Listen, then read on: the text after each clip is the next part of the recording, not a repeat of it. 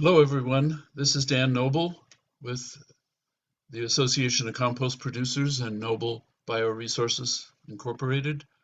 Um, I will be your host and co-chair for the morning of the first day of the California Bioresources Alliance Symposium 2021. So welcome, everybody. We've chosen the title of Pathways for Integrating Our Bioresources Management. A few housekeeping details to begin with. Um, First, to reduce disruptions, your microphones and videos have been disabled. There is a question and answer feature that is available at all times. The program materials are available at this website, which is where the agenda resides. So if you want to copy that down or go to the uh, other websites that you registered on, that exists on that website. Alternatively, if you take a snapshot of the program code that is shown on the screen, definitely feel free to do that with your smartphone, the QR code to the left. This webinar is being recorded, and a link to this recording, which will include all the speeches as well as all of the presentations. The video will be available after the symposium. And if you have any questions about that, you will be sent a URL for that. And if you want to download it, I think that URL will be active for, I think, up to 30 days. As an overview uh, of the whole presentation, um, the whole conference for the 2 days, this symposium has 4 sessions each day, sessions 1 and 2 in the morning, and 3 and 4 in the afternoon, 5 and 6 tomorrow morning, and 7 and 8. You are free to come and go as you please. And if you engage in the sessions, you do so through the question and answer button on your screen.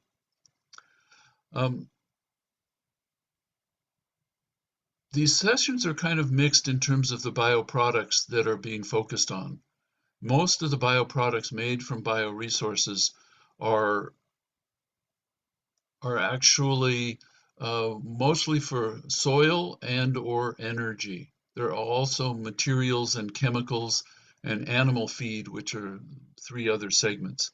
And that'll be discussed in some of the presentations throughout the conference or throughout the symposium. A more detail of today's schedule is here, and most of you have access to the panel sessions. What you see here is that we have session 1, which I will be moderating, starting at 9:15, and then we'll take a break between each session. So we'll have a short break, a 15-minute break between session 1 and 2. Then we'll move into the market integration and production treatment, and that'll be moderated by Kevin Esslinger. And then after lunch, we'll have session 3, Achieving Net Zero Carbon, and session 4, Plastics as a Bioresource. I wanted to just spend a couple minutes discussing, for those of you who aren't familiar with the bioresources term, it hasn't been used widely, definitely not in regulations, but more for communicating the larger field of bioresources. Based on other publishing and articles and books, I've taken to dividing the bioresources term into food, primary, which I sometimes glibly refer to as the 6 F's: food, fiber, feed, fuel, flowers, and fertilizers, mainly organic fertilizers, not chemical fertilizers, because organic fertilizers are made from dead plant material and animal material, for example, bone meal or soy meal. But mainly it's the primary bioresources are the food system, plants and animals, microbes, including their use of minerals, which are, of course, life grew out of minerals and water and sunlight. Um, so they're both living and or dead or inorganic. The secondary bioresources are really what the focus of the California Bioresources Alliance is all about, and that's the green material from landscapes or forests. So it's both leafy green, as shown in the upper picture.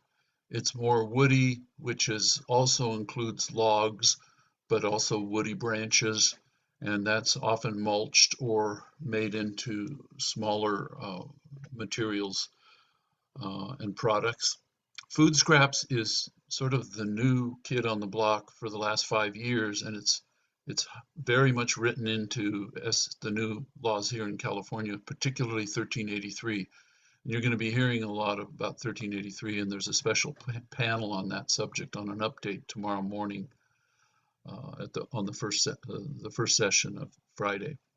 And then, of course, manure, which has been used for centuries in agriculture, and even biosolids or human manure, which is used extensively in California as well as around the globe with different technologies. The concept of the bioeconomy or the bioresources economy is relatively new, and the U.S. bioeconomy. This is a paper called "Safeguarding the Bioeconomy" from the National Academy of Sciences, which defines the bioeconomy as the economic activity that is driven by research, innovation in the life sciences and biotechnology, and that is enabled by technological advances in engineering and in computing and information sciences. I just threw in this diagram to show how complex that definition actually is, and that also shows the complexity of this particular conference. And the goal of this conference or symposium is to integrate all of these disparate disciplines, both business and nonprofit and so forth. A couple texts that I've been using to deepen and broaden my understanding is this Economics of Bioresources Concepts, Tools, and Experiences, which was published in 2019. And then just a month or so ago, this new book, Regeneration, Ending the Climate Crisis in One Generation by Paul Hawken. I just finished listening to the audiobook of that, and it's shot through and through with bioresource management, even though it's now coming under the new moniker of regenerative and regeneration and regenerative development. So given that, we're going to start this morning with session 1, which we've titled The New Collaborations for Bioresources Management and Financing. And it was this session, which I will moderate, is kind of what we're trying to do with the whole symposium, is collaborate with each other across discipline and across silos, and building those bridges between the silos. And we learned kind of late in our planning process, just a couple months ago, that the Air Board has CARB has funded a new association called the California Clean Biomass Collaborative. And we're going to open our presentation, our session, with Dr. Mike McCullough, who is the executive director or project manager of that. And I'll introduce Mike in a minute. And then we'll discuss, we'll have some information from community gardens in Tacoma, Washington, from the Harvest Pierce County initiative, and Kristen MacGyver will be presenting that. Then we'll hear from another new association just this year that is formed in this space called the California Alliance for Community Composting, and Courtney Brown who's the president of that new association, will tell us all about it, as well as community composting for green spaces. And then we'll wrap up the panel with by Gregory Wendt, who's the director of Stakeholders Capital and a member of the California and a founder of the California Economic Forum. And we'll try to tie all of this together from the perspective of these communities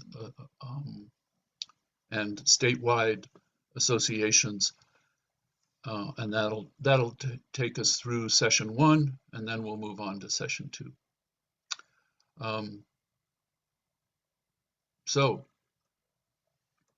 And that's session 2 after the break. So I'm going to stop sharing this right now and introduce our colleague, our new colleague in this industry, Michael McCullough.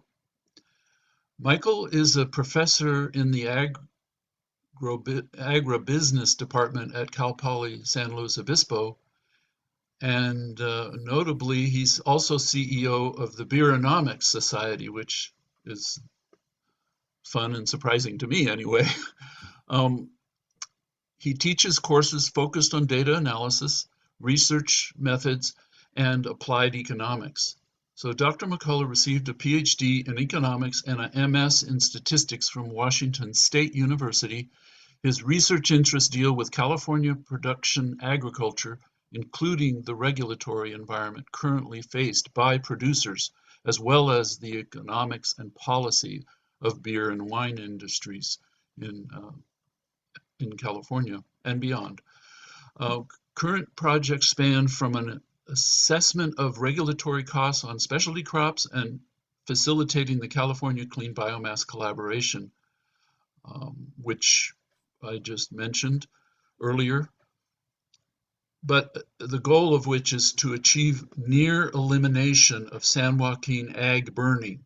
So that's a big mission considering how much ag burning is going on, and to the effects of climate change and water policy on rural communities. Current beer and wine work span from analyzing the difference between American light lager drinkers and craft drinkers, so that's kind of the marketing side of it, to local economic impacts of wine production and water policy, to the impacts of new U.S. craft beverage modernization and tax reform. I hand you over to Dr. Mike McCullough. Take it away, Mike. Thank you so much, Dan. Yeah, it's a pleasure to be here and to be the opening panelist to talk about the California Clean Biomass Collaborative. So I'm going to go ahead and share my screen and start that PowerPoint.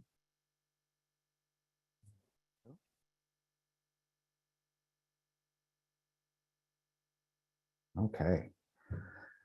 So just what I'd like to do today is give you all an introduction to the collaborative, what it is, why it exists, why CARB is funding it, and our goal facilitating the collaborative, and where we want to go and what our outcomes, what our hopeful outcomes are in the next year. So our mission statement for the collaborative, it exists to identify technically and economically feasible and sustainable strategies for achieving a near complete phase out of ag burning in the San Joaquin Valley, as Dan mentioned. I'll talk a little bit about that phase out here in a minute. The collaborative provides a forum for key stakeholder groups to identify and overcome issues inhibiting deployment and advanced bioenergy projects, and to communicate resulting options and benefits. So communication is a really big part of what our goal is. We believe representation across all stakeholder areas is vital to ensure transparent evaluation of all alternatives. We have 5 guiding principles. Our first is to be results oriented.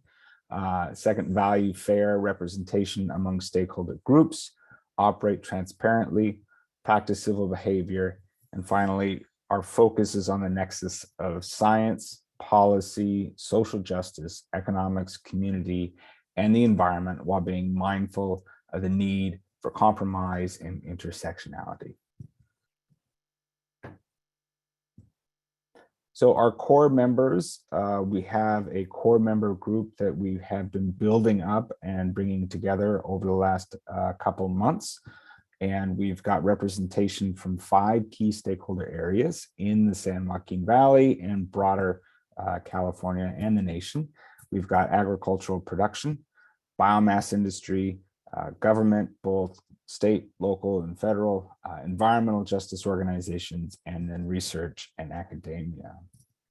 I should just mention and note the folks here working on from Cal Poly are working as facilitators to bring this collaborative together, to bring all these ideas together and to generate communication and output. Some background. So nearly all ag burning in the San Joaquin Valley will be phased out by January 1st, 2025. In preparation for this and in accordance with the recommendations by the San Joaquin Valley Unified Air Pollution Control District and the California Air Resources Board, the California Clean Biomass Collaborative was created and is tasked with identifying and evaluating alternatives to agricultural burning. So our main impotence for coming together and our big charge initially is to evaluate alternatives to agricultural burning.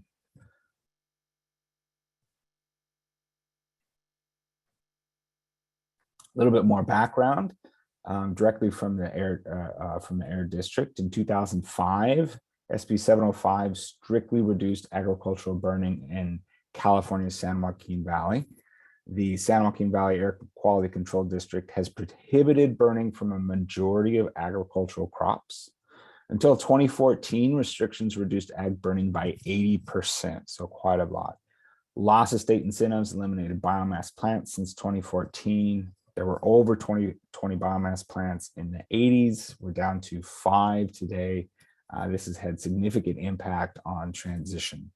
So what to do with all of this biomass is an issue, and especially since we have a phase out of burning. So there's scheduled phase out of burning for the 4 major different crop groups.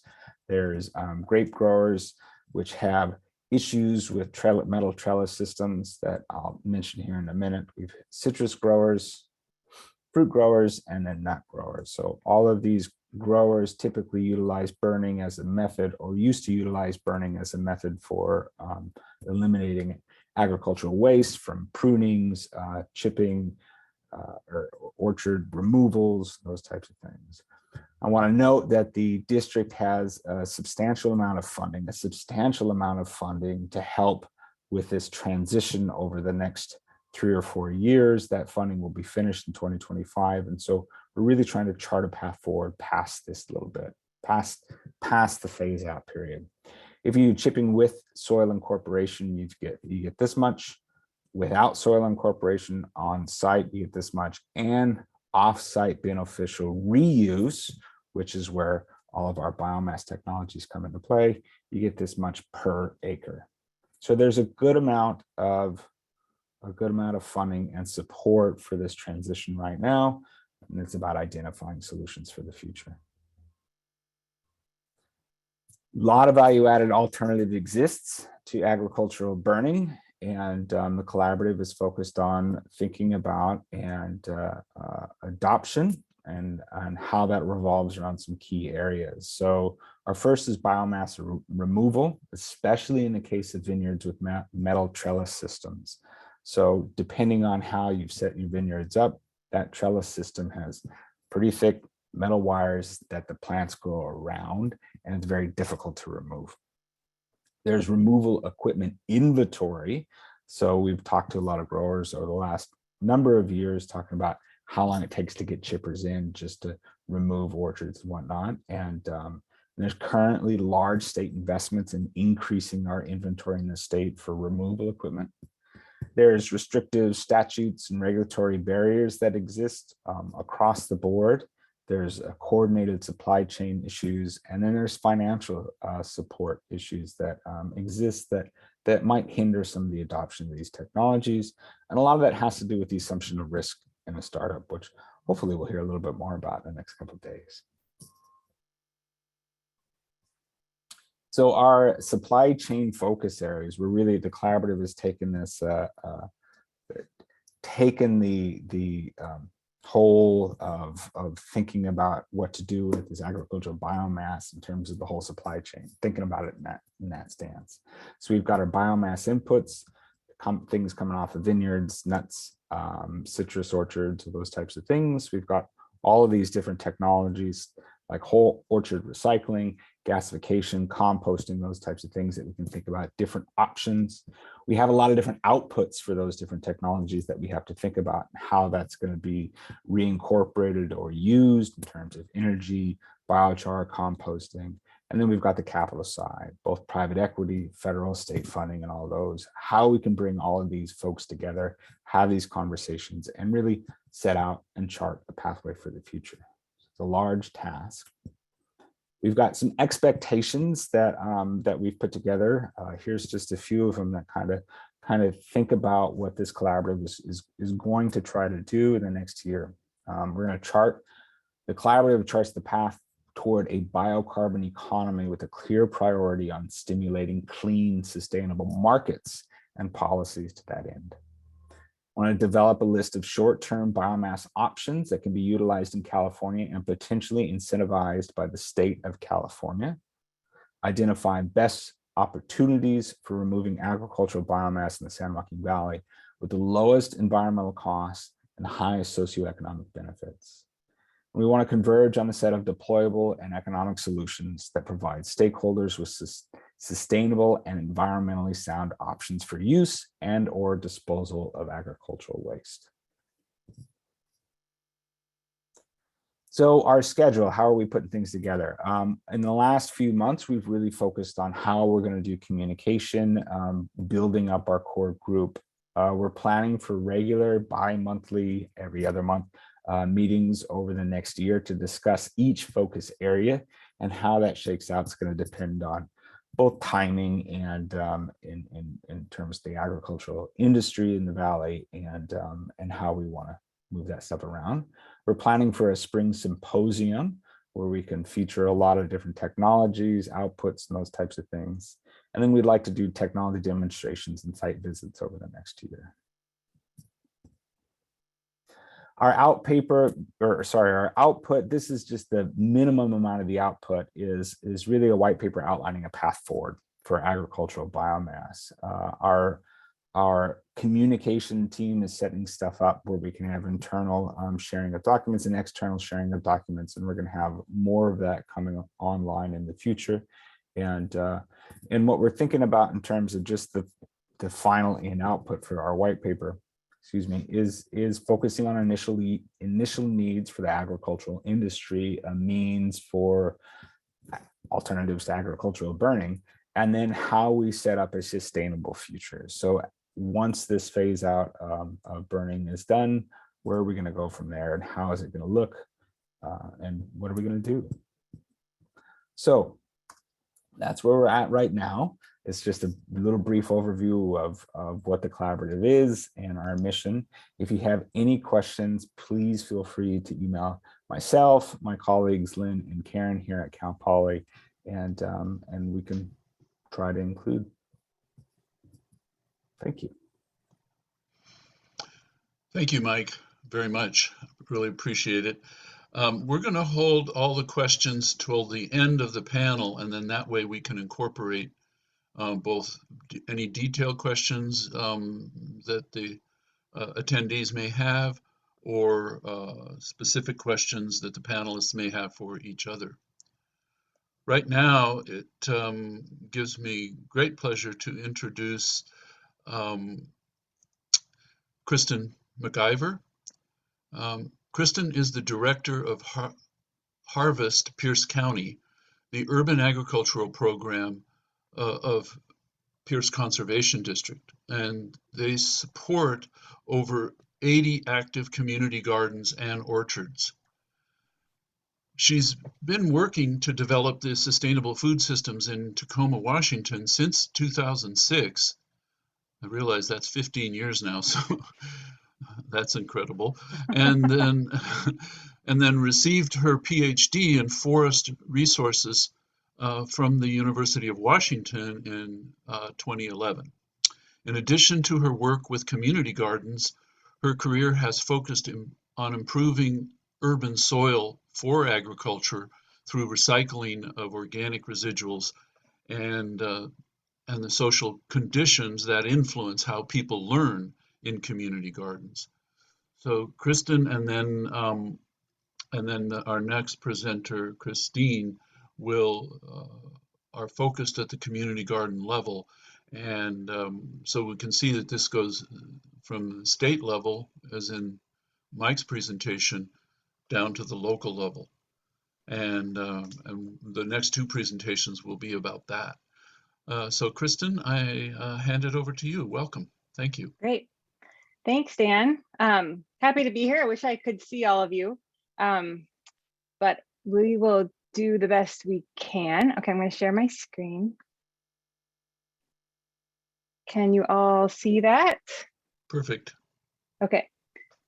And I was going to turn my video off because my internet has been funny today and I'm trying to find the place to do that. There, okay. Yeah, okay. All right, so yeah, as Dan said, we're gonna zoom in here to Pierce County, Washington, where I now feel old, being reminded that I've been doing this work for 15 years. But I manage a program called Harvest Pierce County. And we do a lot of different things, but are really centered around urban agriculture, or what we are more recently calling community agriculture, really trying to engage the community in the work of food production. We started officially back in 2010 around this kind of inter-community effort to promote community gardens. Our local health department had convened a group of people from all sorts of different agencies and community organizations that were really at that time interested in childhood obesity. That was like the hot topic of the time.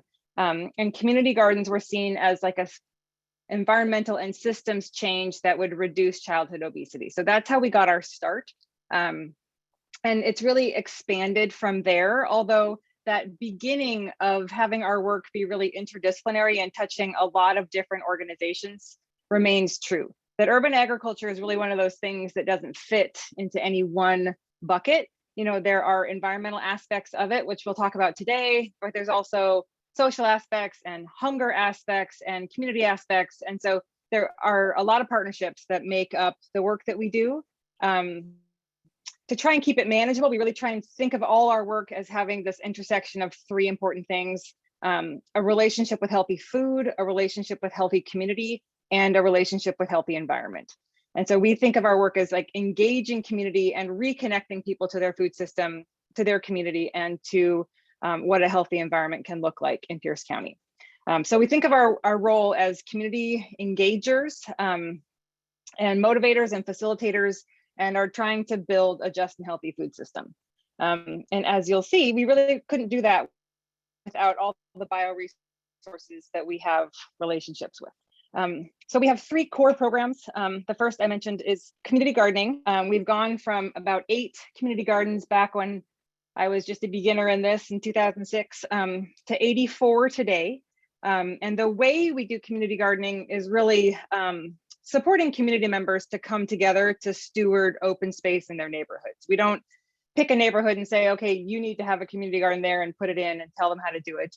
We really engage the community and facilitate them deciding what's best for their neighborhood, what are their visions and purposes for the work, and then trying to facilitate that happening.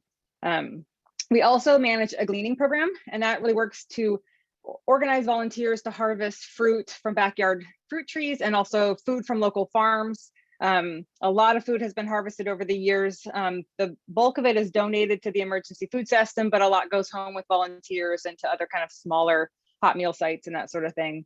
I won't touch too much more on that today. And we also have what we call our Farm Foundations program, and it's really like a new farmer training program. There's a lot of really great farmland in Pierce County that's rapidly growing houses. And so it's been a focus for a long time of the agricultural community to grow the next generation of farmer, to really steward that land.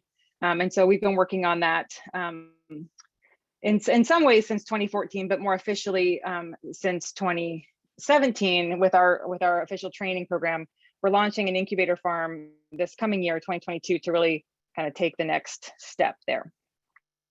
So just a snapshot of kind of the scale of our work. Like Dan said, we're countywide, not statewide or national, but there are 84 gardens across Pierce County. One of the kind of interesting things that makes our program unique is that we work across the county with all sorts of different landowners. And so those 84 gardens represent 51 different property owners. And so that keeps us on our toes in terms of figuring out how to support each unique site.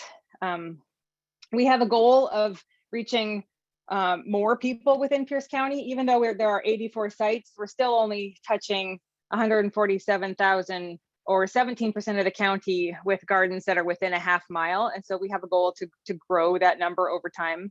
And within those community gardens, a lot of food is grown. And this number 200,000 is roughly the amount that has been grown and donated to the emergency food system over the last 11 years of the program, 10 years since that program was started. So within the community gardens, and this is separate from our gleaning program, within the community gardens, many of them participate in this program we call Share the Harvest, where people grow for donation. Some of the gardens are organized entirely around growing for donation. Some of it have it kind of off to the side, a little bed that gets cultivated. Some just kind of cull from everyone who's participating in the garden and get that donated in a variety of different ways. I see there's a question about TAGRA, which I will get to shortly.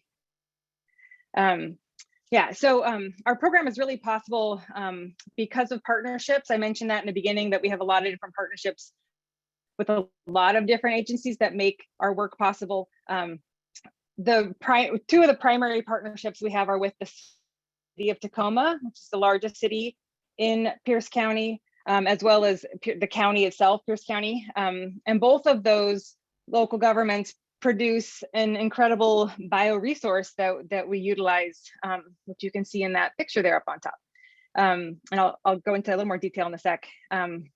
Yeah, we really think of the way we work as facilitation, rather, like I said earlier, we don't come in and install sites just on our own. We really facilitate the enthusiasm and the interest and the ideas from the community, and help leverage their ideas by connecting folks to all sorts of resources that we have access to. And then a lot of folks, including the city of Tacoma's biosolids program and the county's compost program, provide resources to the community through us. So our role is really one of coordination. And really our entire program from the very beginning has been built on this idea of waste to resources. TAGRO, for those of you who aren't familiar, TAGRO is the city of Tacoma's biosolids product. It's a Class A biosolids product. They've been making it available to the community since 1991.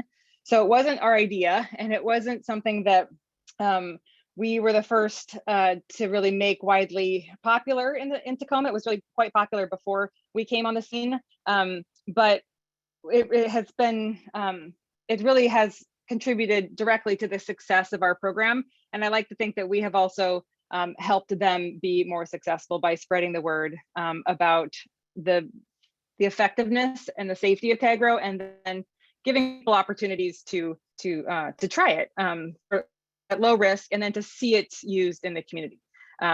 So our program, there are, when you think of community gardens or urban agriculture, a lot of what comes up first for people is some kind of cute, feel good social benefits. people talking to their neighbors, people feeling more safe. And those are certainly important aspects of our program. But especially for this crowd, I'm going to highlight some of the environmental benefits that we get primarily through the recycling of organic residuals. So here's a picture. This happens a lot throughout the county.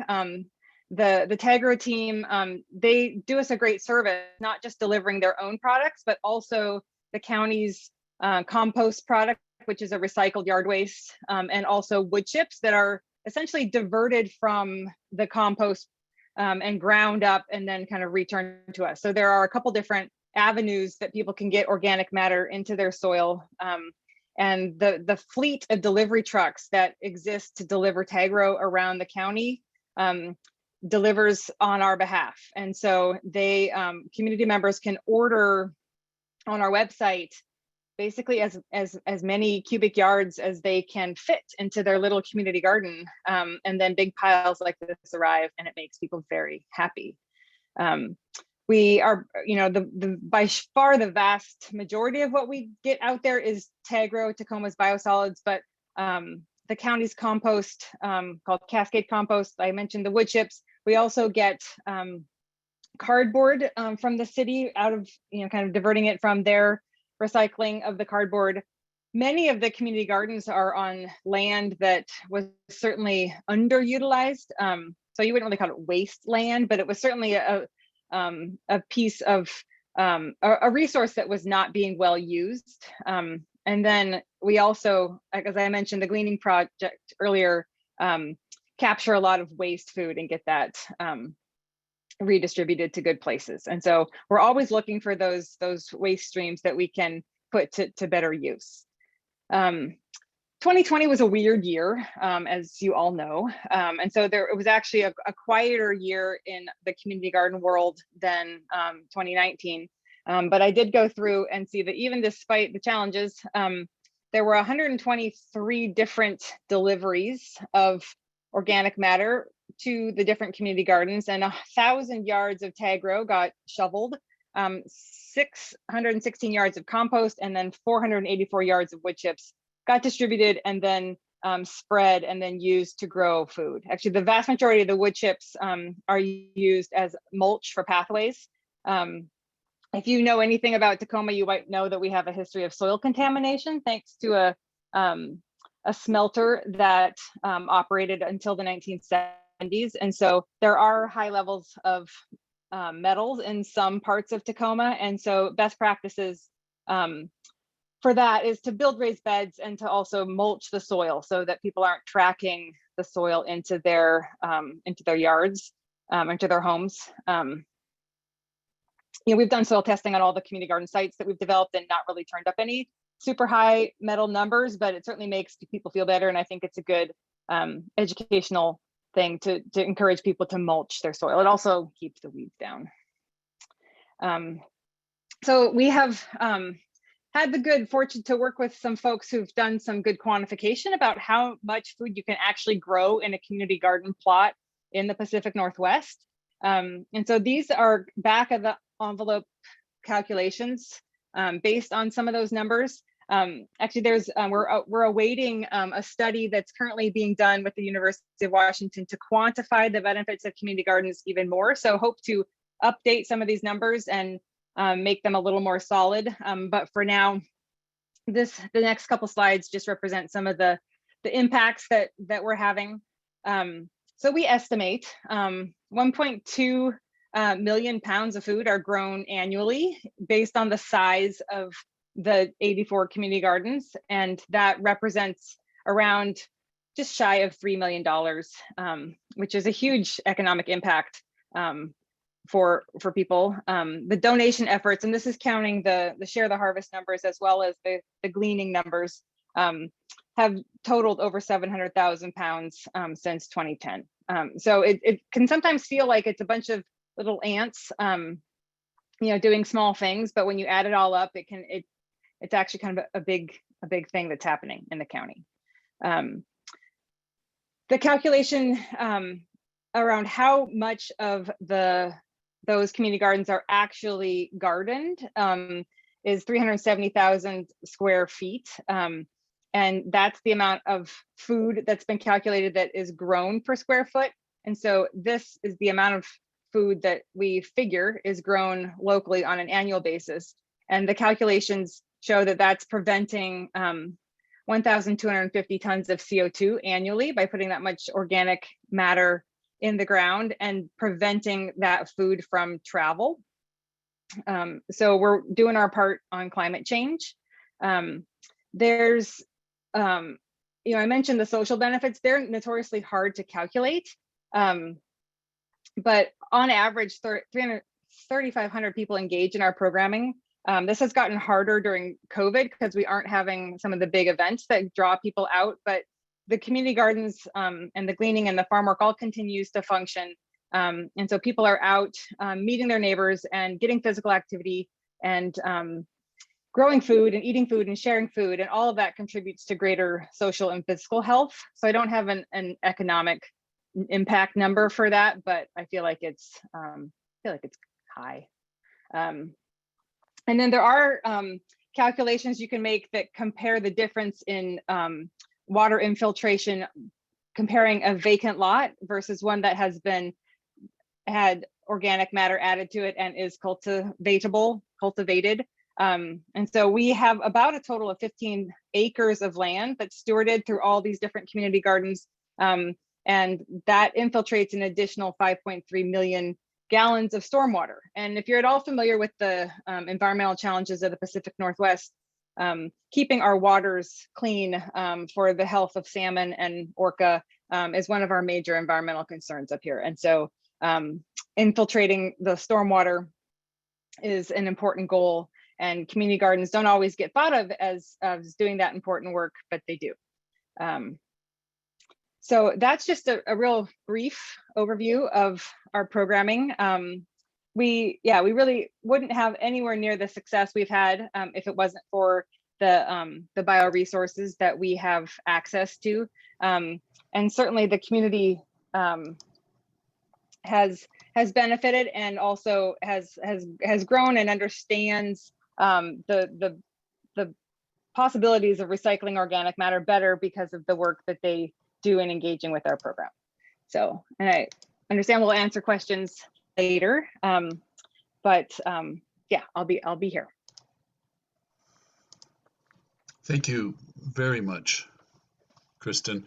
Yeah, we will address questions during and after, except the specific questions, and there was that specific question that you answered verbally about the TAGRO products and program. So that's great. Now it gives me great pleasure to introduce our third panelist. That's Courtney Brown. And Courtney Brown self-identifies as a worm wrangler, a soil slinger, and the founder and director of Common Compost in Oakland, California. That's a social enterprise, and I had to go look that up when she first told me that a couple of years ago. And now I'm using that term regularly. Her on-site community compost projects empower sustainable resource recovery and improve local food systems in Alameda, Santa Barbara, and Los Angeles counties. Before Common Compost was seeded, Courtney spent 15 years as an environmental policy analyst working to strengthen natural resource management and build community resilience to climate change, and with field experience across the Asia-Pacific region. She currently consults on compost policy initiatives in the U.S. Composting Council, Sustainable Economies Law Center, and the Institute for Local Self-Reliance that educate community composters from around the country on how to participate shaping local compost rules and ordinances. Courtney also co-founded and serves as the board president and CEO of the California Alliance for Community Composting, which was recently awarded a $1.5 million grant from CalRecycle to expand small-scale composting infrastructure and compost training throughout the state. And in my capacity as executive director of the of the California State Chapter of the U.S. Composting Council, I'm very keen on community composters working more closely with municipal and industrial composters so that we can resolve any of the the market, social, and physical discontinuities between our two ends of the industry. So it gives me great pleasure to introduce you to Courtney Brown. Thank you, Dan. I'm going to go ahead and share my screen.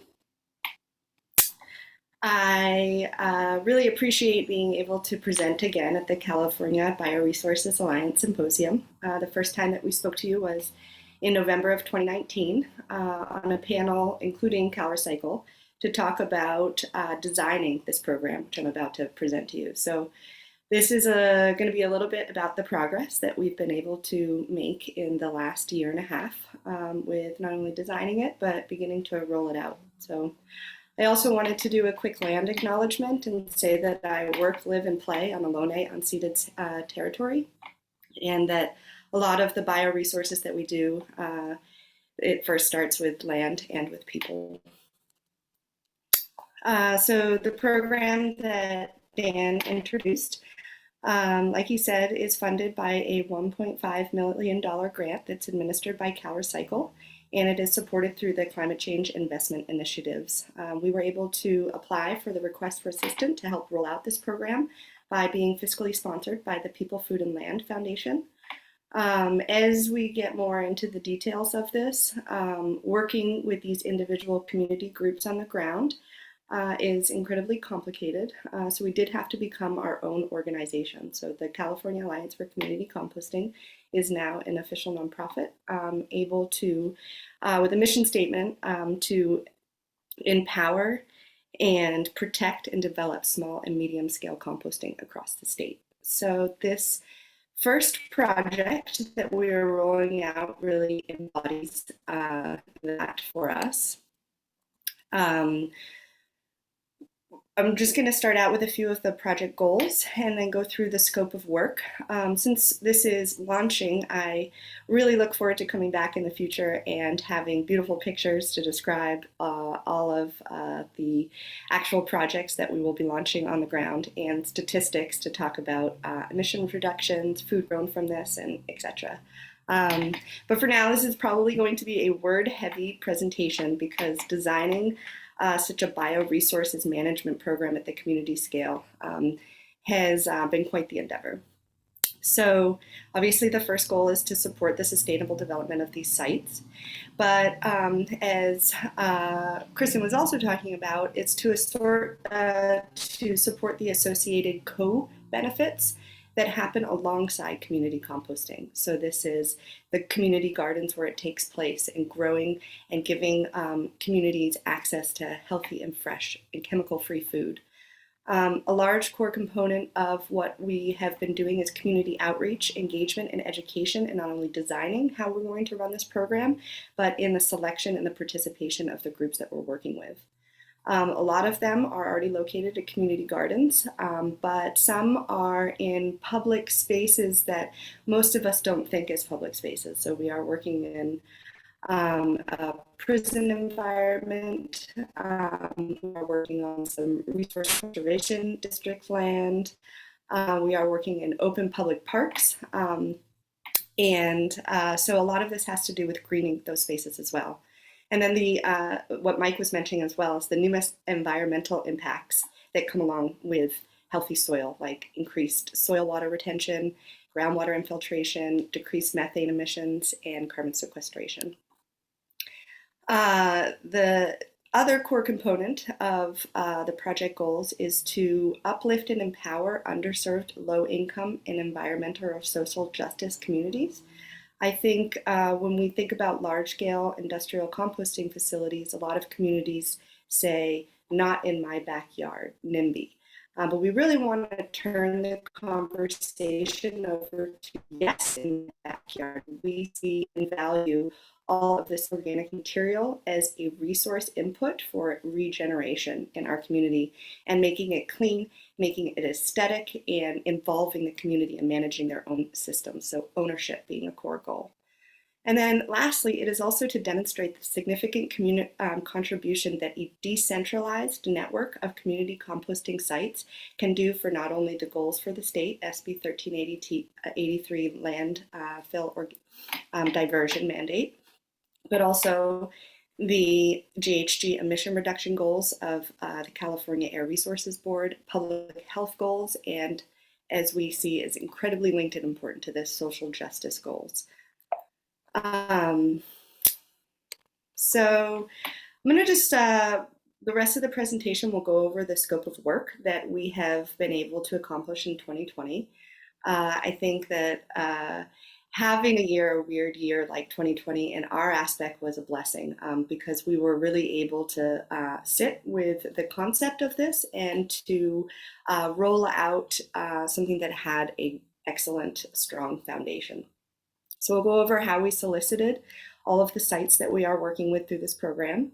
I'll go over a training and curriculum program that we created to certify all of our site operators, a digital support tool so that we can collect the data and the metrics, and then the comprehensive reporting. So a lot of the analysis that we are going to do to try to, for the first time ever, capture a more holistic economic analysis of what we're going to be able to accomplish. So just starting out with project solicitation, I think that the emphasis here is definitely on community engagement, and this is where it starts. And for us, we were dealing with a lot of low income or underserved communities that don't have access to the same type of information that I think a lot of us who are on the internet, on computers, have computers. So doing a broad digital call also included phone support, paper applications, these technology considerations, language considerations. And so in general, we were able to do a broad call through email to over 500 organizations. After we got our website up in the first week, we had over 1,400 views in the first month, so it was definitely reaching the people that we needed it to. We did a lot of phone support for people who just don't communicate over email, and our calls lasted from quick questions, like 15 minutes, to really supporting projects to be able to fill out our application and submit it to us. There was a lot of capacity development in just understanding what would need to go into a program to be able to work with us effectively. We did several different solicitation methods in each of the regions. We are broken up into 6 priority regions that also actually coordinate really well with the riparian districts. So these are the Northern California. We have Sacramento and Butte County. We have the Bay Area. We have Central California, Fresno, Inland Empire in the desert communities, San Diego, Greater San Diego area, Greater Los Angeles area, which includes Orange County and Ventura, and then kind of the Central Coast, focused mainly in Santa Barbara. So our project selection, we had originally responded in our proposal that we were going to fund and support 50 community composting sites. But after we put out this broad solicitation, there was overwhelming interest. And we felt that the best way to divvy up these resources was to make this a collaborative community process instead of a competitive one, and figure out how we could create synergies between different groups that were in the same localities, and so we could share all of the resources more effectively and support more sites, as well as to coordinate what seemingly on the outside looks very decentralized and unconnected. So we received over 138 unique applications from 104 organizations, and we put them through a large selection criteria based on 5 core elements. A lot was their previous impact with communities and their relationship with those communities, as well as just simple eligibility criteria. Do you own the land? When we started to review applications, we realized there are actually a lot of eligibility conditions to participate in this program that a lot of these groups were not meeting. So the only applicants that were not selected were ones that basically just did not meet eligibility criteria. But everybody else was selected for the program. We're now working with 104 organizations supporting 134 sites across the state. Those eligibility criteria that were difficult for us are something I'm going to bring up later in the presentation, but it was basically that you're creating new diversion. So if there was an existing municipal program, either the site was able to capture material that wasn't going to that program, so working with a lot of houseless communities, people that don't have access to city services. Also it being available and open to the public. A lot was on private home sites. So, and then also being an actual entity to contract with. From that, we've been able to create our own. We are able to fiscally sponsor these grassroots groups to actually participate in the program. So we are even maneuvering around this entity criteria. So all in all, that was only 9 applicants that were not able to make it through to the selection process. And then the last few were inclusivity, which I mean about creating collaboration between all the sites and making sure that all the resources we had were able to be shared in a equitable way across all of the selected sites. So the next few slides, I'm just going to go through pretty quickly. They're all maps. This is a little taste of the rainbow. This is where all of the sites are located across California. You can see that we are more heavily concentrated in urban areas, and this is because we were able to provide a little bit more economies of scale of the resources we had in having groups work together. In rural areas, this is a little bit more difficult. But and I was very inspired actually by Mike's presentation about how we can create better chain systems, getting these resources to community composting sites, creating soil and putting them back to the same community. So a lot of room for future collaborations. I'm not sure who's out there in the audience, so I'm going to just go through our regions so that you can kind of see if there's a site located close to you and maybe be motivated to sign up to work with us. So in Northern California, we were working with the Yurok Tribal Nation, with the Scott Valley Watershed Council, and a few land restoration projects in Paradise, in Butte County, in Chico, in Concow, that are actually doing it for a project to test soil compost and soil remediation after fire ravaged lands. The Sacramento area, this is urban methodologies. So these are more small scale sites located at community gardens. Some of them have a collection program on bicycles that you're able to sign up for their services, but there's a lot of volunteer opportunities here. So I know a lot of you are based in Sacramento. I encourage you to reach out to some of our project locations. In the Bay Area, this is where most of the eligibility concerns were a priority for us, mainly because there are already service providers either working with the city or contracted by the city to provide these services. So the sites that we were able to get started were where those contracts haven't actually happened yet. So we're able to go in and to start these decentralized networks and educate communities on how to divert their food waste properly, to help with eliminating contamination in the waste stream, and really provide that first hands-on experience with composting. So we're hoping that it will breed a lot of partnerships for us in the future when municipalities do begin to scale up their own programs with SB 1383. 2 sites not located on this slide here are training centers at the UCCE Cooperative Extension Project in San Jose, and also a worker-owned cooperative hardcore compost in Santa Cruz. And both of those sites will be state-of-the-art training centers where we'll bring all of our site operators to complete our soil stewardship training curriculum, which I'll talk a little bit more about in a second. In Central California, we're really focused on the Fresno area. This is because of the community co-benefits, low-income communities, and growing and giving increasing access to local and healthy foods. And as you can see, Los Angeles, and the next slide will be Inland Empire. These are our two regions with the most amount of sites. This is because these two regions are being led by one of our coalition members, LA Compost, who is very well established in the region and is able to leverage the support from Community Composting for Green Spaces to expand program they already have. So same with the Inland Empire. This is the Integrative Development Initiative Eco Farm, and they have now expanded their reach all the way down into the desert communities of Palm Springs.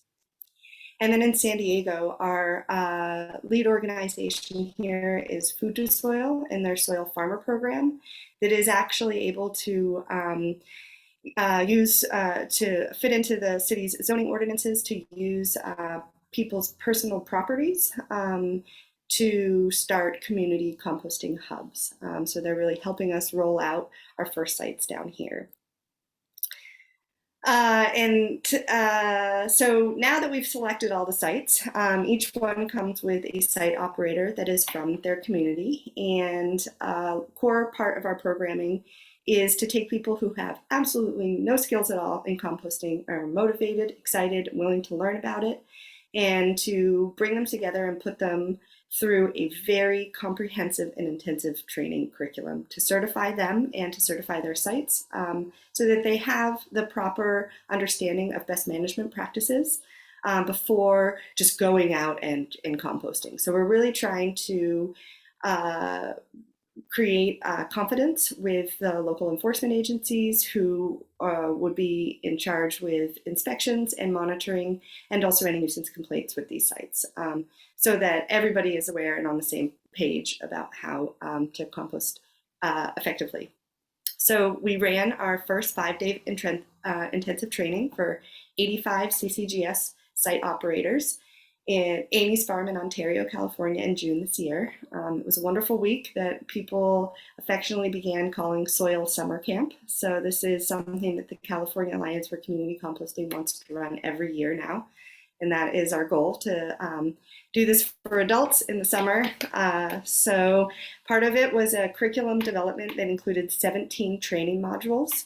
We have an advisory board that reviewed our curriculum, and it includes representatives from the U.S. Composting Council, from Institute for Local Self-Reliance, and utilizing resources that are already out there, like a Neighborhood Soil Rebuilders program, the Compost Operator Training course by the USCC, but then adding in our core community elements, so social entrepreneurship, and community engagement, and really actually teaching them how to track these metrics.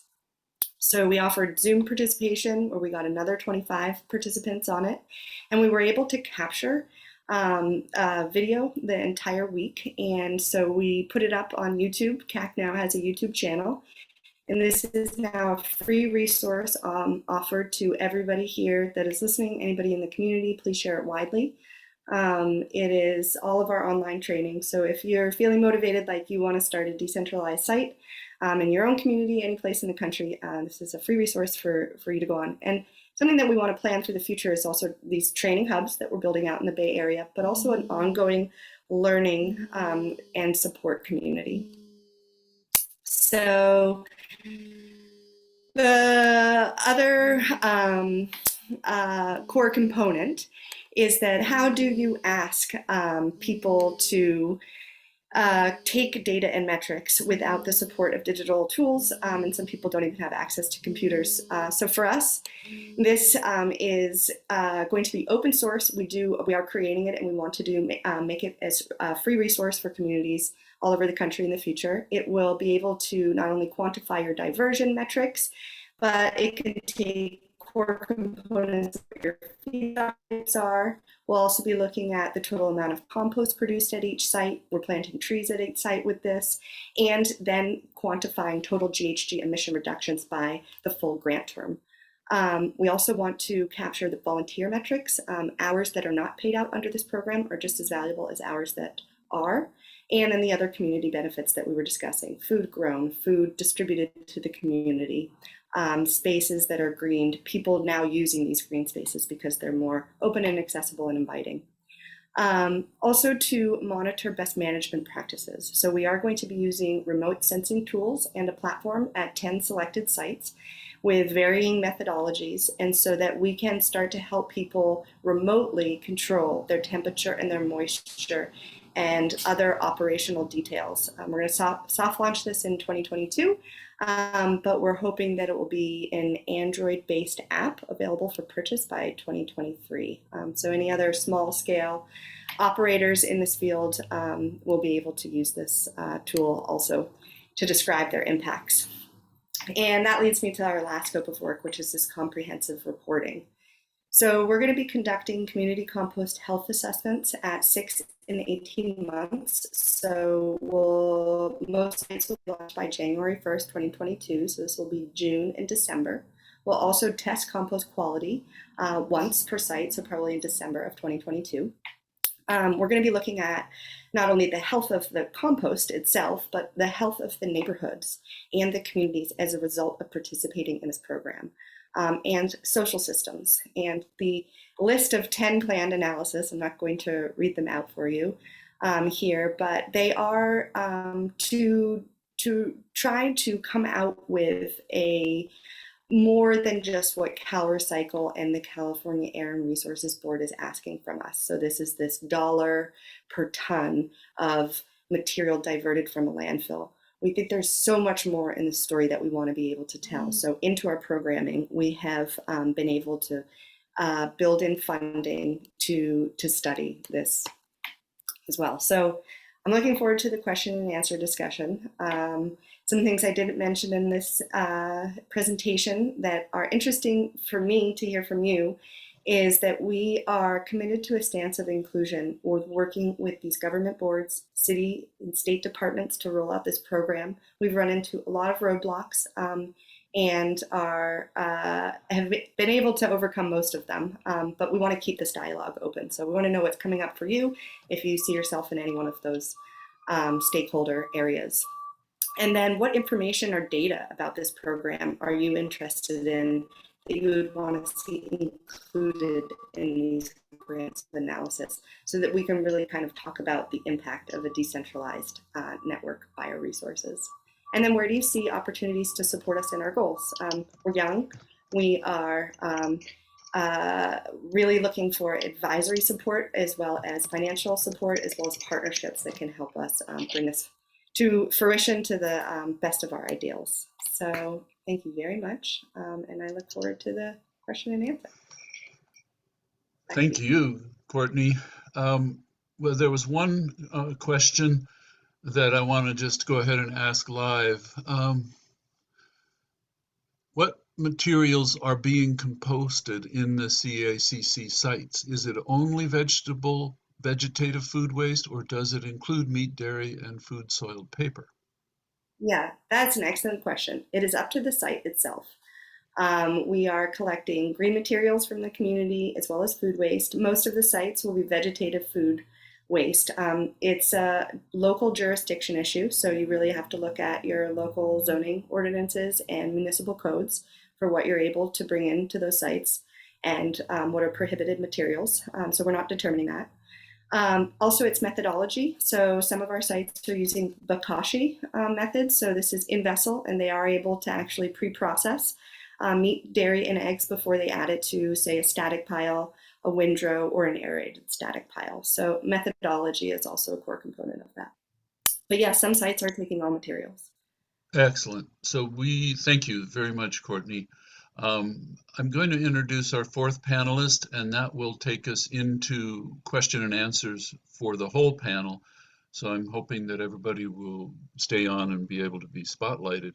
In addition, the attendees have access to the question and answer section down at the bottom of your screen, and feel free to ask questions, and then I will attempt to parse them out to the panelists as appropriate. And then unfortunately, we don't have, direct voice activation here, but I think this should work well.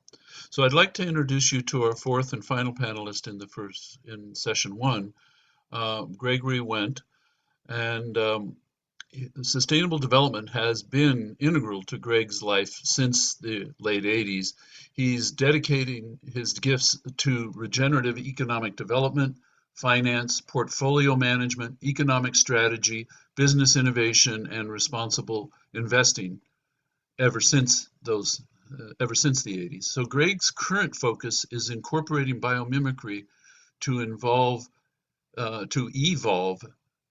impact investing and economic development toward resilient economic evolution. Since 1991, he has enjoyed serving people who align with their values and wealth and influence for a better world. Having built his expertise on multidisciplinary education, inquiry, and a wide range of experiences with some of the world's leading institutions.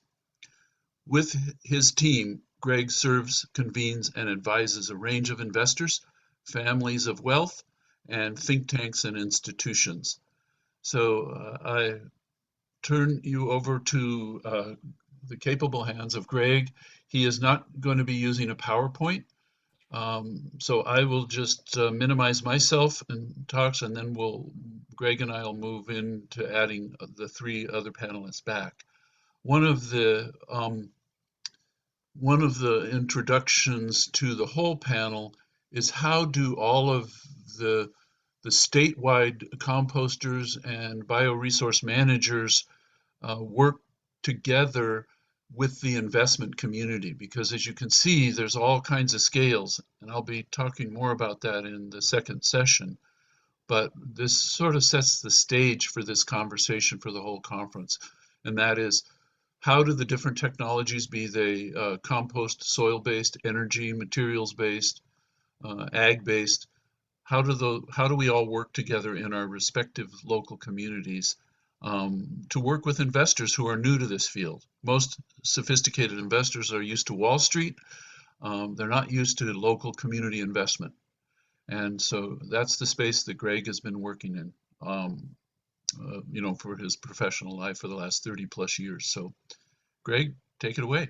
Well, thank you, Dan. And what you said is the question that we still struggle with. And for the last 10 years, I've been involved with the California Economic Summit. And that is run by a group called California Forward. You can see a lot of information, and there's a rather robust amount of information on the website, caforward.org.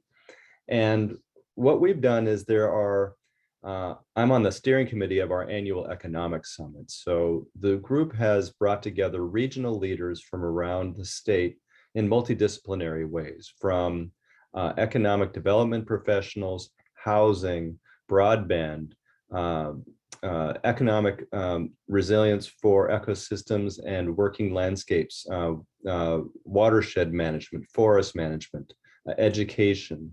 I mentioned housing. And we've also developed a number of different programs by bringing multidisciplinary leaders to advance shared prosperity and different kinds of ways that communities can work together to see the synergy and connection of all the different types of factors that help drive economic growth and prosperity. And where this intersects with the California Economic Summit is we have working groups in different areas. And one of the working groups is ecosystems, services, working landscapes to help create resilient pathways forward for the human and nature's interaction. So what we've been focusing on in the last few years is forest management, forest resilience, to ensure that the forests are healthy, and to look at different ways of managing the resources that come out of forests. And as one of the gentlemen that was talking, I think it was you, Mike, talking about the fact that trying to limit the amount of burning going on for climate change. What we've been talking about is bringing those into different kind of productive uses, and all of you are far more knowledgeable in those areas than we have. And what we've been looking at is also most of the investments that are currently made from government grants and municipal expenses, and then how do we involve the investment community, not only just individual investors like the clients that I work with, but also regional community development financial institutions, donor advised funds from community foundations, workforce investment funds, workforce groups, housing funds. How do all these work together in a system?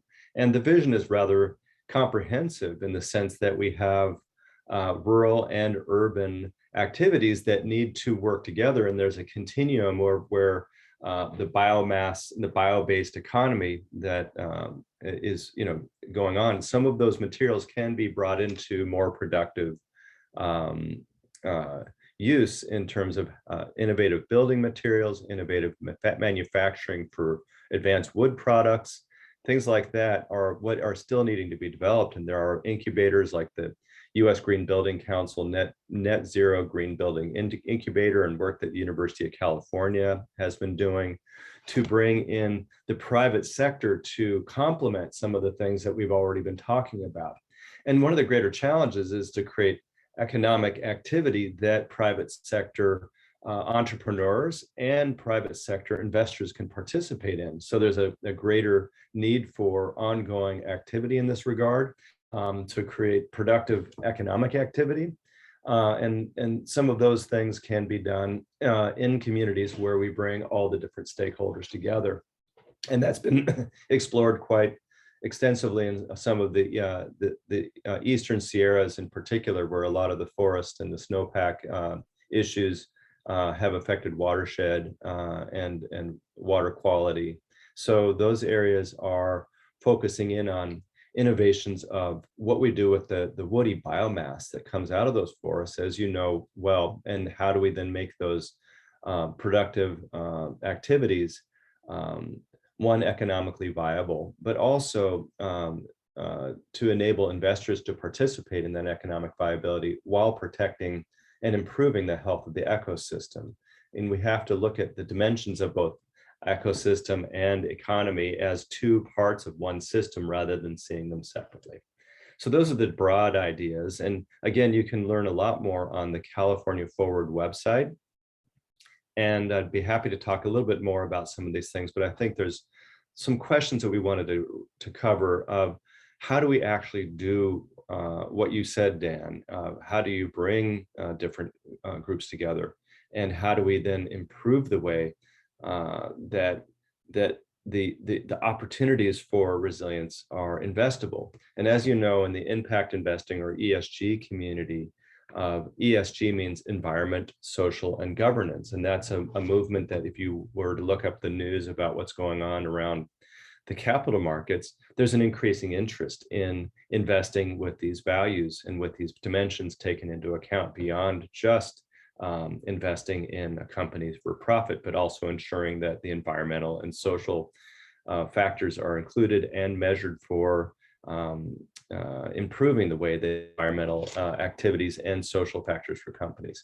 So then that interest of more and more money moving into ESG and what we call impact investing, and the greater need for communities that have yet to receive the amount of capital that are necessary, we need to bridge these two disciplines together. And one of the things that we've been talking about is a regional approach to economic development, looking at the region's resources, the region's 8 types of capital, money among one of those 8 types of capital, natural resources, human capital, innovation.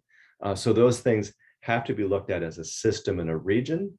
And we've been looking at bioregional economic development by looking at the coherence of the region, and then bringing all the different groups together to look at different ways that by seeing the different dimensions of these, from housing to forest to watershed to rural broadband to prosperity and better quality jobs, these can all be looked at as a system and improve the outcomes by connecting the dots. So I know this is a little bit broad and a little bit vague, but I'm happy to talk about some more specific things, Dan. You had some questions that we wanted to cover as well, but I hope I was clear. And I know, again, it's not absolutely related to biomass, but I know that these are the kinds of things that need to be done. And I'll make this comment as well that we talked about the other day. In order for us to evolve finance and evolve the way finance can actually solve some of these problems, we need to look outside of the discipline of finance, because you can't necessarily bring bankers and investors together to expect to look at an ecosystem services improvement and make an investment when the investors don't have the mechanisms to measure the science. And furthermore, found in so many circles where we're talking about these issues, there's not an understanding about the way economic development, entrepreneurship, and capital markets can interface as well. So we've been talking about bringing these different types of groups together to look at project by project and hammering out different ways and evolving the way we can work together by interdisciplinary approaches. I love it.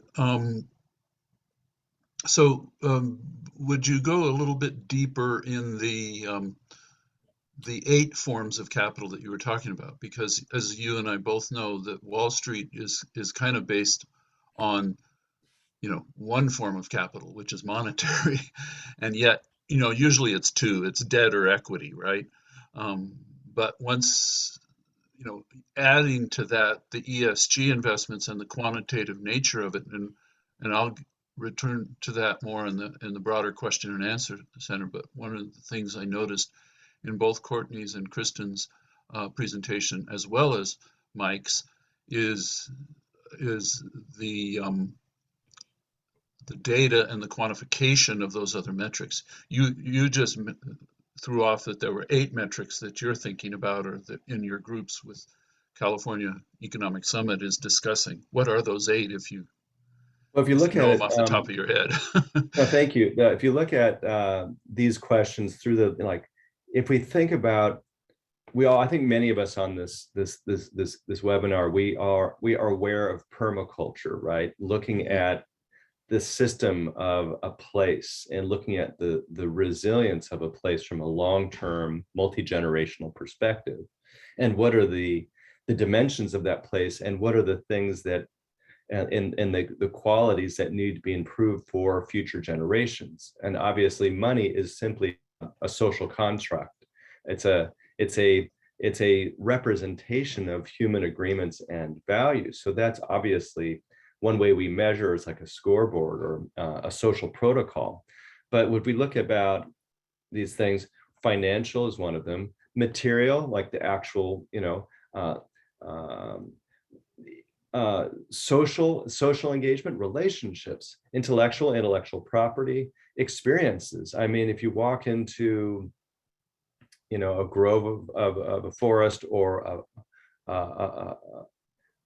the coast and see the sunset, these are experiences that have so much qualitative value, but you can't put a price tag on that. But to invest in a place and improve that experience, spiritual, and of course cultural, and spiritual in terms of our sense of place, our sense of our connection to the all. And it doesn't have to necessarily mean a transcendent, but it has to mean something beyond the physical. And cultural assets, cultural dimensions of the richness of life, the different kinds of foods, the different kinds of music. So those are the different qualities. And if we look at an investment from the standpoint of or a project in terms of how much money is coming in and out, but we look at all the other dimensions of the way that people interact. I mean, just for example, what you're doing, Courtney, with the composting and the idea that people coming together, having the sense that they're not wasting, they're creating more productive soil. Look at all the dimensions of that. People have that soil, it's used for better gardening, it's better landscape. Those are all dimensions that you can't necessarily put into a financial statement.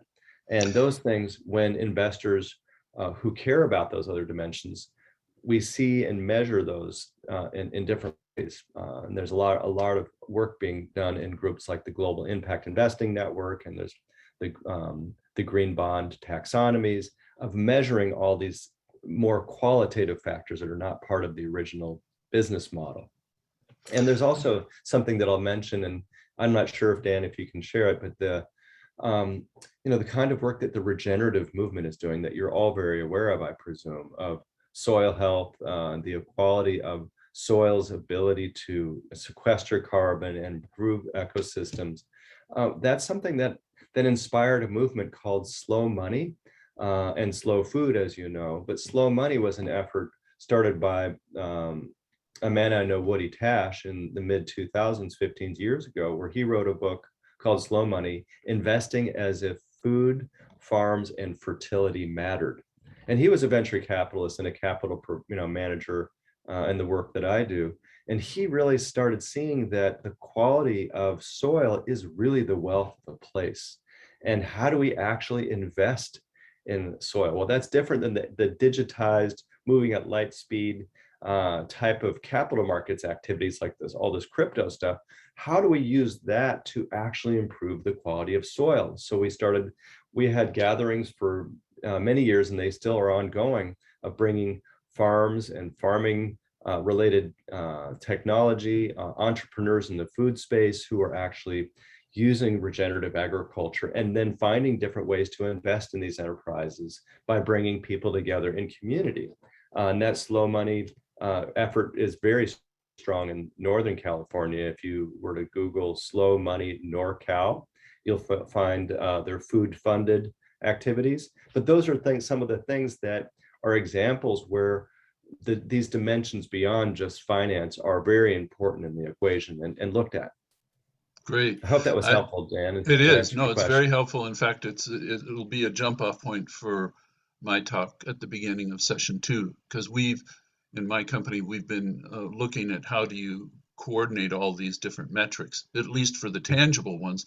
For the intangible or more subjective metrics, which are really whole place metrics, like you were saying about the sense of place, including culture, including open space and sunsets and healthy ocean, how we include that in the metrics. But there are metrics for water already, because we have a water economy. There's metrics for energy, certainly, because we have a very intense energy economy that we're looking to transform.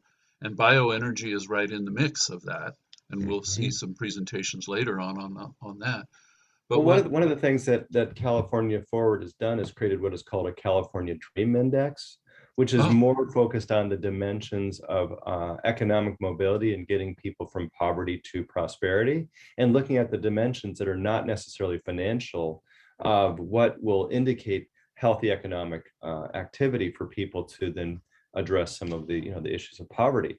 And that looks at things far beyond just the gross domestic product or GDP kind of measures, but looking beyond the financial and qualitative values. And there's been quite a few different efforts, ethical markets and the footprint analysis. There's a number of groups that have done work in this area of quality of life indicators far beyond your what I would say regressive economic models that just look at the money side. And there's so much work that has yet to be done. And I just celebrate all the work, everyone on this webinar, all of you that are listening. I don't think I had real answers today in terms of this is where it's working and happening. This is a process that has to happen for the next 30 lifetimes, not only 30 years, right? So right, exactly. Always happy to reflect. And again, there's so much more we can discuss. And well, let's bring in our other panelist members into this discussion now for the remainder of our time. We still have 15 more minutes in this panel, great. And this is our Q&A section. And again, I want to remind all the attendees, of which there's over 100 currently, that you can use the Q&A, what you call it, it's not the chat, because you guys don't have a chat, but you do have a Q&A. And if you want to ask any questions, I'll be monitoring that. But let's just start with the funding of each of the groups, because I was flabbergasted when I learned that Courtney's new association got, $1.5 million. That's like, I don't know, I haven't done the math exactly, but it's like 30 years of funding that the association that I run of big composters actually has. And all of that funding is through the dues that they pay into the association. So your funding came from a combination of sources, right, Courtney? Why don't we just talk a little bit about funding? And I know Mike has degrees in economics, so, and the funding of his new association. And then, you have a number of partners too, Kristen.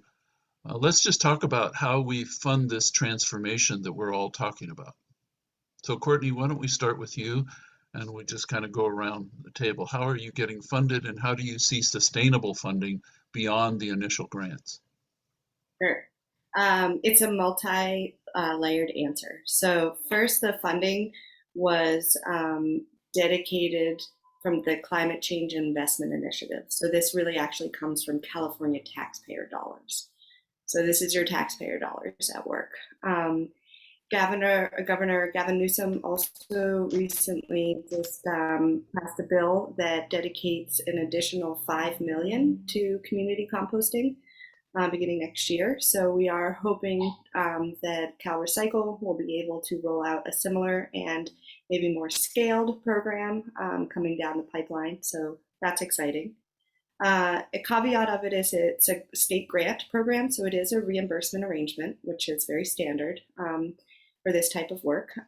For us, that has provided the need to get an access to a line of credit so that we can have cash flow to make the infrastructure expenses and investments upfront and then be paid back for that later. So we are also getting supported by Beneficial State Bank. So the people behind that are Tomcat Marin Carbon Project. And so the social impact investing dialogue was eye to eye when we went for that line of credit. We've also experienced some financial need to cover and absorb, because of the new law AB5, that a lot of these independent site operators can't actually act as 1099 contractors. They don't qualify under the new AB5 law. So making sure that they were employed by an actual entity. So we've got kind of that social employment safety nets built into this as well, and helping to make sure that all the entities have the proper general liability, insurance, workers' compensation, and policies so that they can support these workers. So we're also on worker and job force development as part of that. So we've been able to seek some funding to support that development from the 11th Hour Project, and we have a current request in right now to the Open Road Alliance as well, to just also help us cover some now employer tax obligations as part of this issue. So it's been a learning experience, but I will say that there are a lot of people out there that are interested and willing to invest in a new sort of carbon market, and then see the impact that we can make beyond just creating a diversion program that is affordable for communities, that this is actually workplace job development at the local level. So it's really getting trickled down exactly to people who need it most. Excellent. I have more questions for you, but I want to give the other panelists some opportunity to just address this funding question. Mike, I want to start with you. How did you get into running this new association or collaboration? So the California Air Resources Board is funding putting it together, and that was a part of their commitment to helping agricultural producers through the phase out program of burning. So in identifying sources. We've been working, my colleagues at Cal Poly here have been working with CARB on a number of different projects dealing with farms in the San Joaquin Valley and how they respond to regulation and climate change and how things have been moving in the last 10 years. And I think we can see it across the nation. I'm going on a tangent, but I think it will come back to it. How the family size farm has really been disappearing, and a lot of that is pressures from compliance with different regulations, but also from changes in prices and all that kind of stuff. At any rate, this is something that I think generally we value, and we've heard that, you know, that we value community farming and small scale farming and knowing where our food comes from. And so I think CARB has taken a forward stance in saying we want to be able to support agriculture in California and in these transitions. So with that, they've funded this, put the collaborative together in order to try and chart this pathway through dealing with agricultural waste, which I think it's a good, we had some discussions in the past, it's a good, it's a bad term, I should say. Agricultural waste is a bad term. There's a lot of value added and a lot of ways to go for that. So with a lot of the funding that's there right now, that's set up from the farm side to help in this transition, has come through Farm Bill and U.S. dollars to support this stuff. That a lot of the farms have been, and farm representatives have been instrumental in getting a lot of that. So a lot of that's from that aspect. I think moving forward, what we really want to identify is, how we can bring all these folks together. And Gregory, I think a lot of the stuff that you're talking about is exactly the things that we really want to discuss and chart and be very open and communicative about how we can do this. So how an individual farmer who's got 1,000 acres or 50 acres of almonds can connect with folks that are going to help them deal with their biomass, or smaller farms. If I think about if I've got 10 acres of almonds and I want to replant 5 of them, it can be a very long time to wait for those pulled up trees to just sit there. And connecting all these together, helping the small farms do this, helping the large farms that are transitioning a lot of space is something that's difficult and a big problem. And it's wonderful to see people working in this space that are bringing the folks together. So I know that didn't really get to the specific financial part of it, but that's a big thing that we wanted to discuss in the collaborative. I think, Mike, that is the point, because there isn't a financial hack or a financial thing that will just solve this. The key is, for me, it has been to bring all the stakeholders together in a place surrounding a project, not unlike what Courtney, you were indicating with Beneficial State Bank and their circle, of looking at what is the actual project, what are the actual needs, what opportunities, and what are the investors and the capital providers, including the government and non-government, that are at the table, and just look at the whole map, rather than just a banker looking at the proposal and saying this has not enough cash flow or enough. So that way the entire community can look at what can be done to be creative, and every situation will have a different set of outcomes, right? So that is a fundamental, like a permaculture process, financial permaculture, which is, and Dan, I'm not sure if everyone is able to see, I put a link into an article about that kind of stuff. No, the chat is not available, so I will see about getting that out there. We have one question from the audience, but before I ask that question, I've copied it and I'm holding it here.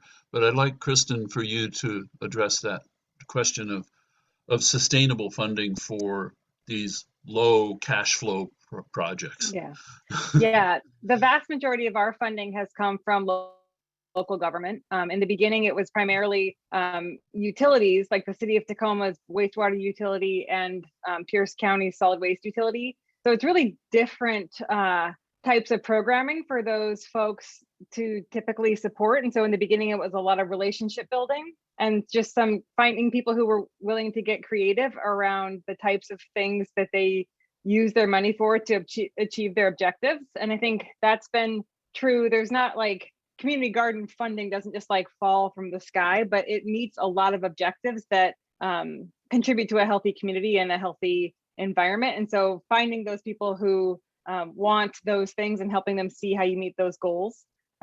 We've also had good success with working with hard to reach communities, immigrant populations and other marginalized communities. And we have a network of people that have good relationships in those communities. And so now we're also getting funding from other local governments that are like, hey, you have good relationships with the people we're trying to reach. Can we give money to you to help do some other things? And so it's kind of grown in that way. So our local health department, we're housed now at the local conservation district, and get some funding from them, which is essentially a property tax that we get some of. And then, other, the wastewater people of Tacoma, people who flush in Tacoma, pay for a good chunk of our programming. So. Exactly, kind of an extension of the user fee form of funding with the typical utility funding approach too. The question that we had, so thank you. The question that we had from the audience was actually from a fellow colleague that was on this symposium planning committee in previous years, Michael Theroux, and he's asking what I think is a leading question that will cause us all collaboratively and hopefully with Michael as well to, let me just ask this question. Is there currently or perhaps in the near future a registration, in air quotes, process through which bioresource project developers can bring their efforts before multiple investment interests, both public and private, and engage in for engagement and assessment? Is there an ombudsman to address needed linkages for this multiple scalar extended time frame need? I'm hoping that everybody understood the question. I don't know of one myself, but maybe you folks do know of one that's in formation. Maybe the California Economic Forum, or is there anything in Washington State? I think that's one of the things we've been looking for in this symposium and in this alliance, because California Bioresources Alliance is not a corporate organization. We don't have a checking account. We don't have members. This has been for 16 years. This has kind of been a pickup ball team where we just get together once a year and talk about it, Anybody else know? I wish Michael could talk because, anyway, do you, Courtney, or I don't know if Greg? an ombudsman for this, but I would say if anyone's listening, this is an incredible opportunity because what we do know and what California has been able to do is that it's going to cost California cities on average about $400 million in the first year to implement SB 1383, just to divert organics from landfill, and over 20 million in the next 10 years to get our to reduce by 75%. So there's a lot of money that's going to be flowing through this industry in order to be able to abide by these mandates, and how those resources get allocated to their highest and best use and build up all these other community co-benefits. It's really ripe for opportunity. So we know the numbers. It's how to. Well, and we have these disparate product focused and project focused associations like ours in the compost industry, and there's a couple of others in addition to Association of Compost Producers, like ag for the wood burning process, where the air board is putting that on, sort of like putting it on the citizens, but the citizens, I think in general, the ones who aren't growers and burning, are very happy to have the air cleaned up, as well as to waste all that energy, is the way I look at it. I'm thinking your new association, Mike, if it has staying power, beyond just being government funded, if it's multi stakeholder funded, I think that's what we're talking about, both at the local level for any individual projects. I'll be talking more about that in my presentation at the beginning of session 2, because we've developed a model for that, but we haven't developed what Michael Theroux is talking about here as a registration and an ombudsman process for this kind of, I guess you could call it multilateral or funding approaches. Have you experienced that in your last 16 years, Kristen, or 15 years with anything in Washington that's trying to do the same thing with all? Yeah. Yeah, I'm not like the spheres that I run in wouldn't necessarily know. So while we do a lot of work with bioresource recycling, like I'm not the one who would know. So there might be other folks in this one of my, conference. Dan, we've been talking about it a little bit in the last 7 years with the Milken Institute California Center and our Economic Summit team of looking at all the different investable projects, all the projects that could produce beneficial activity, and creating some kind of project pipeline coordinating system, because you have state level funders, local funders, private markets, but there's nobody doing the coordination. So we've been talking a lot about that in our community investment programs at Economic Summit, in terms of finding ways that there are maybe creating new coalitions and agencies to bring all these different stakeholders together region by region, and creating a coordinated pipeline is what has been discussed. Sort of like a Bioresources Chamber of Commerce or something like that. But it's Something not like just that. commerce, it's not just cash flow and sales, it's also social services and environmental improvements and investments.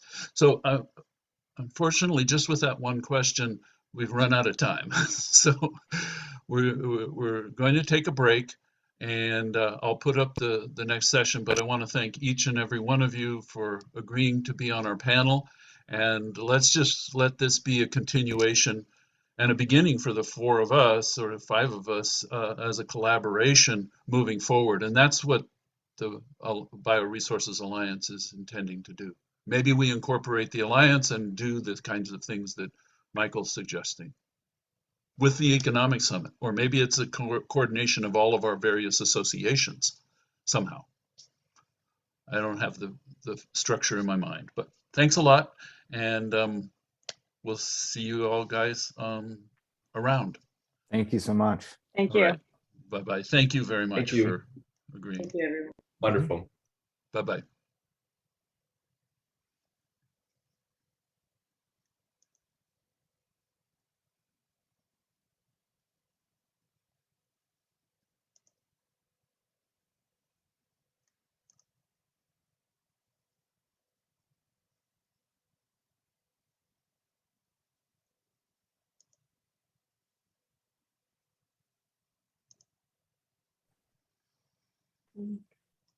We have a 15-minute break and then reconvene at 11.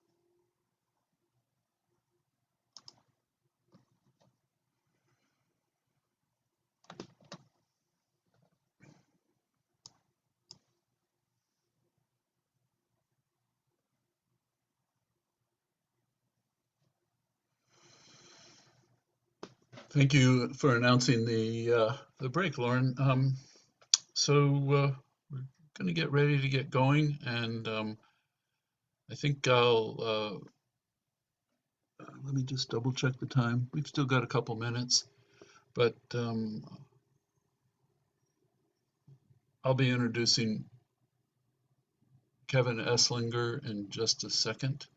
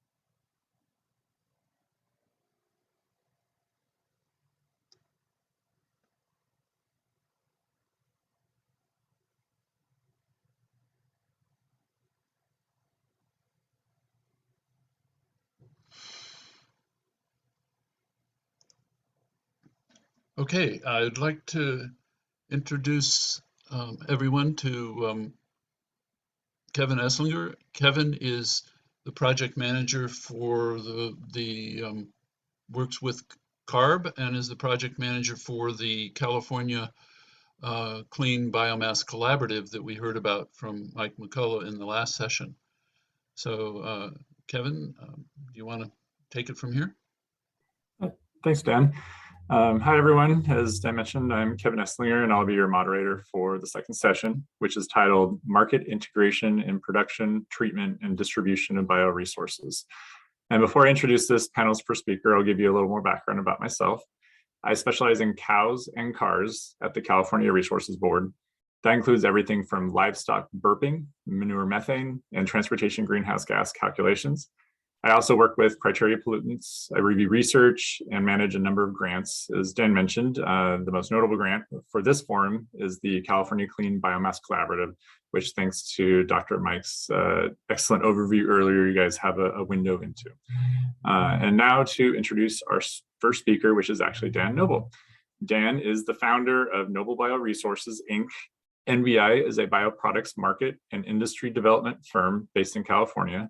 He is also the executive director of the Association of Compost Producers, ACP, the U.S. Composting Council, California state chapter since 2002, and has over 40 years of science and business-related environmental education experience, market research, publishing, strategic consulting, enterprise, compost utilization, and association management experience. And take it away, Dan.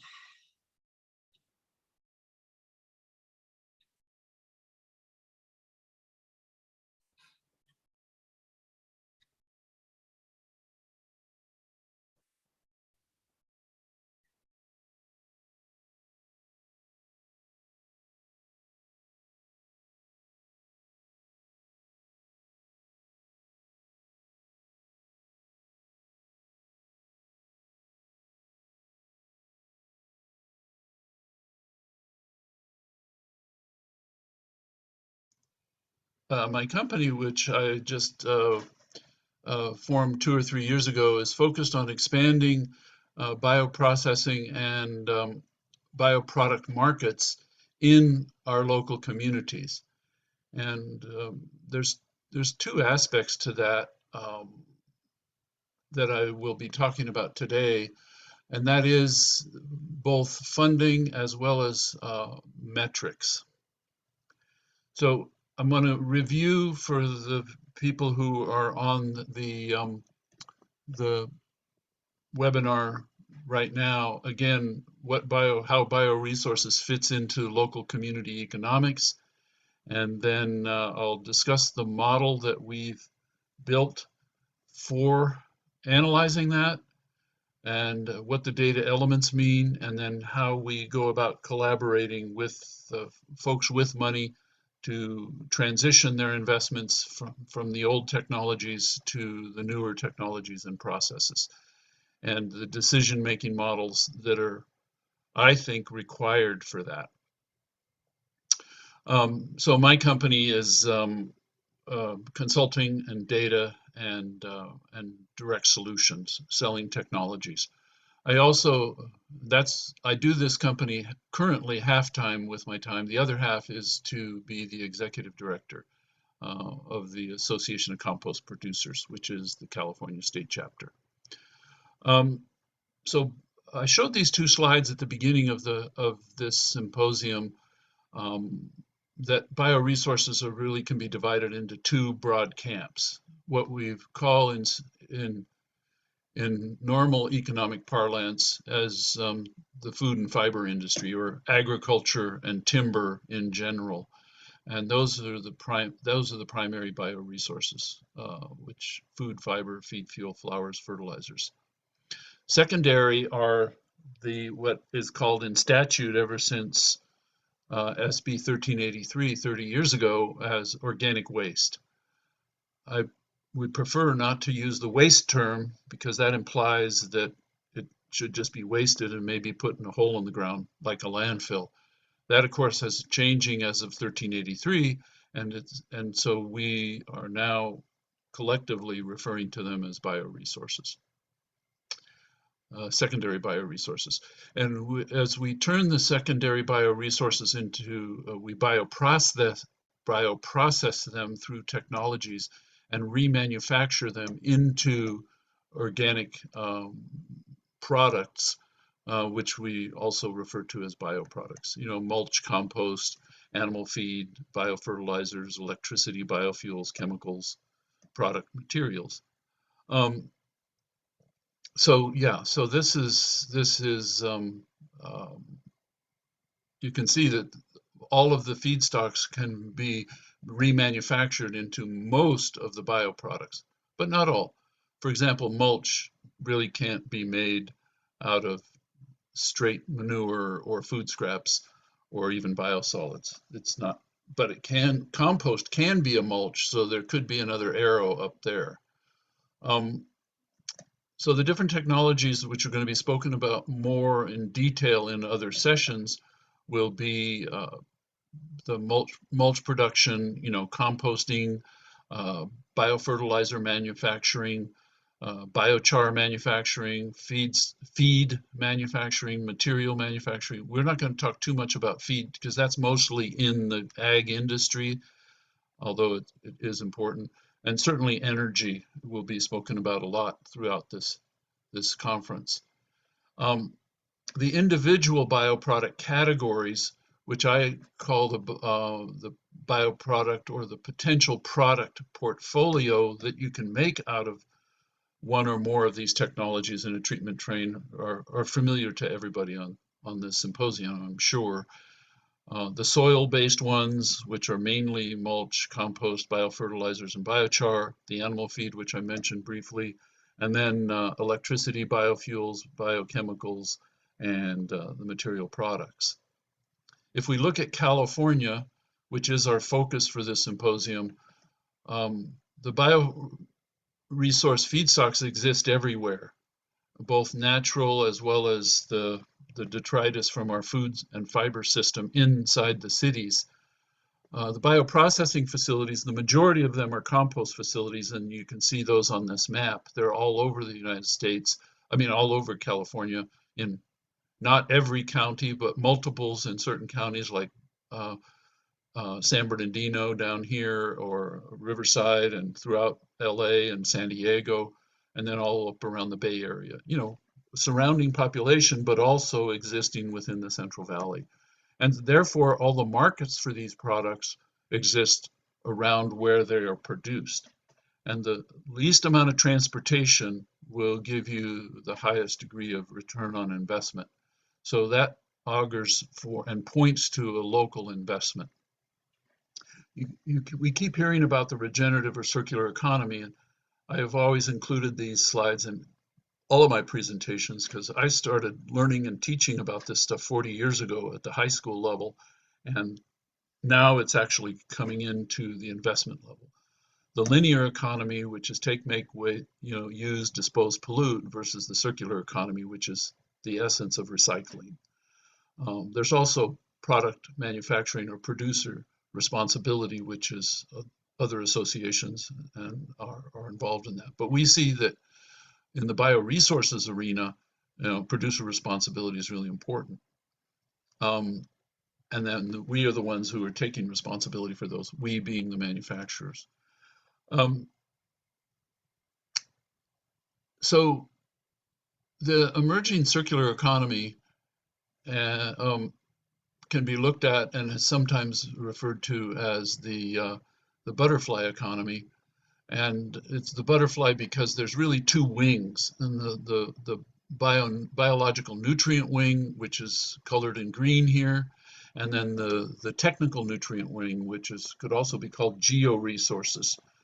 And most of the georesources are sourced from coal and rocks or oil. And it was interesting to me because I've had this slide for a number of years now, and I realized that the color of this slide reflects the color of our waste bins in California. So we have, the green bins and the blue bins. I already showed this bioeconomic slide before, that there's a developing discipline academically as well as in business schools and especially surrounding resource economics. So I'm not going to go into depth on that, but there's a lot of literature. The model that we are using in my company is just focusing on the secondary bioresources across the top. The food system in the municipal environment generates the feedstocks, which are the ones that I've already showed, going into the manufacturer processing, and then bioproducts. And then anywhere along the line, you can put it in a hole in the ground in the landfill, and that's what we're trying not to do, and especially under 1383, to move from 50-50 roughly that's going now to landfill versus around the outside to 75%. And that means building much more manufacturing and marketing infrastructure.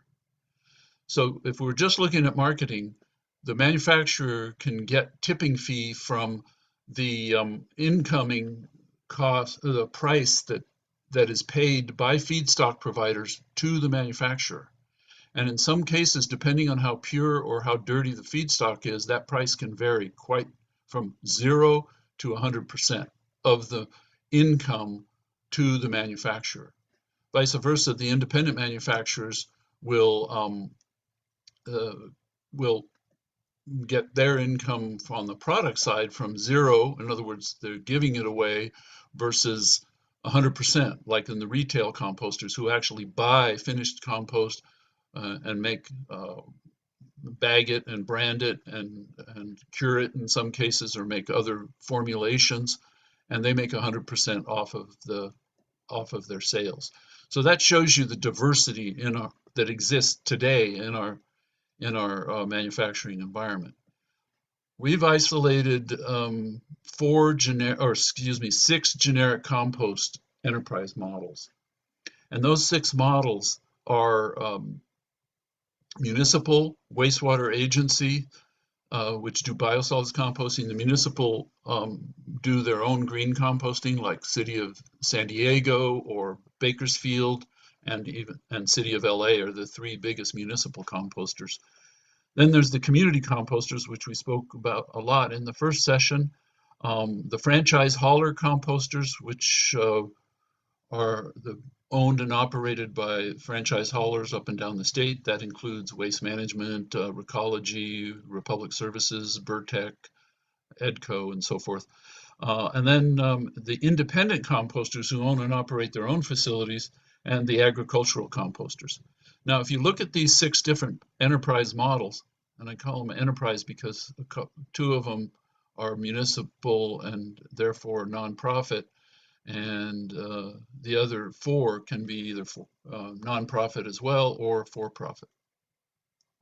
And if you look at where they're positioned on the feedstock to processing model versus marketing, The municipals generally only market a portion of their product, and the more their feedstocks get better, then they can market more.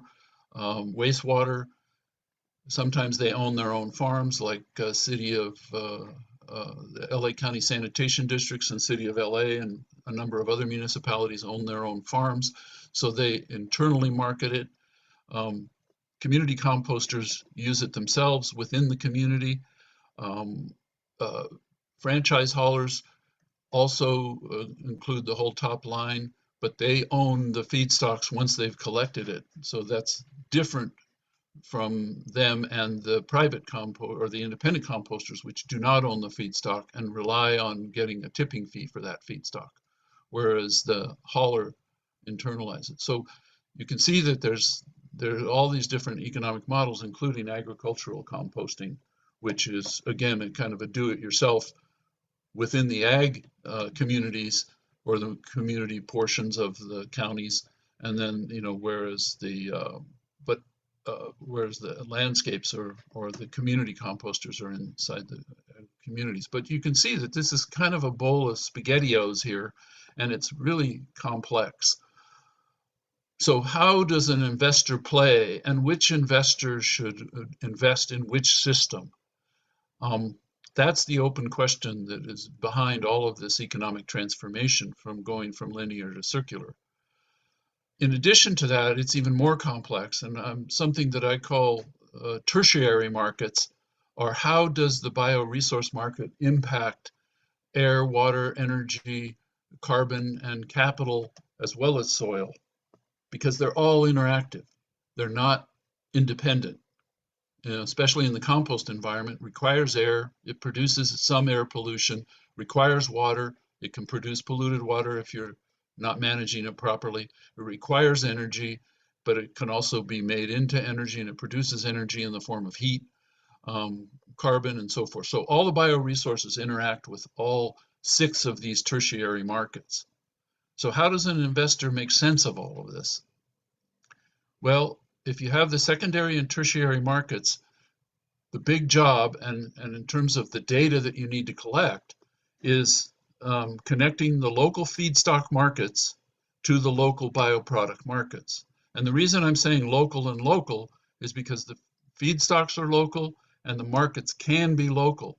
And if you're transporting these heavy material around, that's 25 cents per ton per mile is kind of the going rate, and that changes depending on fuel costs. And it also produces, if it's using fossil fuels, it can be really problematical. But so the data that you have to present to the investor, and if you are the investor, then you need this data in order to understand this marketplace. You not only need all the secondary resource data that I just presented and the business models that I just presented, you also need all the tertiary market data, the air emissions, the water emissions, and the water prices, wholesale and retail, the energy costs and types, the carbon credits or cap and trade credits, the capital debt or equity, and whether it's public or private, and then the soil itself, which is the source and sink for much of the carbon that's managed in the bioresources economy. So some of that data, at least this is just one little tiny piece of the data, is used in the product portfolio to understand your value volume curve for your products. Is it high value, low volume? Is it low value, high volume, like bioenergy and some of the bioproducts, which are high value, low volume, like botanicals made off of the condensers of a biochar manufacturing facility, for just one example. The goal of the Compost Association is to raise the value volume curve. So that's the strategic objective in our market development strategy, to go into this upper quadrant of high value, high value. Right now, we have at the trashy end of the scale, we have, we want to keep it to low volume, low value, and manage that more effectively than is currently being managed. So that's our strategy, is just on this chart, and all the different markets where they plot along the value volume curve. In addition, as I already alluded to in the business model approach, you have these facilities can be either all the generator, the processor, and the buyer can all be on one site, or they can be one or more can be off-site. And we realize that there's a finite number of different models here that you can use, business models actually, that are based on 8 different combinations of on-site or off-site. Because as soon as you go off-site, you now get into a market situation. It's not all internalized. Like if it's all on the generator site, excuse me, with the like a farmer generates the ag bioresource. They can process it on site and then use it on their own crops. So I call that the DIY model. But so there's these other generic models that have to be factored in if you're going to invest in any one of these approaches or a combination, any of these combination of approaches. In addition, here's just one example. I don't have enough time in this talk to bring in all of the parameters that need to be involved in your own investment model. But a big one that's coming to the fore and has been for the last 20 years is the carbon markets. And so you have to do emissions analysis, both on-site, scope 1, indirect, which is the energy that you're consuming on your facility, and then the bigger one, which has to do with your life cycle assessment of all of the upstream activities and then the downstream activities, which is kind of called scope 3 in the greenhouse gas inventory analysis. So I already mentioned about public, private companies, social enterprises, nonprofits, and educational research. We all exist within all 4 or 5 of these institutions. Public being our government, private being the private sector, which tries to distribute the excess or the surplus of any operation to the shareholders, and then social enterprises, which we opened up in our first panel of discussion, which also can include nonprofits or for-profits. And then, of course, the educational institutions and research houses that are running all of this. And we need to educate ourselves about this economic transformation that we're all trying to affect. I'm not going to go deeper into business enterprise value chain models, but these are important if you're running any enterprise and taking into account all of your primary activities of logistics, inbound and outbound operations, marketing and sales, and then your support activities, which are on the top. This comes from an old model that I've been using for 35 years from Michael Porter in his book, Competitive Strategies. So the investment domains exist all over the place in our industry: feedstock portfolio, technical portfolio, and bioproduct market portfolio. Because you can make money on all of these areas, and you also do, may have expenses, whether it's capital expenses or operating expenses in all 3 areas. And depending on which one is on-site and off-site will matter to your business model. So what it comes down to, and something we discussed in the first session, is this is a very complex marketplace. It's also, the data is also very slow. In the energy and the information industry, the data is uniform, fast, and therefore not diverse. Whether you're talking kilowatts or whether you're talking dollars and cents or whether you're talking bits of information. In the bioresources industry, the data is slow. Right now, the state is going to be collecting emissions or feedstock data and product data every quarter. So that's once a quarter. So that's 4 data points per year. If you do energy analysis, you're talking about data per millisecond, and if you're doing information, you're talking about bits per microsecond or nanosecond. So there's a real big difference in the type of data that you have to manage, and how you make those data work together is the same as having all the players in our industry work together. But I think the data is our way that we're all speaking different languages, whether we're in government, whether we're in farms, whether we're in our own home or our NGOs or our businesses or industry. And my partner, who was my data architect for our company, said yesterday, well, data is the common language. Data is the interpreter if we're all using a similar framework and a similar language with the data. So you have an opportunity also to brand, and that branding will depend on your type of incorporation, the type of enterprise and facilities, your type of community and what your community needs are, and who's engaged in the community and who your community leaders and stakeholders are as far as achieving environmental justice and income equity and so forth. And then, of course, the types of markets that you're operating in, be they ag, landscapes, water management, and watershed management, and so forth.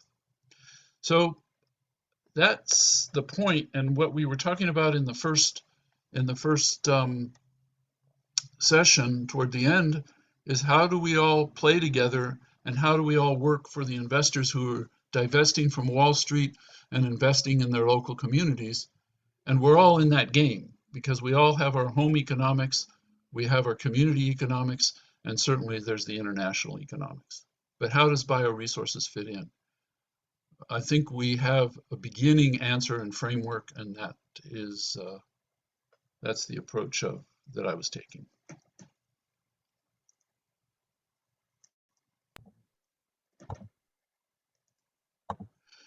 So let's pass it on. I want to pass the baton to our next speaker. So Kevin. Thank you so much, Dan. The many overviews and perspectives you presented are really helpful and salient, and the audience seems to agree since someone in the Q&A has already asked to get a copy of your presentation. I assume we'll be posting presentations on the EPA Symposium website, but regardless, we'll have to make sure that Catherine Miner gets a copy. And the whole symposium is being recorded, and people can download it once they get the URL after. Perfect. I'm sure people like that option of watching the whole thing or picking out the PowerPoint presentations individually as well. So thank you again. Thank you. All right, our next speaker is Christine Lenches-Hinkle, and she's the founder and principal consultant of 301 Organics and has over 20 years of experience in the environmental field. She has a Master of Forestry with an emphasis on international resource conservation from the University of Montana. She has worked for both large-scale engineering firms as well as boutique environmental planning companies in the greater Los Angeles and Orange counties, including URS, PCR, Bonterra Consulting, and Saphos Environmental. As an environmental planner, analyst, and scientist of over 7 years, Christine worked on various large-scale housing development, roadway, and recreational facility improvement projects, conducting various technical studies in support of CEQA and NEPA documentation.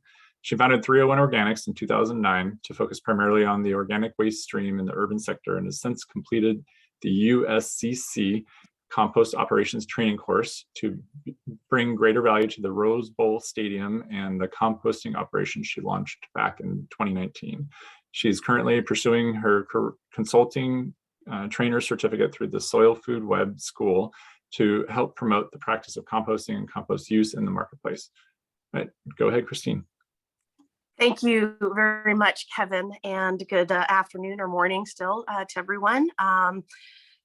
This is a very interesting and thought-provoking topic. I've titled my presentation Bioresources and the Urban Market, Community and Institutional Composting Approach. Just given the interest and emerging field and interest in compost for urban application. We're an environmental services company specializing in organics recovery, program planning, design, and implementation, as well as urban-based composting. Just a little bit about ourselves. We are a consultant team. We have about over 100 years of combined environmental planning and composting industry expertise. We provide services to the commercial and institutional sector, like schools and universities, restaurants, and large event venues. We complete solid waste audits and characterization studies, feasibility studies to determine the right and best fit systems to meet the specific operational needs of our clients. And of course, with the goal of helping them be compliant with AB 1826 and SB 1383. We also provide on-site composting support and training for our clients. But what we're really proud of and what we're unique, 2301 Organics is our Green Jobs training program and home composting services, where we come to you to compost for you.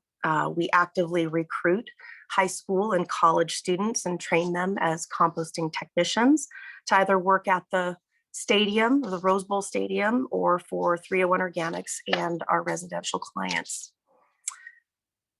So 301 Organics is in business for several reasons, and we have been focused on the organics waste stream in the urban sector for over a decade now. Our partnership with the Rose Bowl Stadium clearly has elevated the interest and intrigue of composting in the city and what technology that is available to do it without incurring all the impacts and perceived nuisances typically associated with backyard or even industrial scale composting. So why focus on the urban sector? Because we know the pollution caused when we send organics to landfill and the unsustainable practice of hauling organics to and from distant processing facilities. We know the unsustainable economic costs of overproduction in general, but the more disturbing reason we are in business is the fact that 1 in 8 Americans go hungry every day, each day, not to be each day, which need not be so, and our public health is declining at a rapid rate. Perhaps it's because we're using too much of the synthetic and chemical-based inorganic fertilizers on our crops, on our lawns, turf grass, and landscaped areas in the city. This overuse of chemical fertilizer really does nothing to build the soil, to sustain plant growth over time, or to conserve water, or to protect our health. The soil and the water are, the two very important resources we need to do a better job at managing if we're going to combat climate change and improve our air quality. So our goal is really to impress upon our urban clients the importance of managing for soil in their own operations and tie it back to managing their food scraps, their landscape trimmings, grass clippings, disposable compostable goods, serviceware, and paper goods. So I'm really excited to hear from Brian Boggs' presentation, as I'm sure he'll go into greater depth about soil health and the biochemistry of making soil and the nutrient cycling that is just as important to consider in the urban sector and markets to know about as it is in the agricultural sector. So the topic of this session centers around market integration of bioresources. And I just wanted to kind of clarify, that 301 Organics is not your typical community composter or compost producer, but we are in business to make a finished product, in need of a market for distribution. We are consultants, identifying alternative strategies for diverting organics from landfills at the institutional level.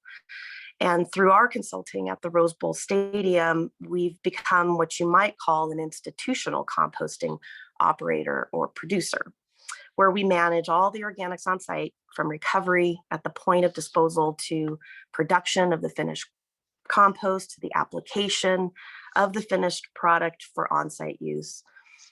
Our success at the stadium lends support for building out of local processing infrastructure. So what we've been able to accomplish at the stadium with respect to bioresources, it has accumulated over the last couple of years. Here's a list here of what we've been able to do. We've diverted about over 118 tons of organic material. 1 ton has been composted on, 1 ton of food waste actually has been composted on site. 13 cubic yards of which we've actually produced, and then 5 cubic yards of that shared with the community at large. Interestingly enough, in order to get those numbers, we really did need to engage a workforce, who's knowledgeable both on the front end and the back end of the organics field. And so we've been able to create these paid jobs and placed over, 1185 students in these paid positions to help us out. And of course, speaking to the food, the 1 in 8 people who are going hungry, we've been able to donate 7 tons of food to the hungry and 5 tons of that food to feedstock.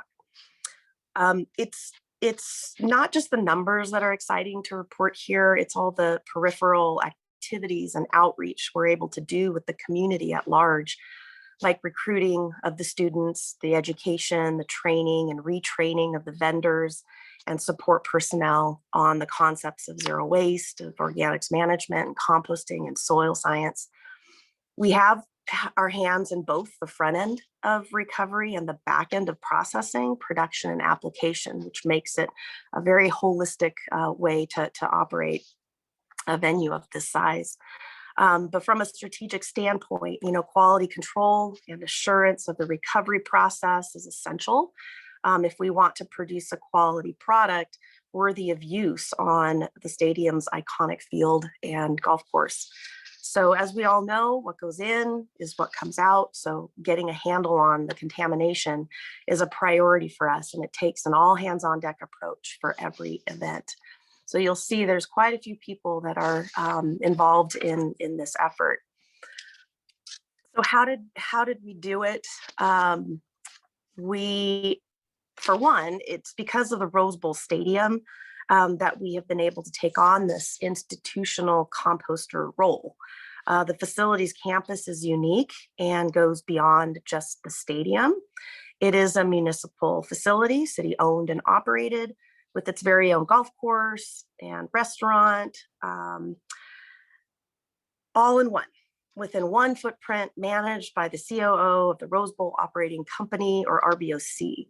It is a major city employer and situated within a green space corridor, the Arroyo Seco, flanked by other city parks and recreational facilities, and including the well-known Area H for the soccer fields and more recently used for the drive-in movies.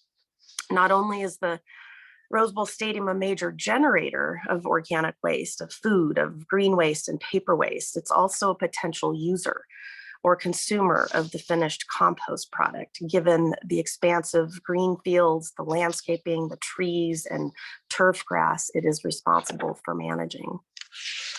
So what this venue, offers to the public and emerging organics or bioresources industry is a golden opportunity to close the loop.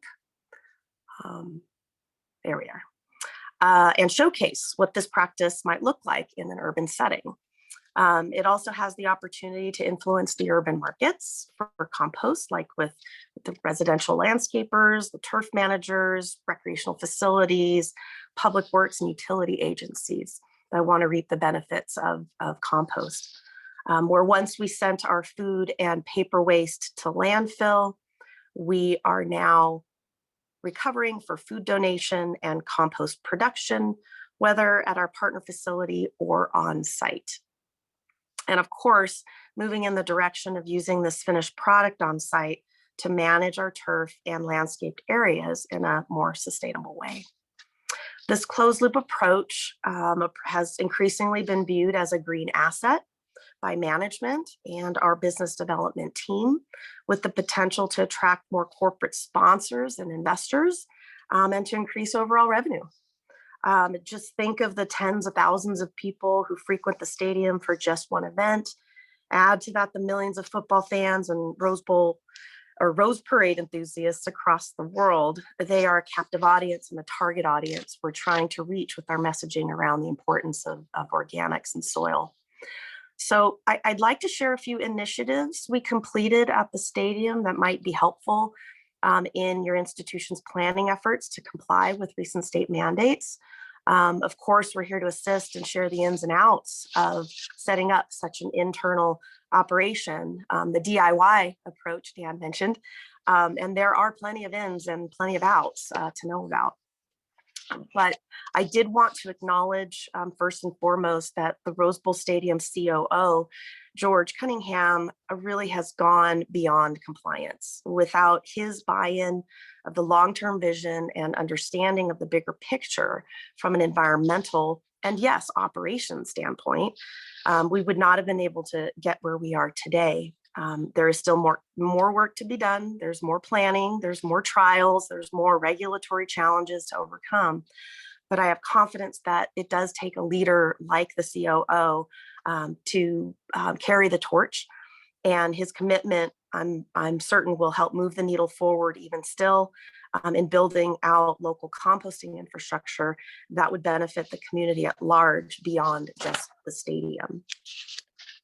So here we started, like most projects, by completing an audit back in 2017 to determine what was in their waste stream and in what quantities. Clearly, the majority of their waste stream constituted organics, both wet and dry, and we included what we have called dry organics, the paper goods or serviceware products in that measurement. We were in agreement that tackling the organics first and head on was priority, since it was the most difficult of materials to manage and we needed the time to do it. In 2018, we began looking at the different organics processing systems that were available on the market, and we did a comparative analysis of them using a multi-criteria weighted evaluation approach. This was really to ensure our recommendations for possible solutions were quantitatively driven and data-based. These were the systems we looked at. We included dehydrators, liquefiers, biodigesters, in-vessel composting systems, and even anaerobic digesters. We took the highest ranking systems and incorporated them into 3 proposed alternative solutions that we then completed a net present value analysis on to determine the costs spent over time in comparison to one another to determine which one would have made sense. But this table here is how the systems ranked on their own merits, given the stadium's level of commitment to sustainability. The proposed alternatives that we presented incorporated the different processing technologies, and those alternatives are listed here. We had this is coming from my environmental planning background, so I did take that kind of approach and thinking to my consulting for the stadium. We did propose a no action, non-compliance alternative where they would just absolutely do nothing and continue to haul in landfill. The second one was considering offsite hauling for a portion of their organics and processing to an organics facility.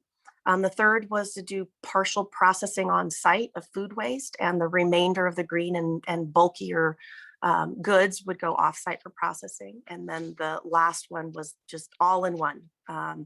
Everything would be processed on site, the food, the green waste, and the paper.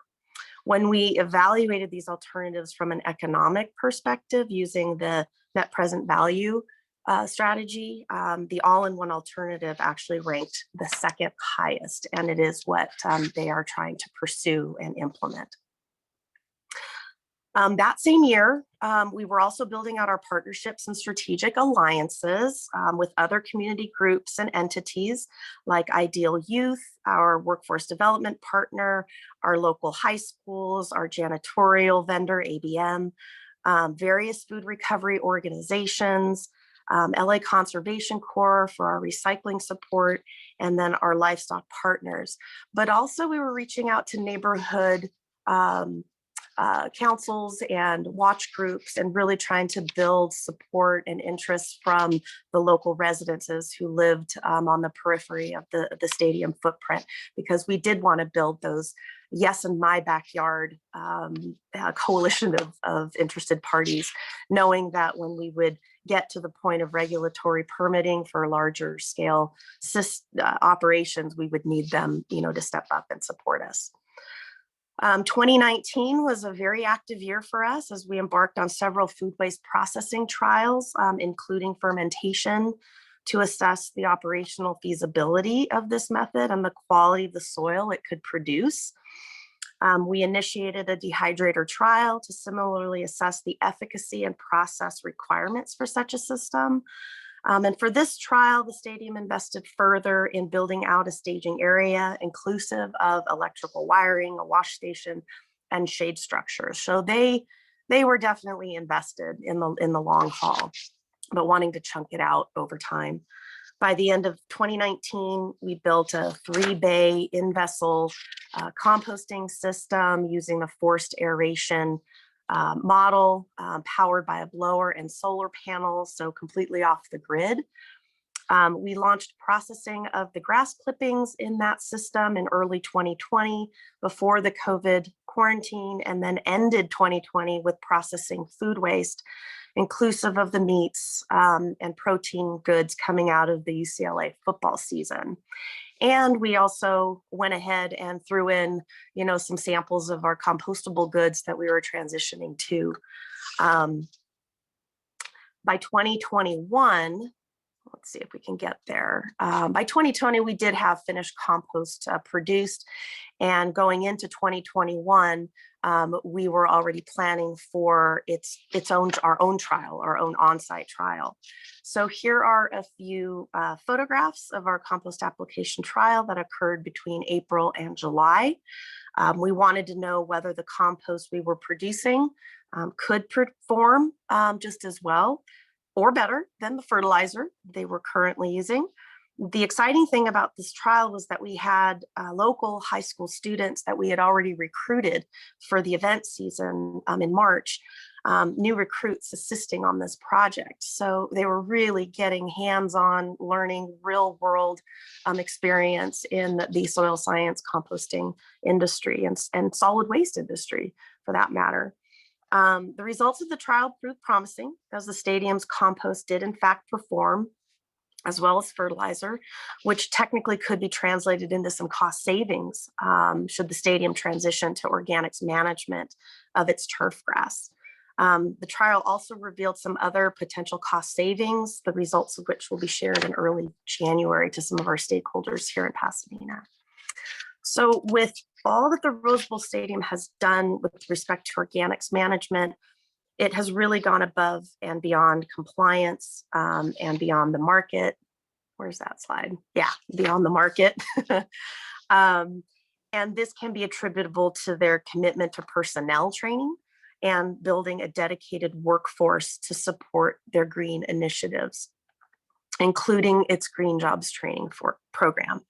The Rose Bowl Stadium, is going beyond the market by being a community benefit service provider, whereby local high school and college students are recruited and trained to work and provide sustainability support to the venue during large events. They learn all about the solid waste industry, the environmental impacts associated with waste generation, the impacts of hauling and landfilling, the different methods of recovery, how to characterize the waste stream, and interface with the public as they are our liaisons on the ground, providing direction and support during the recovery phase. And our program's, about 3 to 4 months in length, and it did evolve out of the pandemic when events were canceled, school was canceled, and everyone was at home feeling isolated, but with plenty of time on their hands to learn something drastically different. It's broken out into 4 different tiers, leading to a paid internship with the stadium or with us. And the first tier, which is probably the most compelling, is they have to go through 8 hours of general industry training to get the context for their work, to learn about solid waste, recycling, and composting, those 3 sectors. And then the tiers 2 and 3, provide opportunities to learn how to compost both at home and on a commercial scale at our site. This is the level training where the microbiology of the soils is introduced and the importance of soils in our urban environment and helping to reverse climate change. But they also are introduced to the different types of composting technology and the one that we have here and installed at the golf course. Tier 4 is the actual paid internship where students begin working at the stadium during large events on the recovery side of our operations for both food and the paper goods. This is where they can develop certain skill sets like public speaking, customer service, problem solving, materials handling, data collection, record keeping, you name it. There's a lot to take in, and sometimes it is overwhelming, but this is a little video. It's a short testimonial I captured about 4 years ago now. Never have used it in a presentation, but it does give a glimpse into what our students and our personnel, outside personnel, are learning from us. It's a testimony of how the Rose Bowl Stadium is going beyond compliance and beyond markets. He is a young man is part of our bowl pick team after each event, tasked with literally picking up trash that's been left on the ground in the stands by the patrons. And from just one interaction, I'm typically only given about 3 minutes to address maybe a 30 or 40 group of people and say, this is what you need to do here. This is what he had to share. Oops. Here we go. Say that again? So the reason we don't put foil or plastic or anything because the cups, because they're plastic based, so it's hurtful to our environment, and we're trying to close the loop so we could just, because everything else that's paper it comes from a plant, comes from a tree, so a tree comes from the soil, and the soil, well, it comes from the earth. So things like that, they're biodegradable. At the end, they can seep back into the earth and it won't damage it. So that to me really hit a chord, and I hope it did with you too. At the end of the season, which is coming up fast for us, it's after the New Year's Day game, student interns who have stuck with us and have worked all the events, they're offered future opportunities to continue their education and training and to pursue a possible career in the sustainability field. We've established partnerships with the Rose Bowl Stadium, with Dr. Elaine Ingham's Soil Food Web School, and have secured some scholarships worth thousands of dollars for deserving students recommended by 301 Organics. It's through partnerships like these that a new workforce trained in the bioresources field, I believe, can evolve to help build that market for organics and compost. So where the Rose Bowl Stadium is headed, let me just get through these little animations. And you'll be hearing from Brian Bogg from the Soil Food Web next. Where are we headed as an institution? Well, we're committed to pushing the boundaries. We have a number of additional trials lined up for 2022, including broadcasting our compost extract on a larger scale on the golf course to figure out the best application method, injecting our compost extract deep into the roots of dozens of stressed and dying trees at the golf course. This is very exciting. I'm super excited to start that one. And then testing of newer food waste pre-processing technologies that are on the market to further mitigate for perceived nuisances and to help us increase our processing capacity. And of course, the longer term objective is scaling up our composting operation and assistance in establishing other such sites throughout the city at an institutional level. So all of these trials are intended to not only improve operations at the stadium, but also to promote the practice of diverting food scraps and other organics to composting and soil production. We know and see the benefits of compost use firsthand in our own landscape. And we also know the carbon storage capacity soil has in helping to reverse climate change. More on that from Brian. So in conclusion, the Rose Bowl Stadium's provided evidence to support that local solutions for diverting our organics is possible, and that investing in local infrastructure, the right best fit technology, and the community is what it will take to do so. And to get there, an environmental planning and cross-disciplinary approach is what's needed, in my opinion, as well. So here's our friend again with the final message. This also warmed my heart. Okay, so I'm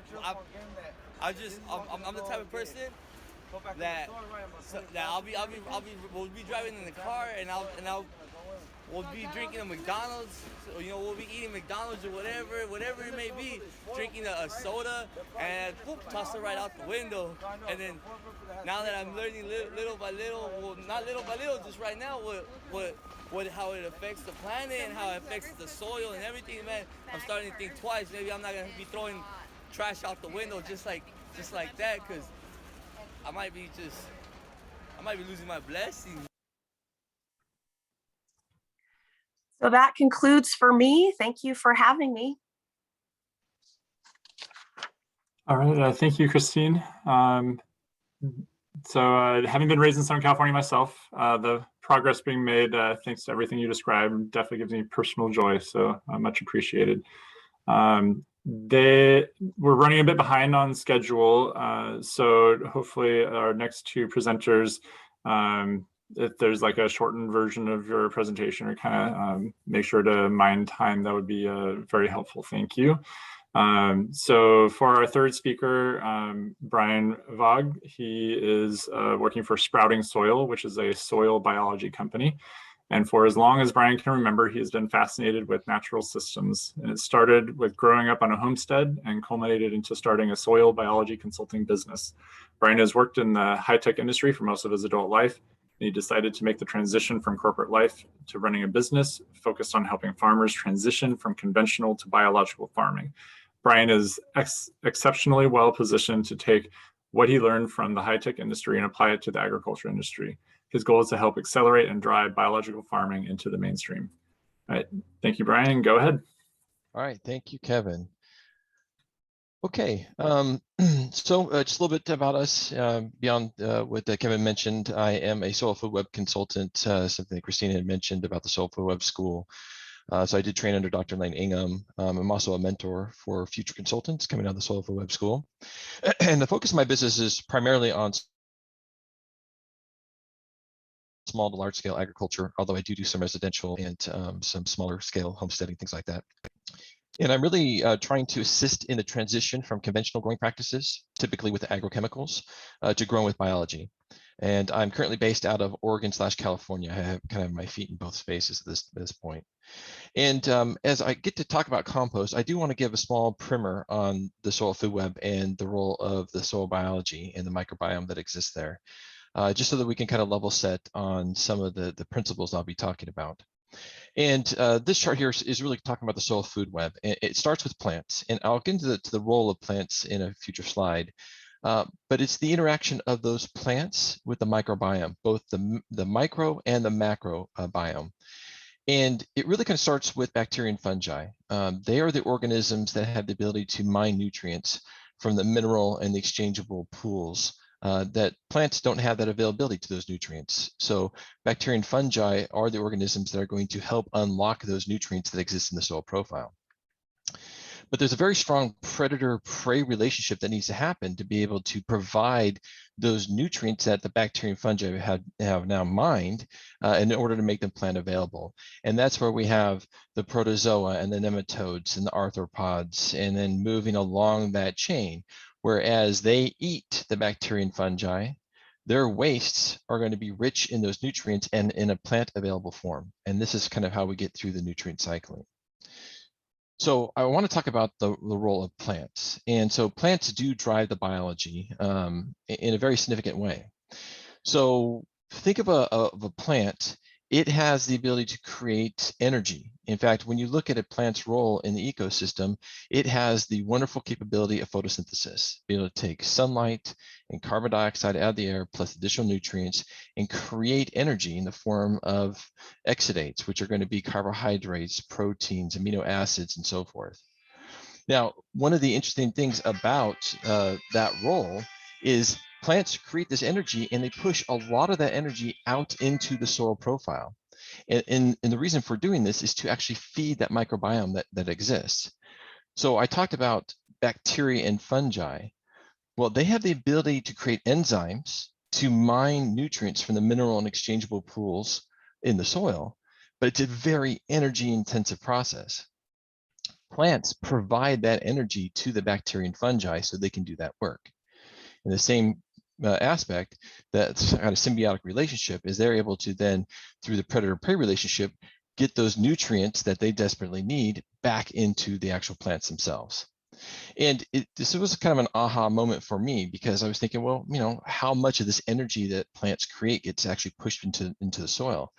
And it can be extraordinarily high. A lot of studies show anywhere between 10% and 80% of the total energy production of a plant gets pushed out of its body in the form of exudates to feed that microbiome. So that role, or the symbiotic relationship between plants and the microbiome, is extraordinarily important. And just to finish on this, we'll talk about nutrient cycling. And you know, the soil biology is very important in this role. Plants, again, release those exudates to feed the microbiology. The bacteria and fungi mine those nutrients from the soil and also the organic matter that exists in the soil profile. The predation of the bacteria and fungi release the plant available nutrients, and then the cycle continues. And we see a lot of benefits with regards to this nutrient cycling. So, when I'm working with clients in regards of, how to transition their farms and how to work with biology, one of the first things that really comes up in any kind of farm management system is pests and diseases. And in typical conventional systems, it's done through agrochemical means. Here, by having appropriate and correct nutrient cycling happening when the plant needs it and to the quantities the plant needs, the immune systems of those plants become very, very strong. So there's a couple things. One, they have the ability to resist pests and diseases. Two, they also have the ability to not be consumed or signal that they need to be taken out from a pest or disease. I mean, a lot of people think of pests and diseases as very negative things with regards to growing plants, but in a natural ecosystem, they have a very important role. They are the organisms that will take out the plants that have very low genetic potential or are stressed, and they don't want to pass on those genes. So the plants, when they're stressed, they will put out indicators that they should be taken out, and the pests and diseases will attack those plants. By having a very strong immune response, one, they don't put out those chemical signals, and then two, they actually have a very strong immune response to that. And we can effectively manage the majority, in fact, I would even go as far as to say all of the pests and diseases that occur in the agricultural systems today by using biological products. And another thing, when I'm working with my farmers, it's one step just to get beyond the whole, how do I move out of the agrochemical? But there's usually a perception saying that if I'm going to switch from conventional to biological, there's going to be a massive capital expenditure that needs to be occurred to be able to do so. And we found that we can use the majority of the equipment that is in the conventional systems and use that to remediate with biology. Another very interesting benefit of farming with biology is that farm residues can be returned to the soil, and that's in the form of compost or mulch. And that can be either done on-site composting, or the materials can be taken to a facility to actually be composted and then returned back to the farm. And I like what Dan had mentioned earlier about the local aspect of this. If we're able to have these composting facilities closely located to the farms that they support, then the transportation costs and so forth become minimized or very, very reduced, which makes it a very attractive proposal to be able to have this loop. And in some of my clients, they will do on-farm compost to even reduce that even more. And then there's a whole other factor of benefits that the farming with soil biology provides, which is improving soil structure, reducing compaction, increasing water holding capacity. There's a massive amount of benefits that you get from the biological side of the house, which really translates into increased production and also profits for those farms. Okay, so let's talk about compost, because compost is one of my primary tools that I use. When I'm working with a farm, one of the things that I will typically uncover, and this is really kind of across most of the conventional farming systems, is that the microbiome in the soil has either been significantly reduced in both quantity and diversity, or they've been eliminated. And we now need to be able to introduce those microbiology organisms into the soil profile so that plants can start that nutrient cycling process. And compost is a fantastic vehicle to be able to provide those organisms. Now, I would say that not all compost is created equally with regards to biology. It does take kind of great care in making compost that has that right set of biology. And I kind of use a term, and this is something that Dr. Elaine Ingham has been working with the Soil Food Web School. She's trademarked a term called biocomplete compost. Another way that we refer to it is biologically complete compost. And what that means, it means it's compost that's been created that's going to produce optimal amounts of beneficial bacteria, fungi, protozoa, nematodes, microarthropods, and so forth. Those organisms that I showed to you in the beginning that make up the soil food web. And once we have created this biologically complete compost, we have many different ways to be able to use that. So one of the ways we can do that is just by incorporating compost into the soil profile. So it can be broadcast as a top dressing, it can be incorporated into the soil, and we also have the ability to take the biology from that compost and put it into a liquid amendment. So what we call these are compost extracts and compost teas. And we'll use these liquid amendments to basically introduce that microbiome into both the soil profile, and one thing I haven't mentioned is also onto the surfaces of the plants themselves. If you were to basically take a tree and zap all the tree cells away, you would see a shell of that tree there that has all the other microbiology that exists on the surfaces of the leaves, the stems, the flowers, and so forth. Okay, so now when making biologically complete compost, and this is what we talked about, the quality, and in fact, I think that's another thing that Dan was mentioning is that, how do we move this paradigm so that we are creating high quality compost? And one of the ways of composting is thermophilic composting. That's a way that is very commonly used at kind of a large scale composting. There are many other composting methods that could be used to create, again, biologically complete compost, such as vermicompost and so forth. But thermophilic composting is one that we tend to work a lot with our compost producers and our waste management producers. And it really just takes care into proper management of time, temperature, and moisture, so that you're keeping those compost piles as they are composting aerobic, have enough air to be able to infiltrate into that compost to drive aerobic organisms, because those are the organisms that we are trying to achieve into that soil food web. And then also make sure that you're managing moisture so that you're not too dry or too wet.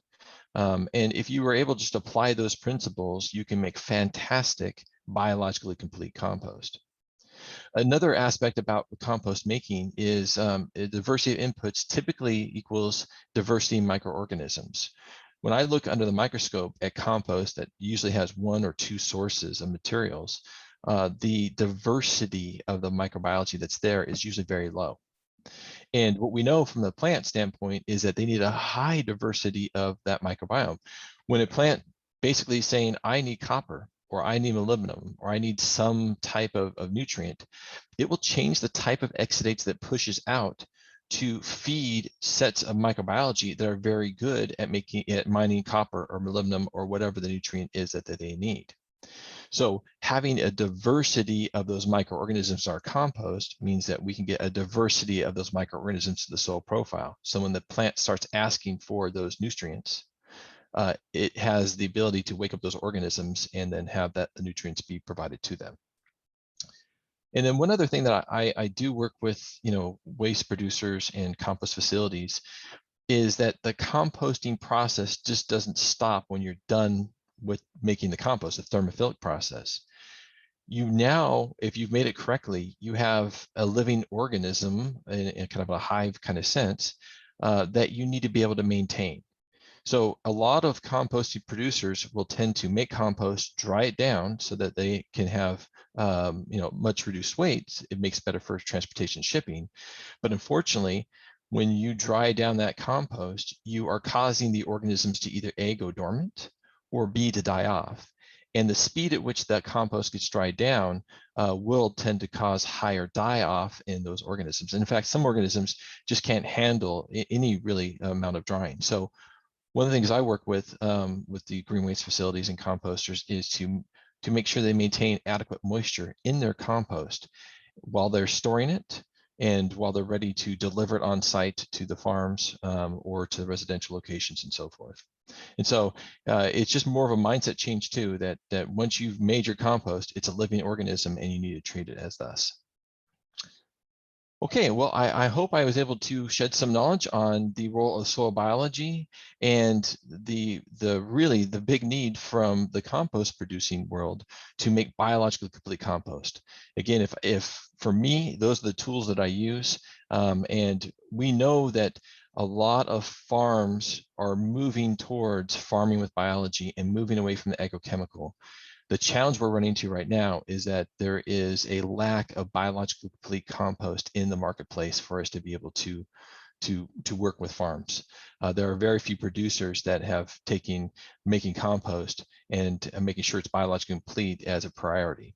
So I hope to see this change over the next at least 5 years, where we see a lot more compost producers having a very mindful approach to creating compost with biology. Okay, thank you very much. All right, thank you so much, Brian, for that valuable overview of soil ecosystems and the benefits of quality biologically complete compost. I definitely agree as someone who's involved in agriculture, very important. So our last speaker is Kathleen Draper, and she's been on the board, been the board chair of the International Biochar Initiative since 2019, and she sits on the US Biochar Initiative as well. She also serves as US Director for the Ithaca Institute for Carbon Intelligence, a nonprofit open source organization focused on the use of biochar in climate farming, agroforestry, as well as other industrial uses of biochar. Kathleen has authored 2 books on biochar. One is Burn, Using Fire to Cool the Earth, and Terra Preta, How the World's Most Fertile Soil Can Help Reverse Climate Change and Reduce World Hunger, and has written white papers and articles about biochar for over a decade. Most recently, Kathleen is a co-founder of Centrist, a composites company developing and deploying biochar-based composites for the building and packaging industries. All right, Kathleen. Thank you. So I wanted to cover a few things today. It's going to have to be quicker than I thought it might be. So if I get a chance to go through all of this, great. If not, the slides are certainly available to everyone. I wasn't sure what the level of familiarity with biochar is, so I thought I'd cover it at a very high level, talk through some of the historical, current, and future markets for biochar, and then maybe touch on some of the synergies with other bioresource management practices, such as compost, anaerobic digestion, wastewater treatment, and even landfills. I wanted to talk briefly about what's called the Soil Carbon Amendment Protocol, otherwise known as Code 808, but I forgot to put a slide in. I'll still try to remember to mention it. And then I'd like to talk about standards and carbon markets. So I like to use the burnt toast analogy for biochar. It is known as a negative emissions technology, but it is not actually doing the work of bringing the carbon down from the atmosphere and transforming it from a gas into carbon. That's what the plants do. But when you take that organic material and put it in an oxygen limited environment, take an oven, for example, close up the door so the oxygen doesn't get in, turn up the temperature, you get something that looks a lot like this, which as a human doesn't look very appetizing. And it turns out it's the same for soil microbes. They do not view biochar as a food source. But there are a few other nuanced differences between what I call the carbon cousins. Everybody knows what charcoal is. Most people have heard of activated carbon. Far fewer people know about biochar and what some of the differences between the two are, because frankly, they all look the same. But what you make it from can differ. Charcoal, as you may know, is generally made from either hardwood or sawdust, whereas something like activated carbon can be made from a fossil fuel source or sometimes a renewable source like coconut shells. But biochar can be made from a vast range of organic materials, everything from sewage sludge to manures to forestry residues and crop waste. We are also seeing people looking at food waste as well, but that tends to make rather a variable kind of biochar. So the use is also a differentiator. Charcoal is generally used for energy production, for cooking or heating. Activated carbon has a wider variety of uses, and we're starting to see biochar push into some of those. Although it was traditionally seen as a soil amendment, it's now being used for all types of filtration and remediation, and even as a feed additive for livestock. What we're looking for in biochar really depends on the end use of it. We look for a high absorption if it's used in soil where it can moderate the water holding capacity. But fundamentally, what we differentiate biochar from these other carbon cousins is its ability to sequester carbon if it's used in a non-burn kind of way. The cost, everybody always wants to know how much biochar costs. It's very variable depending on the quality and the particle size and things like that. It can be anywhere from free on occasion, though we don't like to advertise that too much, to up to $2,000 a ton if it's being used to filter certain things. There's a wide variety of ways you can produce biochar. Mostly it's through a process called pyrolysis, which is no oxygen. It can be slow, fast pyrolysis, microwave pyrolysis, but it can also be made from gasifiers that are tweaked to produce a certain amount of biochar. The main message here that I would like everyone to take away is that biochar is seen as a carbon negative solution in most situations, though not all, whereas charcoal is seen as a carbon neutral thing. And due to the energy required to make activated carbon, it's generally a pretty high embodied material. So this is a very old infographic that I did about 5 years ago, so I need to update it. But what it's trying to tell you is some of the historical, current, and future markets for biochar, what the volume for each of those markets might be, how much you could sell it for, and what the readiness is. So as I mentioned, agriculture has been a big focus. There's a huge amount of land that could potentially benefit from a biochar. It tends to be the poorer the soils, the better impact you'll see. So if you have organic soils that are producing, it may not be something that you need to add. But in California, we're seeing a lot of people interested in biochar, particularly vineyards and other high value crops, because of its ability to moderate water needs. Everyone always wants to sell to the gardening market because you can get a lot more money, but the issue there is that not too many gardeners have heard of biochar, and the price per 5-gallon bucket can be anywhere from $30 to $60. So I think we've now started looking at less seasonal, more repetitive markets, such as remediation. A lot of it is being used to immobilize toxins in mine lands. We're seeing a lot of interest in filtration, both from a nutrient harvesting perspective for phosphorus and nitrogen, but also to immobilize certain toxins in wastewater treatment plants and other effluents. More recently, especially in Europe, less so in the US, except in California, we're seeing a push for it to be used in animal feed. There have been several benefits to this, including potentially some enteric methane reductions, but we're seeing it helping with improving the quality and quantity of dairy production. This is similar to when you go to the hospital with some kind of food poisoning. They'll often give you activated carbon, and what that's doing is binding to the toxins and taking it out. So we're seeing with a lot of foods that have herbicides and pesticides, adding a small amount of biochar, maybe 1% by weight of their other intake, could be beneficial. An area that I'm doing a lot of research on personally, and there's huge interest, is using it as a filler. So Dan, you may want to add that to your list of Fs, because we're seeing it being used in concrete, in asphalt, and other types of composites.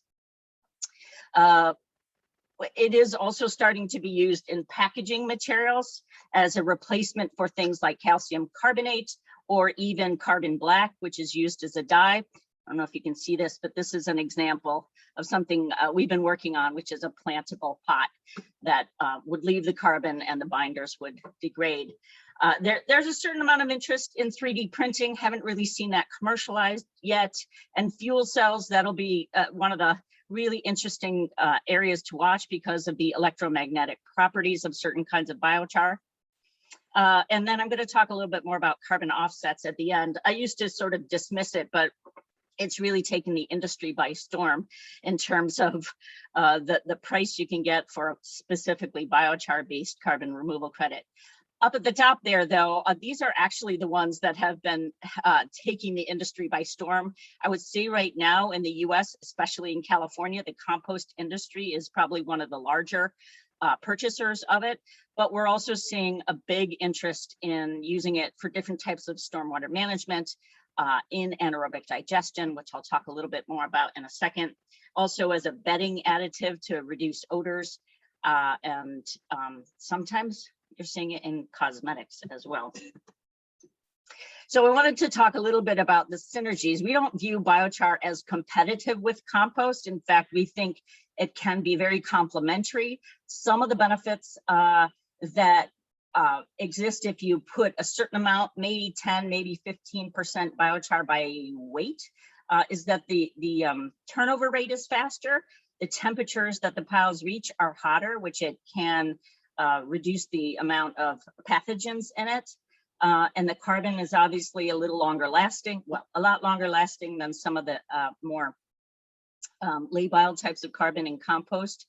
Interestingly, the US Composting Council has been funding research about using biochar to help immobilize certain herbicides, I believe it is, that remain in manure, specifically horse manure, I think it was, and they found that it can really help with that. And then obviously there's a reduction in methane emissions.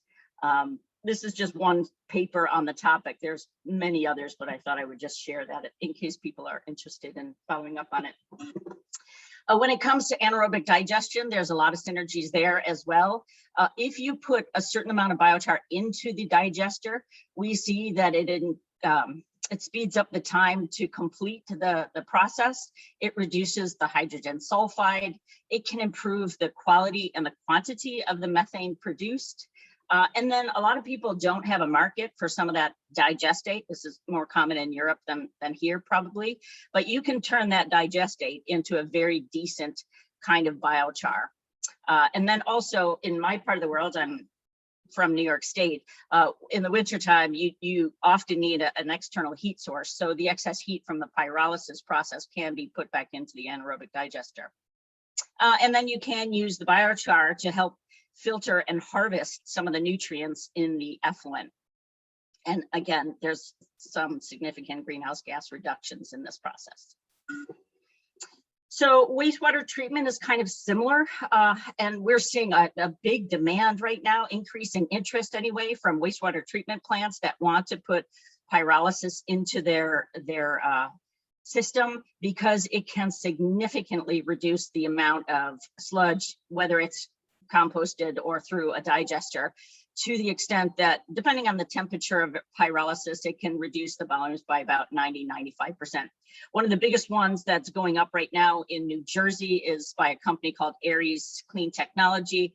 They're supposed to be starting by the end of this year. Intake is something like 440 tons per day, and the output of biochar is about 5 tons a day, so huge reduction. And I think they're targeting the concrete market to take that biochar. Again, as with the anaerobic digestion example, you can filter the effluent, and it's being shown to harvest some of the toxins that even activated carbon can't, these emerging contaminants of concerns. Again, I haven't really seen a good greenhouse gas reduction comparison, but there's some in the process now, and I'm sure it'll be a significant reduction in things like methane. The last one, there's a lot of interest in siting pyrolysis at a landfill. Obviously, again, you have waste reduction, but if you use it as a daily cover, you can reduce some of that methane that's escaping. You can use it around the landfill to help with leachate, leaching. And you can even use it at the end of the landfill's life as a capping material. And depending on the system, you can also get some renewable energy out of it in the form of heat or electricity. And if you're putting it at the front end where the biomass is, then you would have significantly reduced transportation. But we haven't seen too many examples of that so far. On this, before I go to the standards, just a quick note on the USDA NRCS Soil Carbon Amendment Protocol, which was adopted by 20 states last year. I believe California was one of them.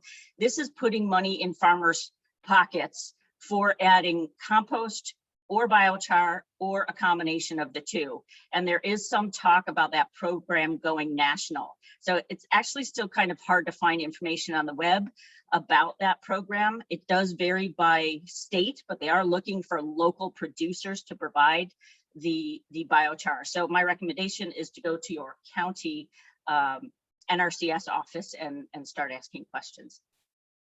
So as I said, all biochars tend to look very similar, but they have huge variability in their physical, chemical, electromagnetic properties. So there are standards out there, one of which is through the International Biochar Initiative that I'm associated with right now. That's just a materials standard that is looking at safety and sequestration. It's not a recommendation for a particular type of biochar to be used in a particular cropping system. The European Biochar Certificate has a few more material standards for different biochar end uses, including soils, feed, and also composites. And then there's also the question we always get asked, is it certified organic? And right now it can be for all types of feedstock except manure. And I think that's under review. So if you're carbonizing manure, they're looking at allowing that as an organic soil amendment. These are just a look at what the standards for the IBI look like. So you can see on the left what the categories are that we look at. And on the right, I just put an example of a lab result from Soil Control Labs, which is in Northern California, so that you understand. I think I sent this in years ago and it was cherry pits. And then on the toxins, this is what we look at. And there is a range, and that range was because this was created as an international standard, but whatever the thresholds are by the country or perhaps by the state is really what the threshold should be. There's also an APCO standard that IBI helped to define. I think at the end of this presentation, I have the actual definition of what that is. I believe the carbon content from their perspective has to be a minimum of 60%, which would leave out things right now such as manures and sewage sludge, unless you are combining them with a woody source to get that carbon content up higher. Let's see. So the carbon markets are a very interesting new development. Ever since the IPCC indicated in their 2018 special report that biochar is one of, say, half a dozen negative emissions technologies, there's been a push to have the carbon removal credits being sold. So Puro Earth, which is originally a Finnish company, but the NASDAQ just bought out majority ownership of them earlier this year. They were the first marketplace to allow to write a biochar methodology and to sell biochar credits. And then the next year, Carbon Future, which is a German startup, created a blockchain methodology, and they are also very focused right now only on biochar. And then Vera is in the process of finalizing their biochar methodology, which should be out in the next month or two. And the Climate Action Reserve got funding from, I believe, the US Forest Service, matched by Cal Fire, to create a methodology that would work on the California cap and trade system. So it's been very interesting to watch this explode. The pricing for biochar based credits is anywhere from $100 to $150 per ton of CO2 equivalent. And when you translate that back into biochar, dry tons of biochar, it's 300 plus. So it's really It's excited the market. It's put downward pressure on the pricing, but the catch is that you have to have a buyer that is going to preserve the carbon. In other words, you can't sell it to the steel industry as charcoal and still get credits. So I know that was really quick.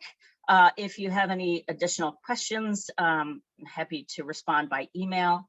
And what I like to say about biochar compared to some of the other negative emissions technologies, we need them all, but that it is safe, scalable, and shovel ready. There's all sorts of biochar production at home scale, farm scale, and industrial scale that you can visit, particularly in California. So thank you. Thank you, Kathleen. Biochar is definitely an interesting and complex topic, a huge potential value in so many different areas. Someone who works in livestock, it's like, wow, you can even incorporate on that level and in feed. Yeah, so, I have my feed right here. This is from Austria. And then these are biochar bricks. And then these are some samples we're testing for drywall. So there's a lot of interest in the building trade too. Very cool. Yeah, thank you so much. Seeing as we really only have like a minute left of actual scheduled time, I mean, one quick question that came up was asking for your perspective on making biochar from sewage sludge and, you know, the cement kiln incorporation, that thing. Do you have any thoughts on that? Yeah, sewage sludge biochar is kind of interesting. It's quite heavy compared to some other types of biochar.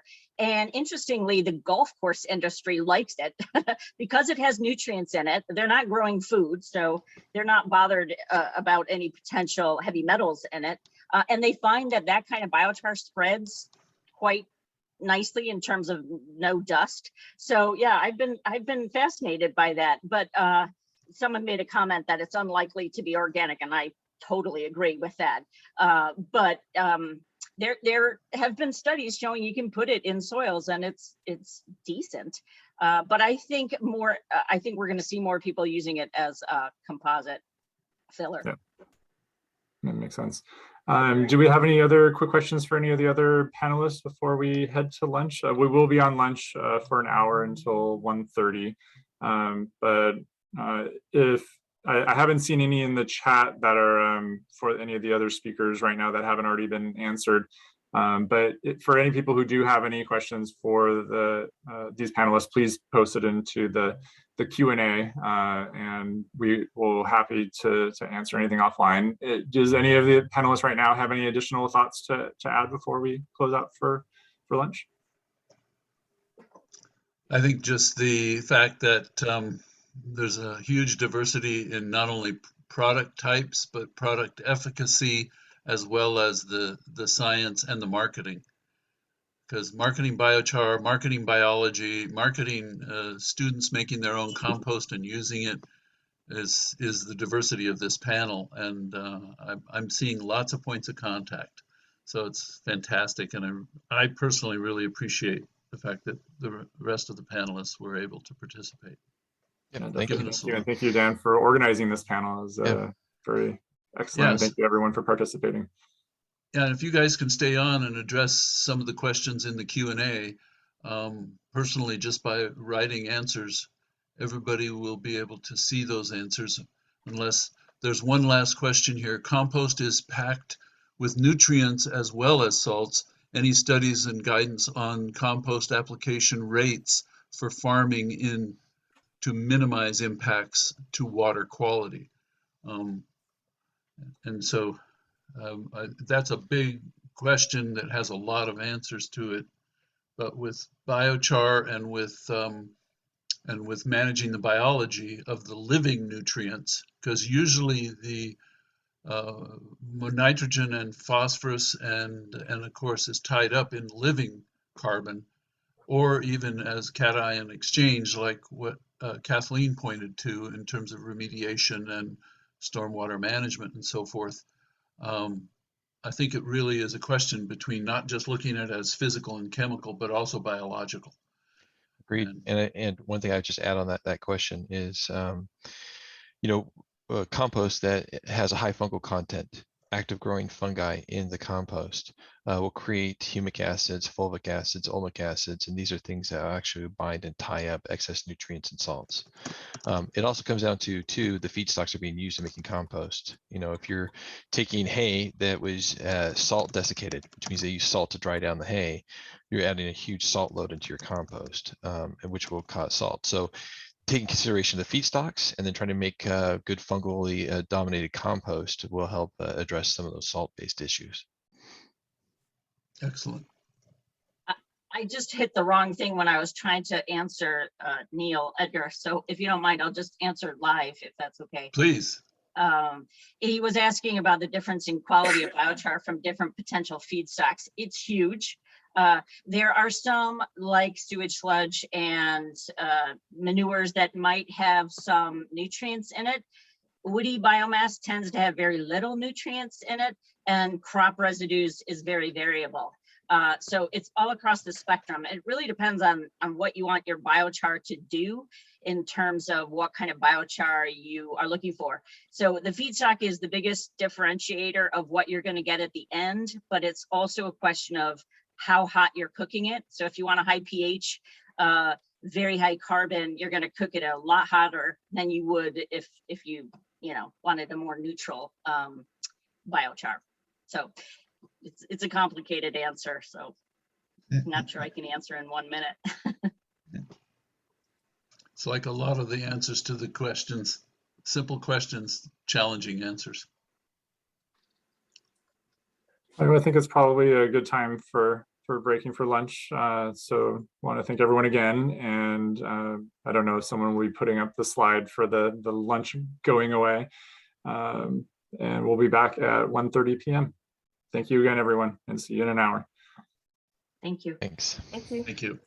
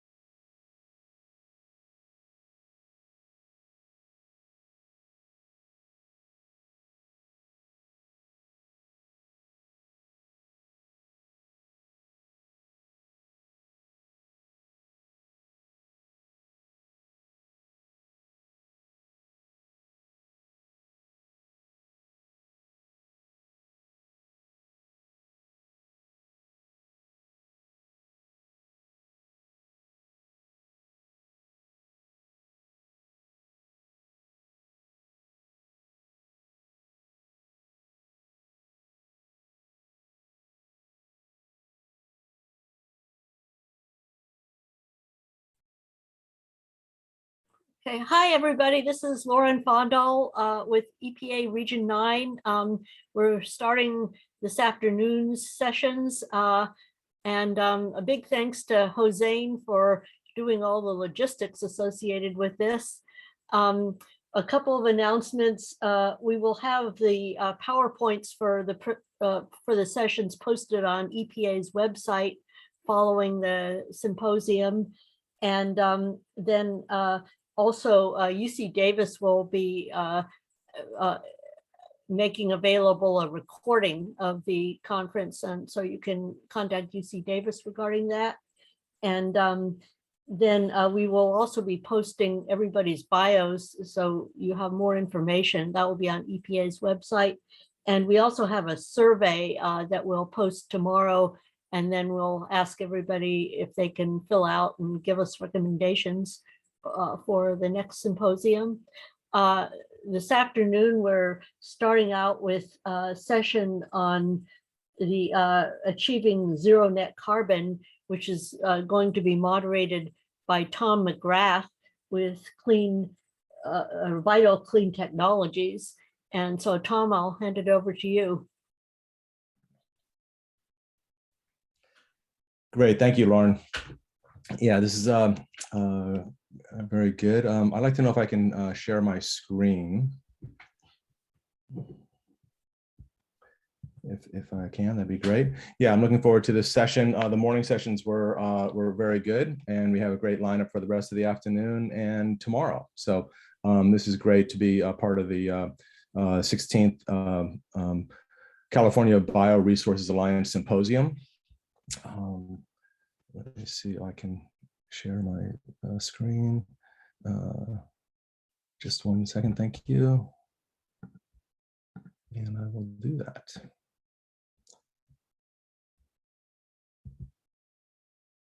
Okay, great. Yeah, good. So let me see. So again, Tom McGrath, I'm the moderator. We have an excellent panel coming up with Evan Edgar, with Edgar and Associates, achieving net zero GHGs in the solid waste industry. We have Robert Baldwin with NREL, decarbonizing transportation. We have Marcia Mermel with advanced resilient technologies, scaling biochar and California bio pyrolysis projects. And we have Joseph Mesita with 3GNS technologies with biocycle hydrogen with carbon reuse and storage. Let me see, I'll just advance myself to this slide here. So essentially, this is what we're focusing on is the circular organics economy. So looking at what kinds of feedstocks, many of this, different versions of this have been presented by different people, but I'll just touch on it briefly. What kind of organic material is available, all the way from agricultural food waste, woody biomass, municipal solid waste, organic fraction of municipal solid waste, which often has a contaminant component that needs to be addressed. And then what kind of technology solutions to process. In addition to pyrolysis, gasification, anaerobic digestion, there's pre-treatment of woody biomass for anaerobic digestion. There's gas to liquids technologies. There are, the multiple technologies to add to that list.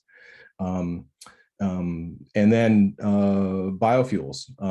What are the offtakes? So biofuels, renewable electricity, of course, biochar, and many bio-based products. So this is the circular organics economy, structure. We're going to start off with the first presenter, Evan Edgar. Let me see. It's going to make my screen a little bit more legible. Yeah, so Evan Edgar is a principal engineer and president of Edgar and Associates since 1997. Mr. Edgar has over 30 years of experience in all aspects of solid waste management as a registered civil engineer who has advocated for green energy initiatives, compost market development, greenhouse gas reductions policies, and practical regulations in front of legislative committees, regulatory agencies, and local commissions involving the collection, hauling, processing, and composting of urban green and yard waste. Mr. Edgar was a co-founder of the California Compost Quality Council in 1994 and the California Compost Coalition in 2001, a statewide compost market development project and lobbying coalition, respectively.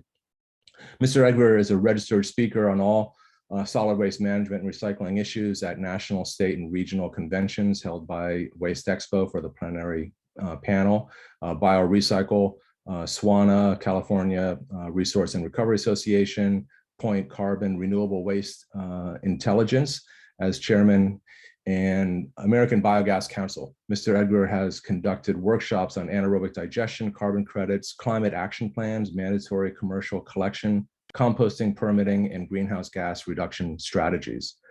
So Evan is a well-known and well-respected figure in Sacramento and throughout California as a important advocate for bioenergy, composting, and biochar.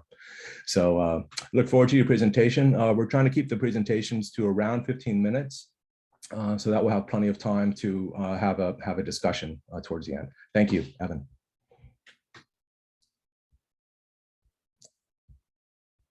Let me see, I think you're still on mute situation. I'm unmuted. Hello, Evan Edgar. Hear me now? Yes, we do. Thank you. And I will switch over. If you can stop, I will stop sharing. Thank you. In fact, somebody's going to share my slides because I'm in quarantine here in Sacramento with COVID, recovering, and I sent my slide deck in, and I'm on my iPhone. So I think Mr. Hossein is going to be sharing my deck. So there it is. Yeah. So thank you very much. Okay. Yeah, the reason I did this net zero greenhouse gas paper was for the AB 32 scoping plan coming up. The governor of California wants to be carbon neutral by 2045 and accelerated it to be carbon neutral by 2035. Meanwhile, we have the CARBs doing a third update of the scoping plan. And the waste sector has been somewhat misunderstood for such a long time. We're not just your grandfather's landfill anymore. We're the total circular economy of organics hauling. So I did this paper a couple of months ago to leverage it through the scoping plan process to fully understand how the waste sector was net zero by 3.7 times in 2018 using state data. And if we do all these great policies that California has lined out by 2030, we could be up to about 10 times net zero greenhouse gases by 2030. Next slide, please. With 1383, we are in a wheelhouse of the circular economy. We have the great opportunity here to reduce, 75% of the organics from landfills by 2025. But with these great policies, we have the low carbon fuel standard, which we can make carbon negative fuel out of the diverse organics. We have the biomap program for the renewable power in order to have 3 megawatts of biomass and biomethane feed our facilities and feed the grid. We have some protocols coming from the Climate Action Reserve with regards to not only compost use, but biochar use to sequester carbon in the soils of California. We have the cap and trade program that just dumped $130 million into 1383 infrastructure for last year's budget. So we have these great policies in place, and by taking organics out of the landfill, as you can see, we don't export it overseas. When it comes to organics, we keep it local. We feed hungry people. We feed the soil. We feed the tank, and we feed the grid. We just don't feed the landfills. And as you saw during this year at COP26, methane is a target to bend the climate curve to one of the last tools we have left to address a code red for humanity is to go after methane and get organics at a landfill and repurpose that. Next slide, please. Different scopes 1, 2, and 3 emissions. The gold standard of the climate registry, and I've been doing over 100 years of climate calendar year carbon footprints for about 10 different companies, and using scope 1 and scope 2 and the climate registry, and it's third party verified. So scope 1 emissions are direct emissions, and those are things we got to reduce. Landfill methane and compost creates methane, but we offset it. The mobile combustion from their fleets, and we ship our products overseas. Plus, we have indirect emissions from electricity, and we have avoided greenhouse gas emissions from recycling, compost, and biomass combustion. Next slide, please. When I was working on the 2014 scoping plan, working with CARB, we were able to look at the waste sector by 2030, and CARB set a goal that we got to be net zero greenhouse gases by 2030 to 2035, and we endorsed that as a waste sector.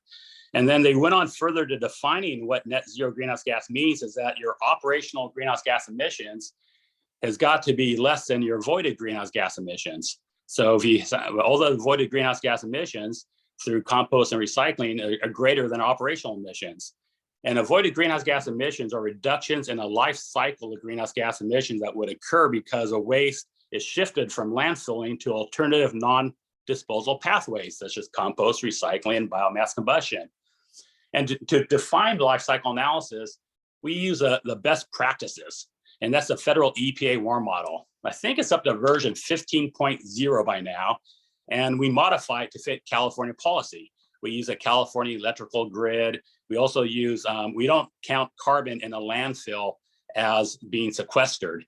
That's what the federal EPA WARM model does. they count it technically being sequestered in the landfill, the carbon sink. But what we do in our analysis, we take it out. We believe that that carbon needs to be recycled back into the soil, the nutrients and organic matter. So we run the model by taking it out.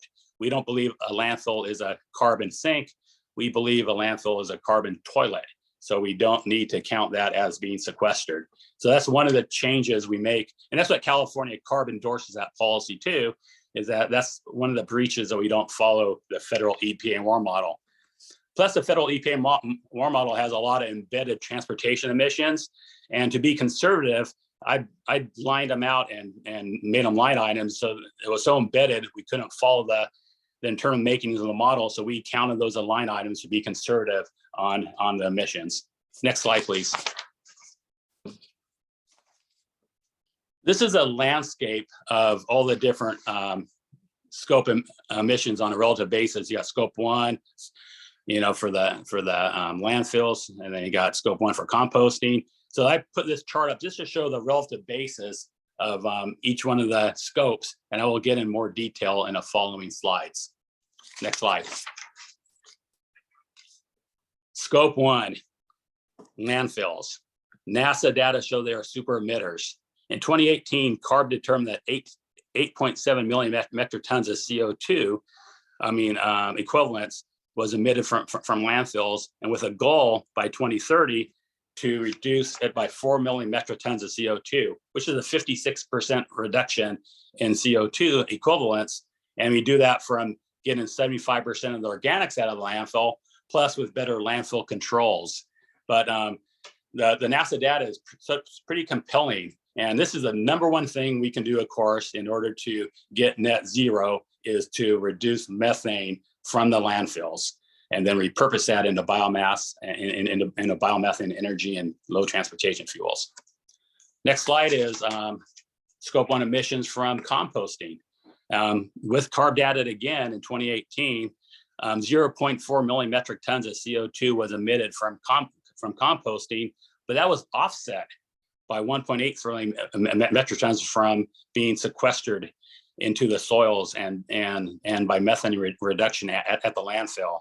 So the Climate Action Reserve is doing a soil enhancement protocol right now to quantify, monitor, report, verify the carbon storage due to compost use. And then they're also going to do one for biochar use as well. So in 2018, you can see how much occurred there. Should we divert 75, I put the goal up to 2030. So should that 75% goal by to get organics out of landfill and be diverted to compost by 2030, the amount of emissions could increase to 1.06 million metric tons of CO2, but the offsets, you can see, are 3.94 million metric tons being offset, about 4-to-1. So compost does create greenhouse gases, but on a life cycle basis, it is 4-to-1 being sequestered. So next slide. There has to be direct emission from mobile combustion. As you know, the low carbon fuel standard will have about 20% less reduction in carbon intensity by 2030 and 8% by 2020. And we've had made that. Within a waste sector, there's about 15,000 in heavy duty fleet. About half are on CNG, about half are on diesel. And CARB told us to get off diesel years ago, and we've been making a great effort to expand the CNG platform with in-state RNG. We've been using out-of-state RNG landfill gas, but we're going to pivot towards in-state RNG, which is carbon negative. And we've been on that pathway for a while. And so the reason we did this, the reason I did this paper was to make a policy position with CARB that they should not rush to electrification so soon. Electrification is still a couple generations off. We have a good mousetrap here now in order to make biomethane and in-state RNG carbon negative and put it right back into the truck. It is a true circular economy. According to a report by G&A Associates, but by 2025, we could have 110 million diesel gallon equivalents of RNG in state with an average carbon intensity of about 100. So there is a large supply coming up. We can fuel the entire waste sector fleet with in-state RNG with projects that are in a pipeline today. I'm trying to get that point over to CARB because of the fact that by rushing to like electrification, a lot of fleet owners are staying on diesel because we were allowed to have our vested interest for the next 13 to 18 years by keeping our diesel fleet going, and they're chilling out the use of making RNG, and that's the whole reason I did this paper for the scoping plan, to make a play with CARB to allow this waste sector continue to use and allow us to continue to make RNG for our fleet. Next slide. Scope 1, direct emissions from marine fuel combustion. The federal EPA WARM model already has this embedded in there, but it's not transparent. So I broke it out anyway, just to be conservative. In 2018, about 15.4 million about 14 million tons were exported. And then by 2030, to hit a 75% statewide recycling goal, if it happens by 2030, we have to export another 8.9 million tons of paper, plastic, and metal if we don't develop in-state remanufacturing. The International Maritime Organization has a commitment to reduce the carbon intensity of their marine fuel by 40% by 2030. So you can see that those scope 1 emissions will go down. Next slide is scope 2 from indirect emissions from imported electricity. We're putting solar on our MRF tops. We're making biomass gasification, biomethane. So we are making our own electricity, and we can definitely reduce the carbon footprint of having on-site energy use at our MRFs and our processing facilities. Scope 3, next slide, is avoided greenhouse gas emissions from recycling, compost, and biomass combustion. As you can see in 2018, using CowerCycle data that I cobbled together, and I've asked CowerCycle to peer review this paper, that we diverted 27.2 million tons of materials in 2018, which results about 44 million metric tons of CO2 being avoided. And by 2030, by getting to that 75% statewide goal by 2030, if we can make it then, we will divert another 28.3 million tons of materials, so that you can see that the amount of avoided emissions can go up to almost 70 million metric tons of CO2 using the federal EPA WARM model, best practices modified for California and not counting sequestering of the carbon into the landfill. So next slide, it kind of summarizes, shows that California as a whole, with 3.7 times now, and by following the great policies of low carbon fuel standard and the biomat program for renewable power and being carbon neutral and implementing 1383, we can get up to almost 10 times net zero greenhouse gases by 2030. And you think this might be a compelling thing to tell the environmental justice communities, the environmentalists, CARB, you think that they would embrace this type of report, but if anything, they're skeptical. They haven't really embraced that, and with a rush to electrification, they're stepping over the great opportunities of organic waste diversion to make our own in-state RNG. If you go to the next page, I kind of talk about how the waste sector are the zero heroes. And when I sit during these scoping plan meetings at CARB, the environmental justice communities have the upper hand nowadays. They get to talk first, and they get all the airtime, and they're pushing policies at all the electricity all the time, and we're being drowned out. Even with a zero hero story, where we're net zero now, for greenhouse gases. And so that's a great story on life cycle basis. Our carbon intensity of our fuel is carbon negative. A lot of our facilities are Zero Waste Napa just had one at minus 165, and South San Francisco at minus 80. So the average carbon intensity by 2025 for over 110 diesel gallon equivalent is going to be about minus 100. So we have carbon negative fuel. And meanwhile, we're using the near zero NOx engines, which are near zero NOx, which is very critical to achieve the state implementation plan for San Joaquin Valley and South Coast, that we got to knock off NOx. And we're doing that now. You think that the South Coast AQMD has embraced their plan in front of CARB, and there's been some good letters put out by South Coast supporting the use of near zero NOx engines with in-state carbon negative RNG. It's a great play. It's in front of us. So we can do it now, and we can implement it by 2030. We're doing that with zero waste by diverting 75% organics out of the landfill by 2020. another part of the story for the Great Central Valley that most of the California Compost Coalition clients are making organic products, and we're getting for sustainable ag and for organic ag, and we're getting off pesticides. So we're really reducing the amount of pesticides within the Central Valley.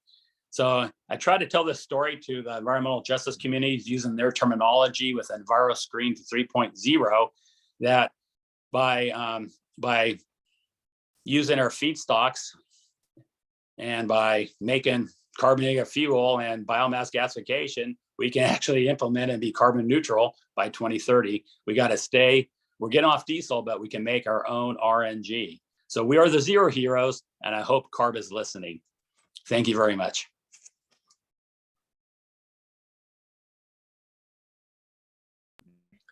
Thank you, Evan. That was fantastic. I really appreciate that. Yeah, let me see. I have a just pulling up. That'd be great. And thanks for staying within the time frame. It's excellent work that you're doing there. So thank you for that. Let me see. I'm just going to pull up screen share. So thank you. Okay, great. And yeah. Okay. And so, yeah, our next presenter. Thank you very much. So yeah, Robert Baldwin, Principal Scientist at NREL. Bob holds a BS and an MS in Chemical Engineering from Iowa State University and a PhD in Chemical Engineering from Colorado School of Mines. Bob joined NREL in February 2008 as a Principal Scientist in the National Bioenergy Center Thermochemical Research Section. His areas of responsibility in the thermochemical group include fundamental and applied studies for biomass gasification and bio-based products. Bob serves as the Business Development and Program Development Coordinator for the Bioenergy Science and Technology Directorate. Prior to NREL, Bob was a faculty member at the Chemical Engineering Department at the Colorado School of Mines for 30 years, 1975 to 2004, and served as department head for 10 years. In 2005, he was named Emeritus Professor of Chemical Engineering by the Colorado School of Mines. Bob is a founder of the Petroleum Institute in Abu Dhabi, a sister school of the Colorado School of Mines, and spent 7 years as professor and program director in chemical engineering at the PI before joining NREL. More recently, Bob spent another 2 years on assignment from NREL at Masdar Institute in Abu Dhabi. Bob has more than 150 publications and holds 2 patents. Bob, so grateful that you're able to join us today, and very interested in hearing your presentation. Thank you. Great, thanks, Tom. Hussein, you'll have to project my slides if you can, please.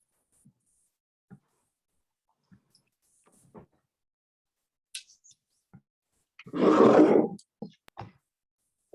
we go. Thank you very much. Yeah, as Tom said, I'm going to focus really on talking just about one industrial sector, and that's the transportation sector, and talk about how we could think about decarbonizing the transportation sector, and then what's being done today in order to achieve that objective. Next, Hussein. Just a very quick commercial about NREL. For those who are not familiar, NREL, National Renewable Energy Laboratory, is one of DOE's 17 national labs.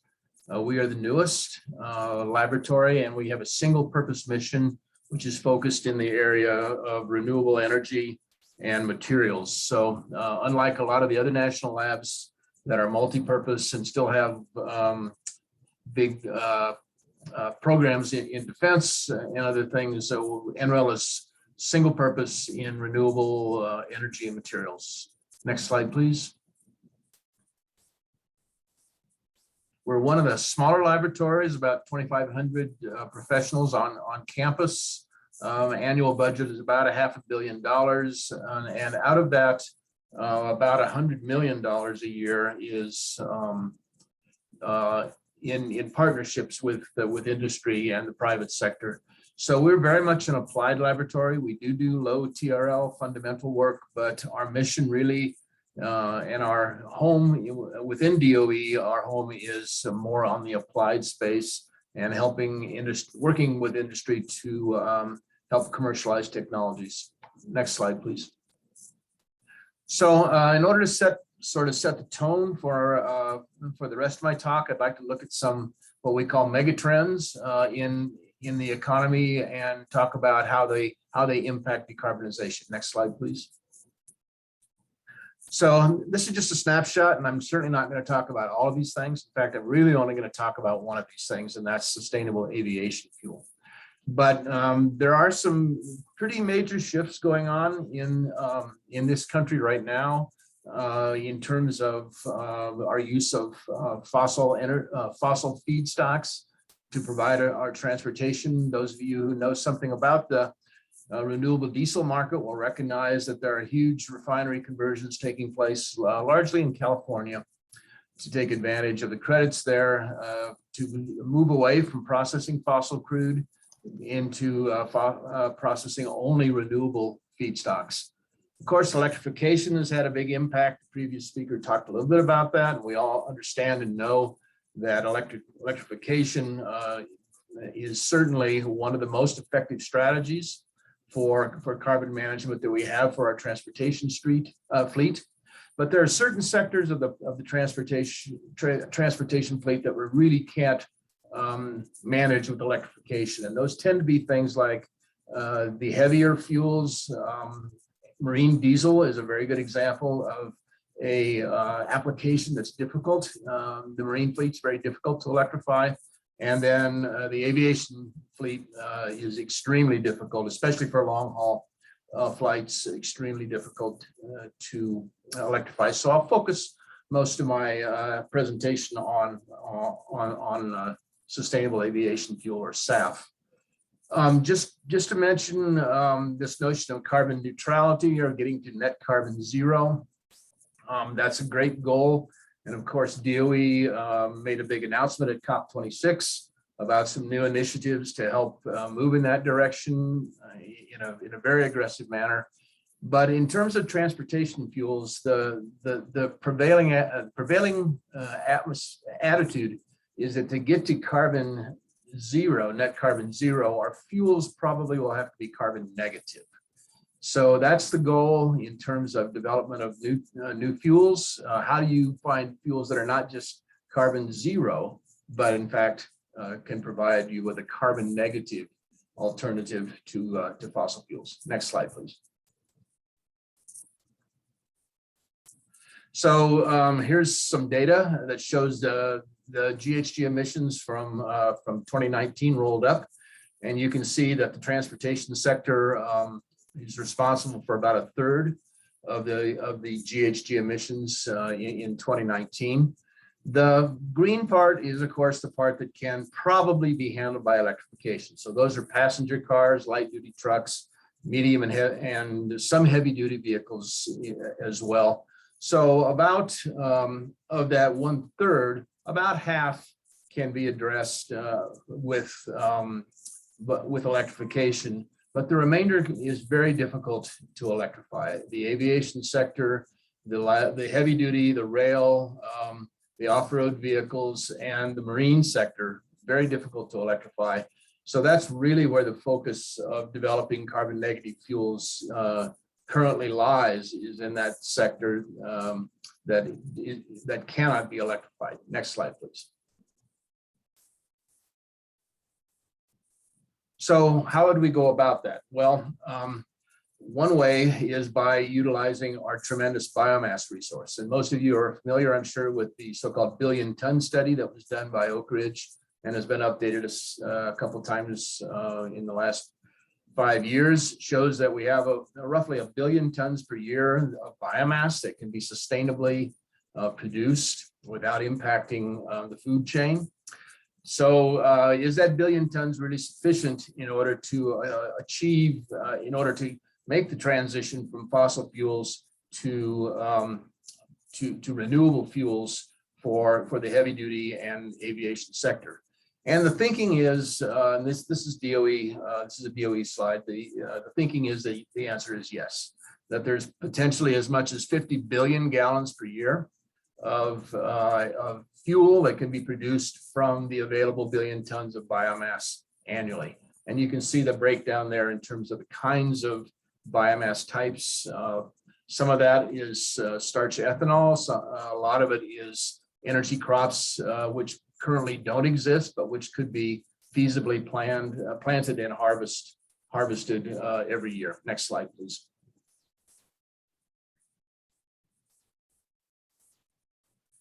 So focusing on now SAF, sustainable aviation fuel, projections are that the demand for SAF is going to increase, and especially compared to the demand for other heavy duty fuels like for buses and for rail, for example. The demand for SAF is going to really increase tremendously. So we need to address that. We need to address that situation with some new materials, some new fuels that can be used by the airlines for transportation purposes. Next slide, please. So when we talk about jet fuel, one of the things we have to keep in mind is that jet fuel is a very, very highly engineered material. It's not like gasoline. It's not like diesel fuel, which yes, they're engineered materials, but the specifications for gasoline and diesel fuel are not nearly as rigorous as they are for jet fuel. So we just can't make any molecule and throw it into the jet pool.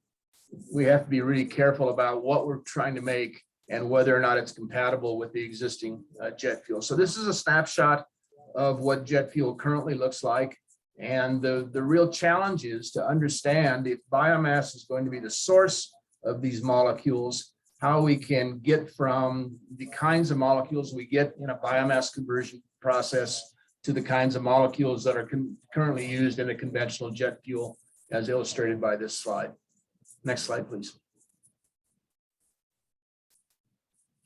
So there are a number of pathways for making jet fuel from renewable resources. These are the 7 so-called ASTM approved or ASTM annexes, which show you the current pathways that can be used to make jet fuel from biomass. A couple of these are the so-called Fischer-Tropsch technology, very old ancient technology, actually almost 100 years old now for converting syngas to jet fuel. Some of these are very new, especially the alcohol pathways to jet fuel through ethanol and isobutanol, for example.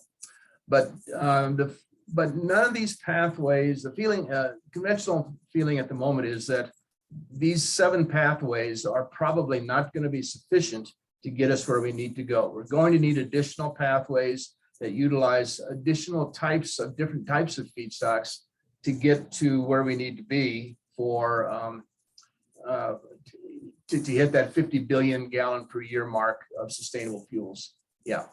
Okay, now you can go ahead.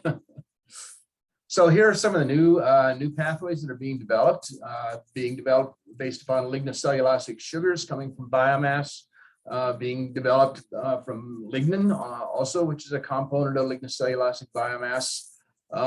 There's a couple of different pathways involving thermochemical processing using pyrolysis or using hydrothermal liquefaction that can get you to deconstruction products, which in principle could be used to make sustainable aviation fuel. And then there's biological processes based upon fermentation, biological catalysts, enzymes, which can again get you to molecules that can be upgraded into sustainable aviation fuel.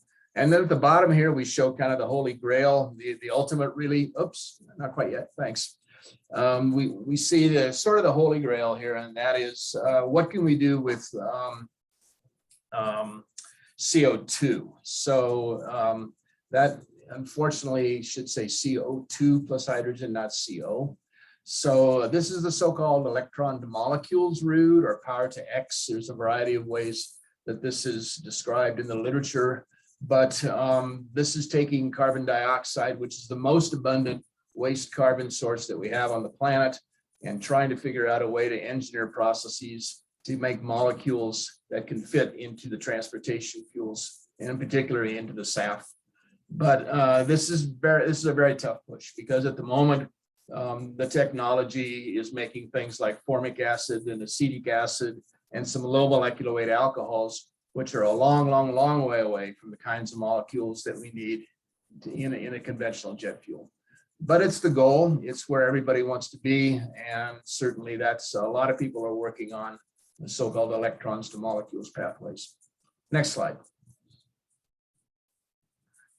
But somewhat lost in all this argument is feedstock. The renewable diesel industry is going to basically suck up all of the available fats, oils, and greases, which is the current feedstock for making SAF. So question is, what do we do then? Well, we have to start using some of our other resources, some of our other waste carbon resources, if the fats, oils, and greases are going to be very scarce. And feedstock is really important in carbon intensity. You can't, I'm sorry about the quality of the slide, you can't really read the numbers, but basically this is a single product. In this case, it happens to be propane, renewable propane. And it's the CARB certified carbon intensities for all of the different pathways that have been certified by CARB for making renewable propane. And what you can see is that there are tremendous differences in the carbon intensities. They vary by a factor of 2, depending upon the pathway, but the feedstock basically defines the pathway. Once you've chosen a feedstock, then there are only a certain number of things you can do. So feedstock is a critically important component of this overall picture. Finding low carbon, finding abundant sources of low carbon, waste carbon, low carbon intensity feedstocks. That's going to be a very, for industry, that's going to be a big deal for the next few years. Next slide. So what are some of these feedstocks that folks are looking at? Well, they again are mostly waste carbon. We're not talking about converting food. We're talking about converting things like agricultural residues. So these are the things that are left behind in the field, or these are the nut hulls from the nut shells, the nut hulls from the Central Valley in California. Forestry trimmings and residues, tremendous quantities of that, another 7 billion gallons per year potential SAF production just from forestry trimmings. And then bioenergy crops. These are the so-called purpose-grown energy crops. These currently don't exist in the U.S., but there's plenty of marginal land that's available that if a concerted effort were made. Yep, thank you. If a concerted effort were made to plant these crops, then they could be utilized to produce another 7.5 billion gallons per year. And then there's a whole variety of other things. So there's no silver bullet in terms of the feedstock. There's just going to be a lot of different things that are going to add up, hopefully, to this 50 billion gallons that we're going to need by 2050. And my last slide. And so here's some of the players. Industry is in this big time, working a lot with the national labs and universities and NGOs and organizations like CARB to try to understand what makes sense and how we can develop these carbon negative pathways for our transportation fuels. Okay, Tom, I think that's it, and I'm just about on time. Yeah, thank you very much. That was excellent, Bob. Yeah, we've done.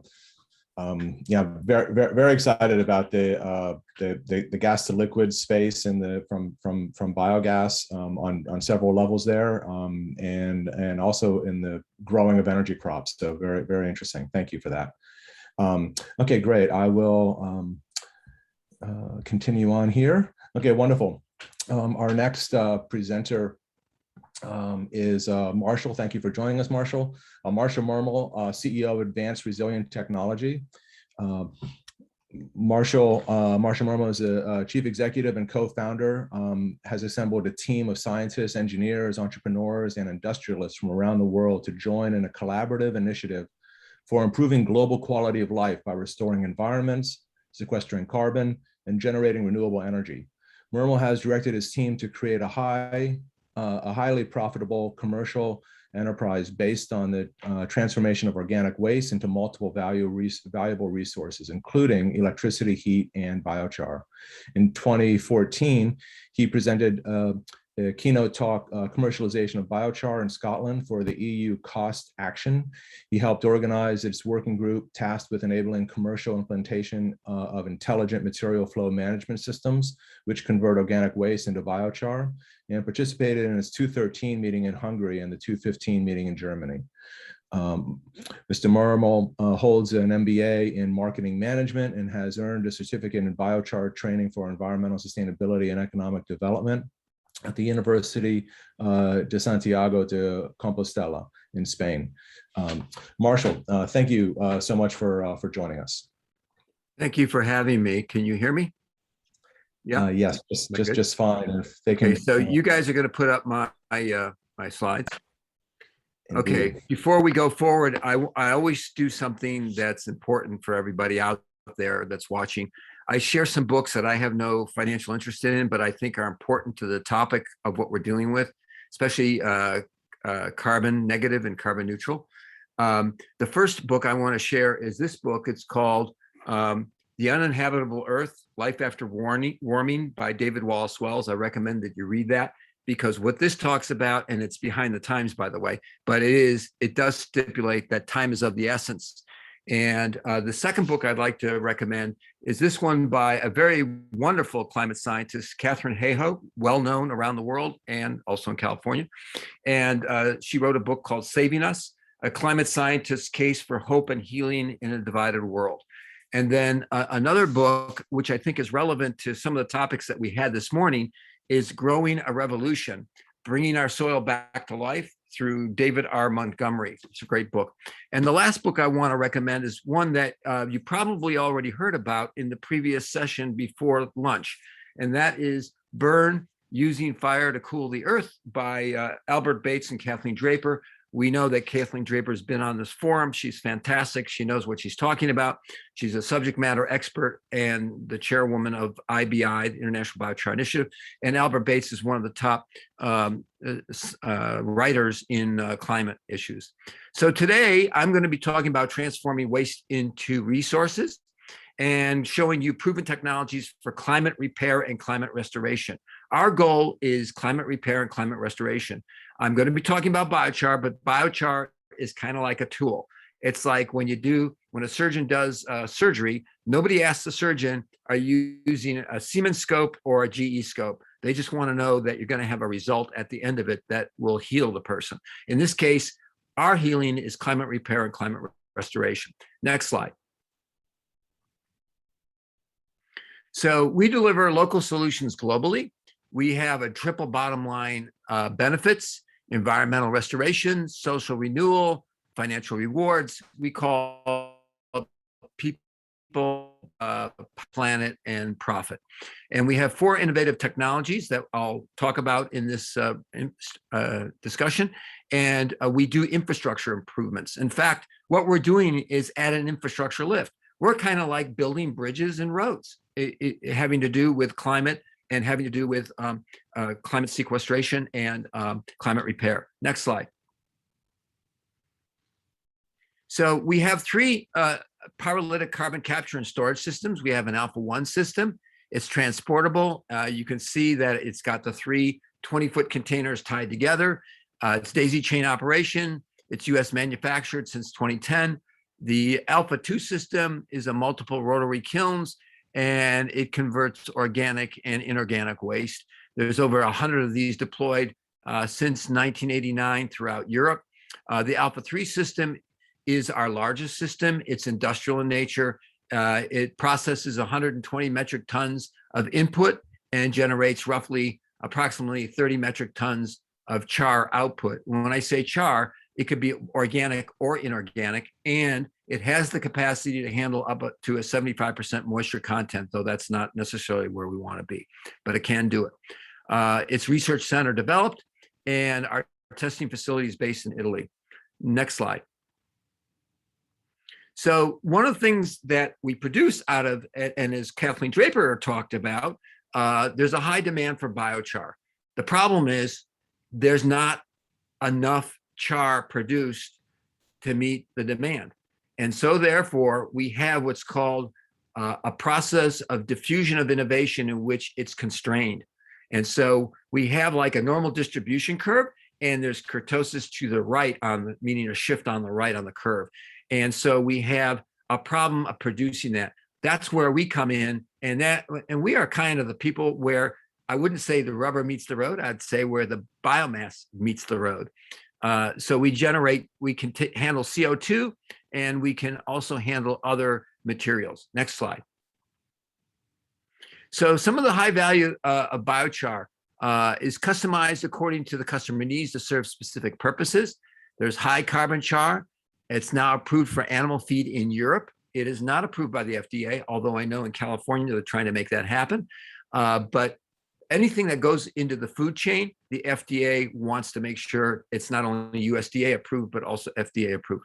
We, in the cost action in Europe, made that happen and got the legislation in place. And we hope to engender that here in the United States, and especially in California. There's a graphene-like char that sells at about 4 cents per ounce. There's health products that are called activated ingredients or activated charcoal. That's a misnomer, as Kathleen Draper pointed out. And there's also the use of biochar can be recharged and reused for new purposes. So I'll give you an example of that when we talk about cleaning up water. And here's some of the images of some of the kind of chars that we can produce. Next slide.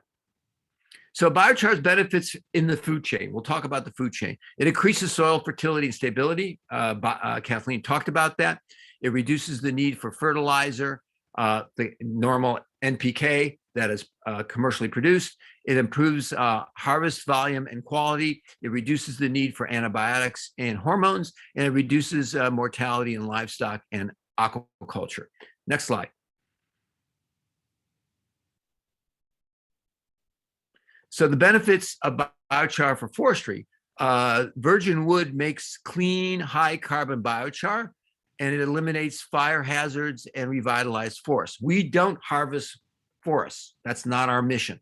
We take the waste from forests, like the kind that started the fire in California, and we can sequester those branches and that carbon and reduce the fire hazards. It also improves drought resistance by lessening runoff, and our systems treat biomass locally. We also otherwise take unusable trees and become a reusable resource. As we all know, throughout the state of California, there was a lot of trees that had bark beetle infestation, and it was a devastation. We can use those trees and harvest them in a way that will sequester carbon and get us to net zero. So biochar production positively impacts forest management. Next slide. So the benefit of cement. A lot of people don't realize that cement causes, the production of cement generates 5% worldwide of all the CO2 emissions. So we have a formula of a cement that is biochar based, that it lowers CO2 emissions by 20% plus. It improves durability against fire and freeze. It reduces weight and increases strength and prevents mold and mildew, and it sequesters carbon. Now, of course, if you sequester carbon in the fields, you could in forests, you can sequester carbon for thousands of years. Obviously, in construction of cement, it sequesters for the life of the construction of the bridge or the building that you're putting it into. So improving the sustainability of the dominant construction material, that's what we're doing here. Next slide. So we also have another technology, which is called an ultra low emission total combustion engine. It's called the Zajac engine, invented by our CTO, John Zajac. Its components fit existing engines. It's 50% better economy, 50% less CO2. It's near nil NOx emissions. It's asymptotic.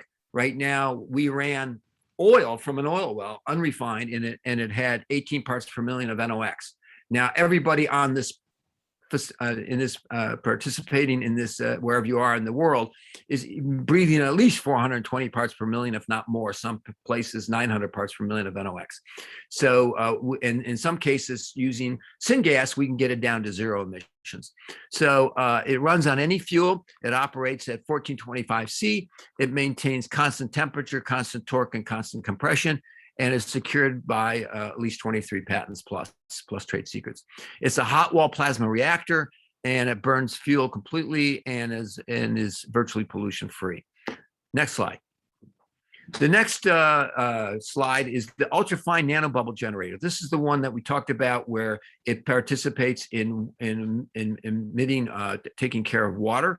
So it eliminates algae, pollutants, odors, and sludge. It also deals with pharmaceuticals that end up in water. I know that in California, a lot of pharmaceuticals end up in wastewater treatment plants. It delivers a high surface area oxygen with greater than 90% efficiency. It feeds living microorganisms, aquatic plants, and zooplankton, fish, etc. It also operates with low electrical consumption, and it's ISO TC 281 fine bubble technology that is certified, and it's a natural water restoration using oxygen to support aquatic life. When we combine this with our other technologies, in other words, two different types of chars that we can manufacture. One is a char that takes out heavy metals out of water, and then another one that takes out the NPK, predominantly NNP, because the K is usually dissipated by them. NNP from fertilizers and bioswales creates a lot of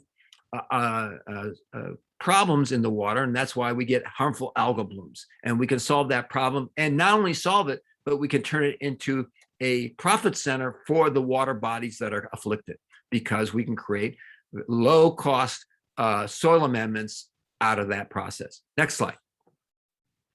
EnviroProtect is our last technology that we use for water. It's an antimicrobial inhibitor. It's US EPA registration. There's the number for it. It inhibits growth of microorganisms that cause odors and illnesses. It eliminates chemical phenols, alcohol, and heavy metals. And it's also water-based protective coating, electronically breaks cell walls. It's used in the final stage of filtration after we first do the two filtration media, if we have heavy metals, then the NPK, and then the ultra nanobubble generator. And then if you want what we call potable water, you put this through a sand filter. You put the water through a sand filter with this material in it. Next slide.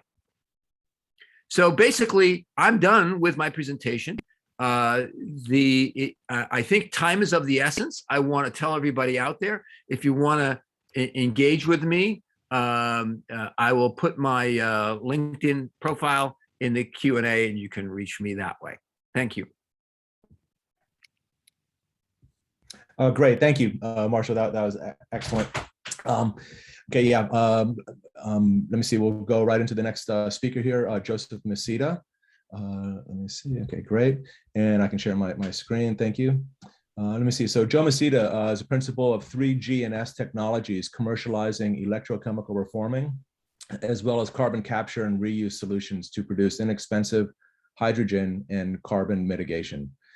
He also leads ZNC Farms Technology, Systems Optimization and Build-Out Program. Previously, he was the founder of Gibbs Energy LLC, a privately held business products and technology development firm dedicated to renewable energy technologies, including anaerobic digestion, where he managed a team that developed the biogas and bioliquid platform for a major US oil and gas company. His experience developing integrated solutions for energy and agriculture spans nearly 20 years. Some of the more notable achievements include the development of liquid phase, step change hydrogen generation, carbon capture technology to reduce the cost of hydrogen by 50%. Prior to this, Joe was the founder and CEO of Ocean Power Corp, a developer of modular and renewably powered desalination systems listed on NASDAQ, and H-Power Corporation, a developer of fuel cell technology, which raised $120 million in an IPO on NASDAQ using a valuation of $1 billion. Gibbs was also a two-time finalist in the Department of Energy's ARPA-E competition, seeking transformative technologies. Joe, are you? I'm here. Audio? Oh, wonderful. Okay, great. And then do you want to present, or would you like Hossein? Well, sure. Do you want to put it to slides, and I'll just talk? Okay. But let's move on to the next slide to start, since he's already introduced me. But although that, there was a brief picture of Pat Grimes, and part of what we're about is following Pat's observation that what nature does is it uses heat to make chemical bonds, whereas we built our entire industrial civilization on breaking chemical bonds to get heat. This is a chart actually stolen from Shell, which raises an interesting point because we're sort of sitting at this precipice, and we have got to figure out some way to just phase out all these, these fossil carbon we've been earthing, and find better conversion processes, which a lot of people have alluded to in the immediately prior here. And Pat always, I worked with a gentleman named Pat Grimes who built the first fuel cell stack, I believe, and the first vehicle in 1957. And if you trace back hydrogen, other than Jules Verne, his first mention of it being used as a fuel was really in a program called Energy Depot in 1961, where he proposed actually electronic hydrogen and CO2 to make fuel for the Army. But so we believe that all of these processes that we're currently being that dump CO2 on us will be replaced by electrochemical processes, but electrochemistry and biochemistry are extremely similar. Can you move to the next slide now? Next slide. Okay, a key element, and one of the things that I've got to get through, is the fact that all of our measures of efficiency to date are incomplete. Okay, because we ignore the fact that there is actually recoverable energy in CO2. Unfortunately, you can't recover it by burning it. You have to recover it by changing its chemical potential, and that is an exothermic reaction because CO2 is not the end of the line. CO3 is the end of the line. 99.9% of all carbon on Earth, Tom, if you go to the next slide, is rocks. Okay, it was all in the atmosphere at one point. Nature took it out about a gigaton a year, and it takes it out with water and some metal, and it turns it into a mineral. Okay, so that's 99.9%. And if you look at all these flows, it all boils down to, they're all negative except us. We started digging up fossil carbon in about 1700s really seriously. If you look after 1820, it picks up. And we actually surpassed the rate at which nature takes out about 1880. Now, living systems are moving about 25 times as much carbon as human use every year. And they're sequestering, just as naturally what they do. So the question is, how do they do that? Tom, the next slide. Okay, this is basically every living cell. It's also what we call the Grimes process, because what Pat did was he looked at how living cells work and how natural processes occur. And basically, in every one of them, you have an oxidizable reactant, a reducible reactant, you have an ionically conductive electrolyte, and you have water in there someplace. And the thing is, you apply some formal work and you process things that you have into things that you want. And nature does it at fairly low temperature, and most of it ambient. And all kinds of very complicated reactions are happening, in us as I speak, and we're making various and sundry products that are useful. Now, if you use these products, let's move away from more than just combustion. Tom, can you go to the next slide? Okay, this is an example of basically recovering energy, but from wood. Okay, let's just say we got a ton of wood and we burn it and we put it in a reasonably efficient power plant. And we get ourselves 1.4 megawatt hours. Now, if I digest that wood, okay, if I can break it down and I can take that, I can just about double the output because there's the heat of combustion of the gas is higher than the heat of combustion of the wood. Now, I had to use heat to drive that process. I had to keep the bugs warm. You got to feed them. You can't kill them. And if I go the next step from a biochemical process to an electrochemical process, where I'm capturing the heat of neutralization of the carbon in the biogas actually goes to CO3, so I can recover all that. I go from 23 million BTUs up to 29, so I actually get another step up. But again, I need to drive those processes with heat. And I also have to recover that delta G. And delta G gives available energy or free energy, the chemical potential of the fuel, in addition to the delta H, which is the heat of combustion. Can you go to the next slide, Tom? No, the other way. Down. Okay. This is back onto biomass, which is why we're all here. Okay. I actually last year quantified that there was probably enough biomass in California to provide virtually all the energy. I don't remember exactly what it was, but you'll notice it's dark here. I'm sitting here in Singapore because the one thing I've been unable to do, and Tom and I have been banging our head against this wall for about 10 years, is get a permit to do anything in California. So I ended up getting dragged out to Singapore to do this because they're actually seriously trying to eliminate all their carbon emissions. And we are in a target-rich environment for people who need lots of energy, have lots of biomass, and are actually moving down the paths that a number of the previous presenters have described. And I'm going to walk you through some configurations of combinations of things, because everyone's talked about anaerobic digestion. And as Tom said, I built a business model for an oil company way back when. The market crashed, they didn't pursue it, but it made sense. But there was more energy in the solids than in the gas. So this is a combination of digestion with hydrothermal carbonization. So you can actually break down the ligands and cellulose and go from the typical 30 to 40% solids destruction up to more like 70, 80%. In the lab, this is commercial, by the way.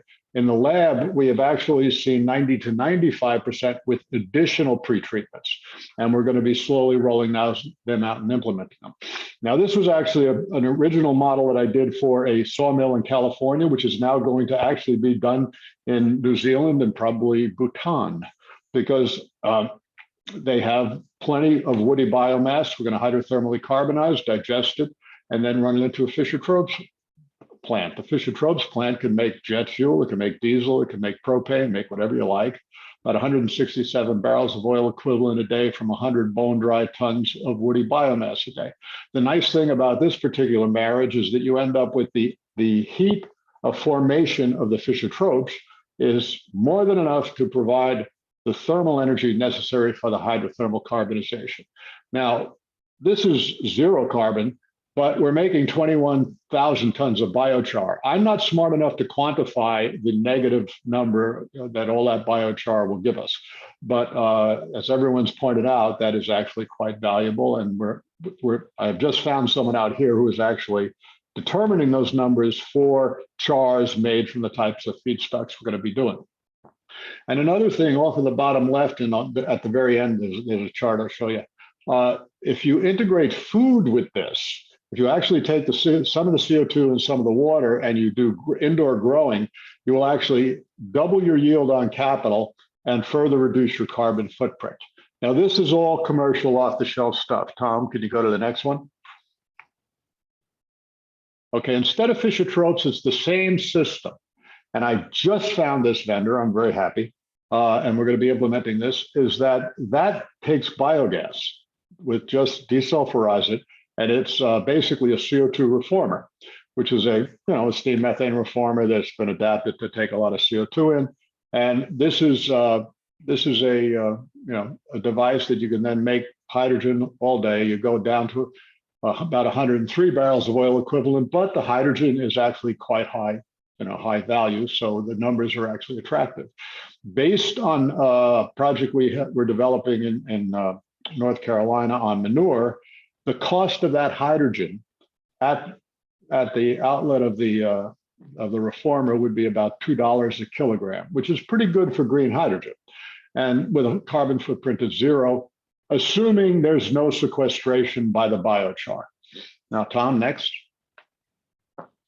Okay, this is actually a less developed technology, and it's one of the things we're doing here. We did run through this back in the oil company days, but it's the reason I've been dragged out to Singapore. And this is an electrochemical reformer. Now here we can take the biogas and we take both the methane and the CO, all the carbons go to CO3, we recover all this, and you'll see we go up from 107 barrels of oil equivalent a day to 268. So you basically just get a hell of a lot more hydrogen. It's much more complete conversion. It happens at lower temperature. And we're looking, that would take that $2 a kilogram down to, probably a little bit more than $1. So that's the program we're running here. And we're looking at right now on methanol was our baseline feedstock.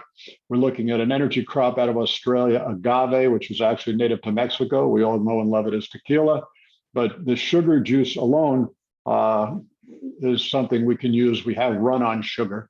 If you go to the next slide, Tom. Okay, one of the things that you're doing in this, you're working in liquid phase.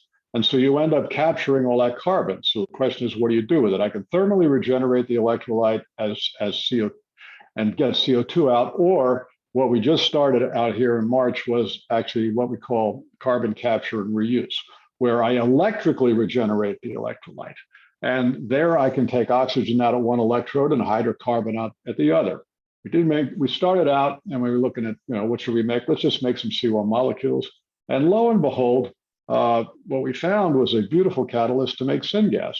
So we're actually spinning out an entity to do basically a combination of hydrogen and CO, and we could capture CO2 too. So I mean, you're looking at, we're basically making CO2 valuable. That's why down the bottom I added in the bar, I've just taken the URL Carbon Alchemist, because it's going to be profitable. And so you're looking at, again, here you get that same 268 barrels of oil equivalent of hydrogen, but you would get another 220 barrels of oil equivalent a day of syngas.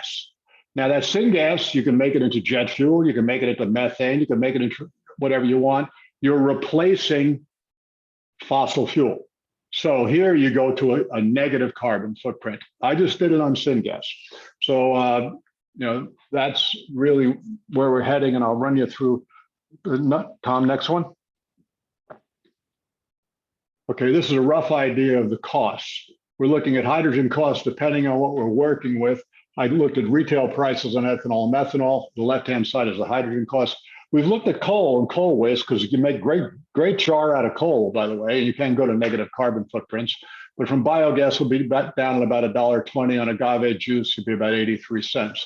Now, the liquids, the Fischer-Tropsch, we're going to come in, will be about $1.70 a gallon based on that. But if I make similar molecules from CO2, would be down under $1. We're looking, and I'll get into the price on the syngas in a minute. Next, Tom. We can blaze through this. This was just sort of the IEA target when they dragged me out here, where they were looking at green hydrogen prices, and everyone's looking at electrolytic. We're looking at it from biomass as a primary source, or CO2, and we're looking at being able to hit that $1.50 by 2025. Next, Tom.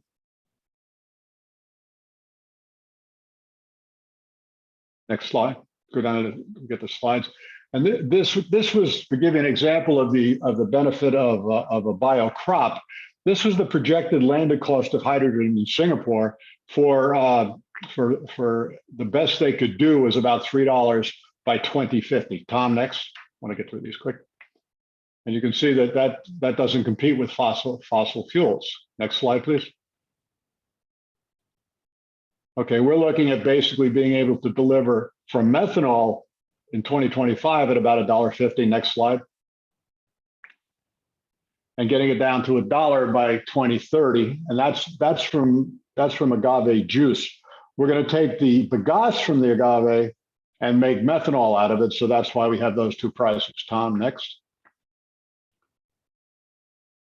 And the previous presenter talked about making something out of CO2. This is a cost comparison of syngas. The chart on the left and the line across the top is the cost of making syngas from natural gas at $5 a million BTUs. Okay, at $23, which is one quote we got on per ton of carbon capture, we're at about 4.3 cents per cubic meter versus that 9.3. So basically the break-even point, there's about another $79 worth of capture in that big gray bar on the top. So as long as the capture is under $100, we'll be competitive with methane sourced syngas, and we see costs coming down substantially lower than that, particularly the way we're doing it pre-combustion, because we have no additional capture cost when we make the hydrogen, and it's inherent to the process. Next slide, Tom. Okay, and this basically is a quick summary of it on a gigajoule basis. And this is the breakdown, how much of it is feedstock, CapEx, and OpEx.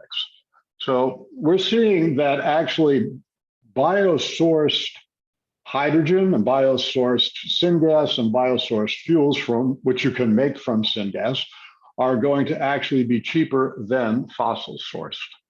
So there, one last slide to give you an idea of the economics. Can you go all the way down to, I just have some definitions and things. So can you blaze through here in the background, down, keep going, go. I won't bore everybody with the obvious. Go. This is the manure plant I was describing to give you an idea of the economics. Go to the last slide. Okay, to give you an idea of how when you integrate these things, the economics go. We have this is a project sitting, this is the manure project sitting in front of the loan program office of the DOE for the last 120 days. On a 30-day clock, I might add, to get through the phase 1 certification. And by integrating food, char, and energy, you're looking at a debt service coverage ratio averaged over 10 years of 2.8. And if you look at the threshold for the innovative Title 17 money, it's 1. So this gives you about 2.8 times what is necessary to commercially finance these things. And so that's a critical feature, is that by combining these multiple processes, you actually dramatically improve the economic yield. And with that, I will shut up, and hopefully we can get on to questions. I didn't take too long, did I, Tom? That's very good. Thank you. Okay, yeah, Hussein, you can we can wrap up that slide deck. Thank you. And so let me see, Bob Baldwin, are you on as well? Great. Oh, great. Yeah, wonderful. Okay, good. So yeah, thank you very much. I mean, just a quick sort of round robin. Were there any immediate questions that any of the presenters had for each other to talk about? I know there's a few different things. Something jumped out at me, Bob, or you can raise your hand just visually. I can catch you. But so yeah, Bob, I like the way that you brought up the idea of energy crops. So in addition to the biochar sequestration and you know, sort of the and Kathleen Draper spoke about this before the lunch break as well. Compost to biochar, but and then specifically all the work that's being done now with anaerobic digestate to biochar. So in addition to all the biochar side, we have the biogas side of the equation. So we're basically getting hydrogen from the water that's in the digester. So this is an interesting hydrogen play where anaerobic digestion gets you water, gets you hydrogen from the biomass as well, but most of the hydrogen, most of the CH4, most of those H's are coming from the water in the anaerobic digester. So when we have energy-rich biogas, in addition to the syngases that you're getting out of you know, the hydrocarbon gas that you're getting out of the gasifier or the pyrolysis system, we're really looking at you know, quite high negative CI numbers, carbon intensity numbers, and that's an area that I thought that might be interesting for Bob for you to touch on, some of the carbon intensity numbers that you're getting out of the DOE as well as out of CARB here. Oh, are you on mute or are you there? Oh, great, thank you. Okay, am I open? I think I'm open Yes. now. Yeah. Yes. So yeah, anaerobic digestion turns out to be a great pathway for making low carbon fuels.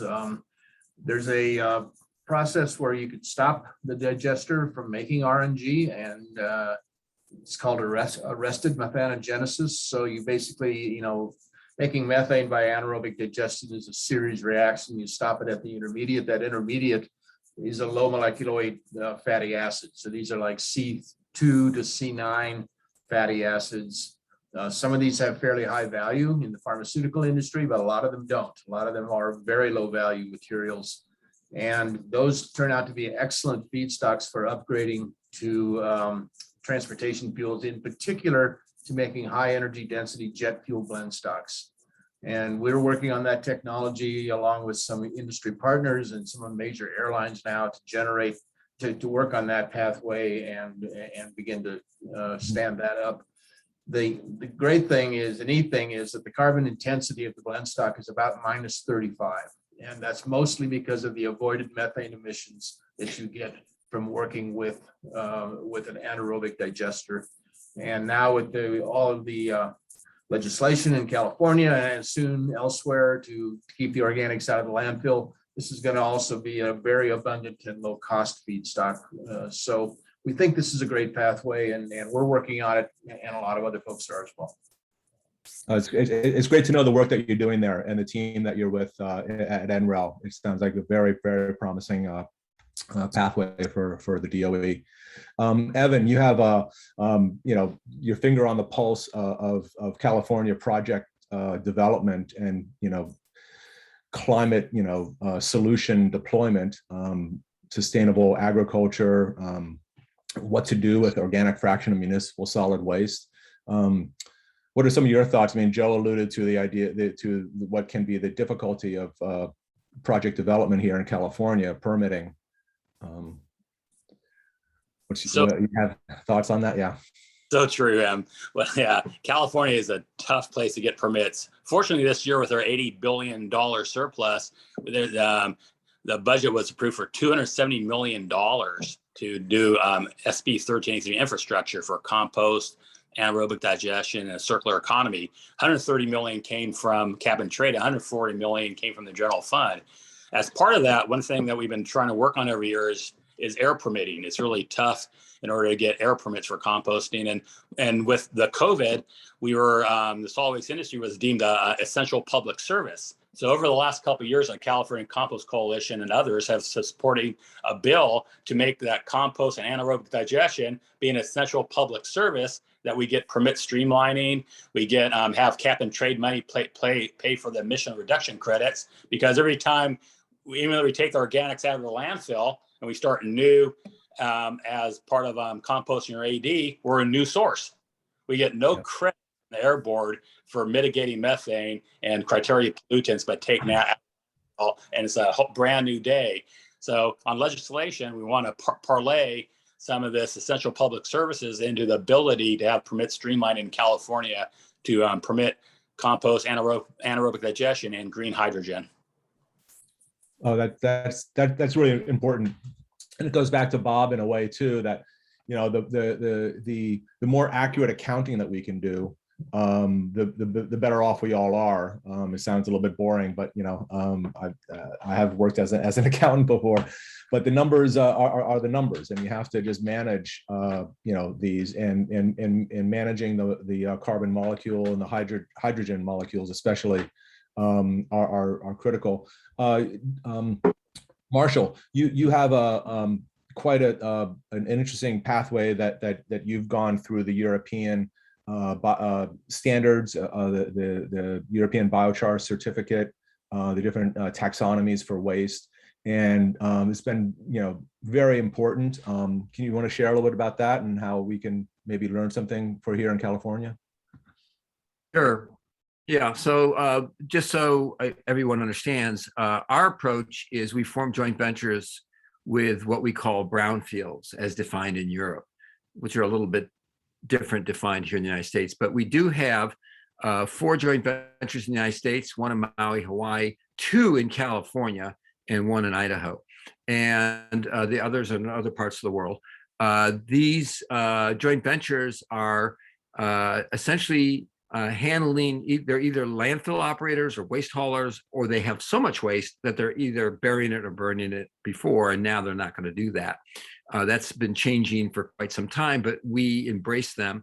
And we have the ability to create different types of outputs, as I described in my presentation. But one of the things that I think, to give some people some price points, the kind of the adoption of biochar for soil amendments has to come down as a formulated char, meaning blended with other things such as NMP and maybe rock dust and a few other things that have a formula that meet the soil biome that we heard talked about in the morning.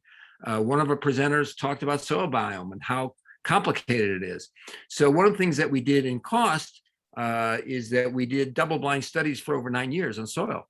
And we discovered that if I create a soil amendment for an alfalfa farmer in the Central Valley of California, and it works great, and then I want to send it to the same formula to somebody in Kansas, it might not work. It might be Russian roulette, or it might be like being in Vegas, spinning the wheel and hopefully land on the number. So it takes some science and some capabilities to with our team, and we collaborate with others. I'm willing to collaborate with anybody on this panel, and certainly in the entire forum, to work about this on these projects. The two California projects we have, since we're talking about California, one is they're both in Northern California. One is one location, the other one is 3 locations, and they're predominantly based in places where prior to, I guess, in the 1980s and afterward, people were selling biomass and burning it and selling it to the PG&E and some of the other California Edison. So, and then that got dumped. So we were able to our partners acquired these properties, and we have all the accoutrement and the permitting available. So we have land use permits. And one of the other things that we did is we took the effort, because we knew California is tough when it comes to air permitting. So we met with our air permitting people in Northern California. I think there's 2 permitting agencies up there. There's 34 of them in total. And when we presented, we got some interesting feedback. They thought that there was, and these are engineers, and we were kind of surprised.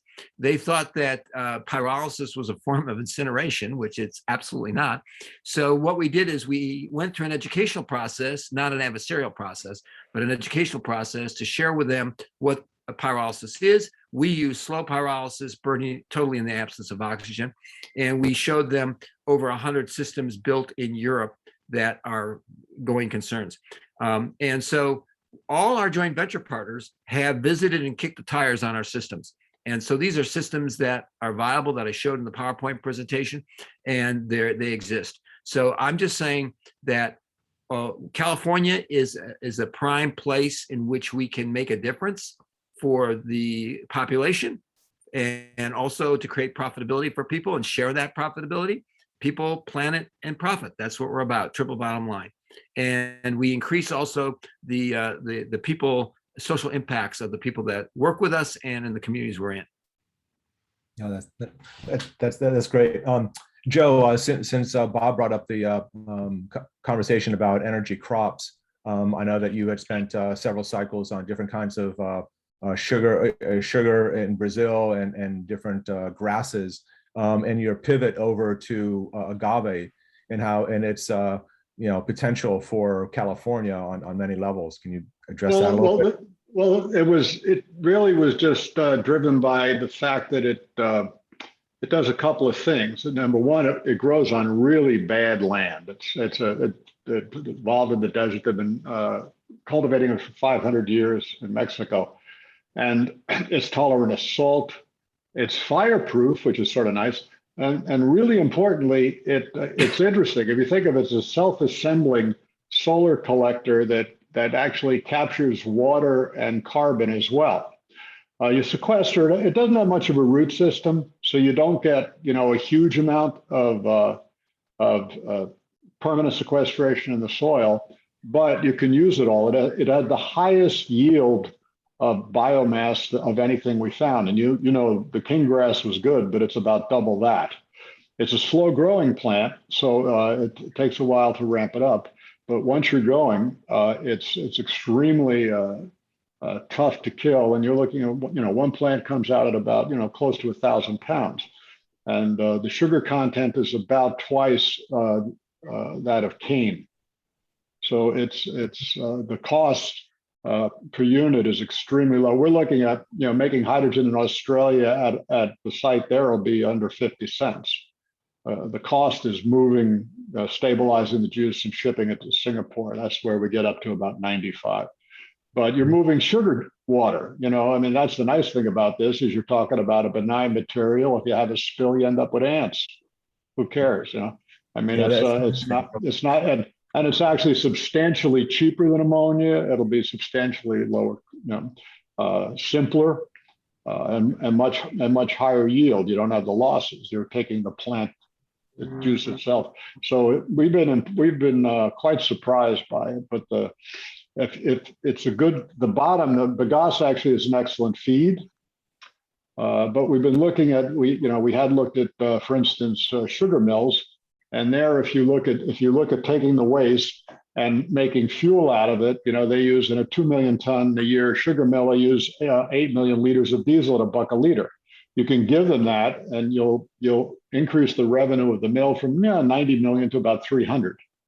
So you're looking at the waste product actually will generate more revenue than the sugar itself. So there's odd things turn up when you start looking at this. It's very interesting. And again, we haven't factored in the char. That's why my question is when will there be a market saying that, okay, this char for this soil, for this has a sequestration value of that. And that's why we haven't factored any of that in our carbon footprints. The preliminary carbon footprint on that last slide I showed you, because we're diverting manure from lagoons, we're using solar PV for all of our electrons. We're using solar thermal for everything. We use no fossil fuel. The projected carbon index on that is minus 800. It's ridiculous. But and that's not. Is that for RNG or is that for liquid? Yeah, that's for RNG, and that we're only looking at the nitrogen. When we look at the fertilizer avoidance, it's only nitrogen. There's no value for the char sequestering anything because we don't know what that number is. And again, it's a pathway that we're putting in, but we have to go through the process like everyone else. But you start seeing ridiculous numbers. Yeah, that's interesting, and that's part of what we can glean from Europe in important ways that Kathleen Draper addressed with her work at the Ithaca Institute as well. Another thing that Bob brought up at the very beginning, which is interesting, I think Evan touched on it too, but basically the desire and the actual plans, right? The plans being implemented to electrify everything and basically, not deal with renewable natural gas or fossil natural gas here in California and throughout the country is an interesting conversation that's been going on. One of the solutions that Joe has been working with is basically being able to do on-site hydrogen production from ambient temperature liquid. So you could have a truck stop, on the way to Vegas, where electric trucks and cars, could do rapid charging from electricity made from biofuels. So in this case, biomethanol or agave juice to hydrogen at low cost. So that's an interesting, where moving and storing hydrogen is expensive. Moving and storing methanol or agave juice is relatively inexpensive. So that becomes an interesting, program to do distributed energy production, which is the new sort of electrical grid, 3.0 of distributed microgrids or mini grids, or interactive mini grids and microgrids at ports, et cetera. It's interesting. Or on ship, where you could put in an ambient temperature liquid fuel, but the ship is being run on hydrogen. So there are interesting options that come out of this next level of the use of biogases. So we're just about to I'd like to add to that component. Please, yeah, go ahead. In Europe, they're already doing this, and exactly. the other component of that is that in addition to solving the electricity problem, all these feedstocks can also address other issues. There was a question in the first half of the program, not before lunch, and somebody asked, "What about PFAS or PFAS?" which is a human-made molecule, 15-chain or 8-chain molecule, very hard to get rid of, and highly toxic to humans. And we do know that biochar can remediate that and get rid of it and actually turn it into an opportunity. So there's things like that that are going on around the world in different areas and different feedstock and different, it's a very complex situation. And I just want to say that all the people on this panel I love to collaborate with you guys. You're all doing the right thing, and we all need all hands on deck because time is of the essence. Okay, great. On that note, I think we're going to wrap up here. So thank you very much, Evan, Bob, Joe, and Marshall, for participating. And Lauren, thank you again for with your role at the EPA, for sponsoring again this year. And look forward to the next panel. Thank you. Thank you. It was fascinating presentations, and I'm sure there's a lot more questions that we'll send to you. And we'll take a 15-minute break, and then we've got bioplastics coming up. So see you in 15 minutes.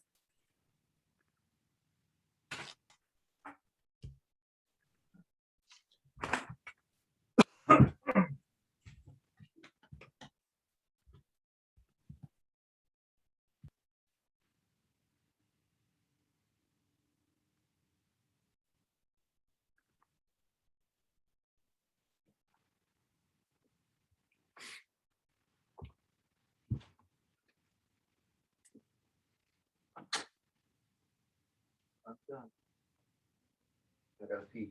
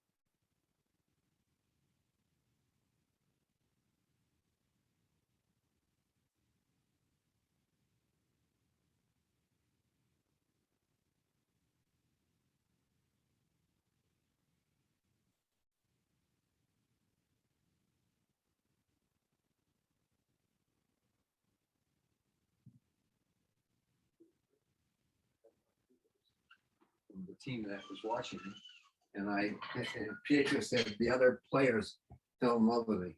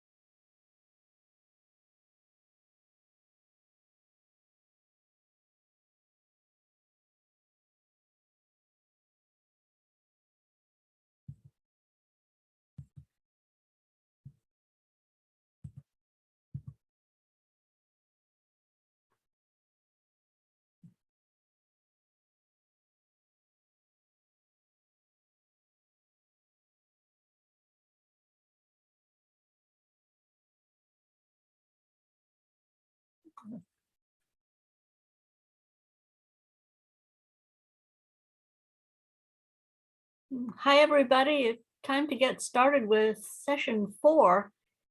And we're going to be talking about plastics. And Jeanette Hanna is leading this session. So Jeanette, take it.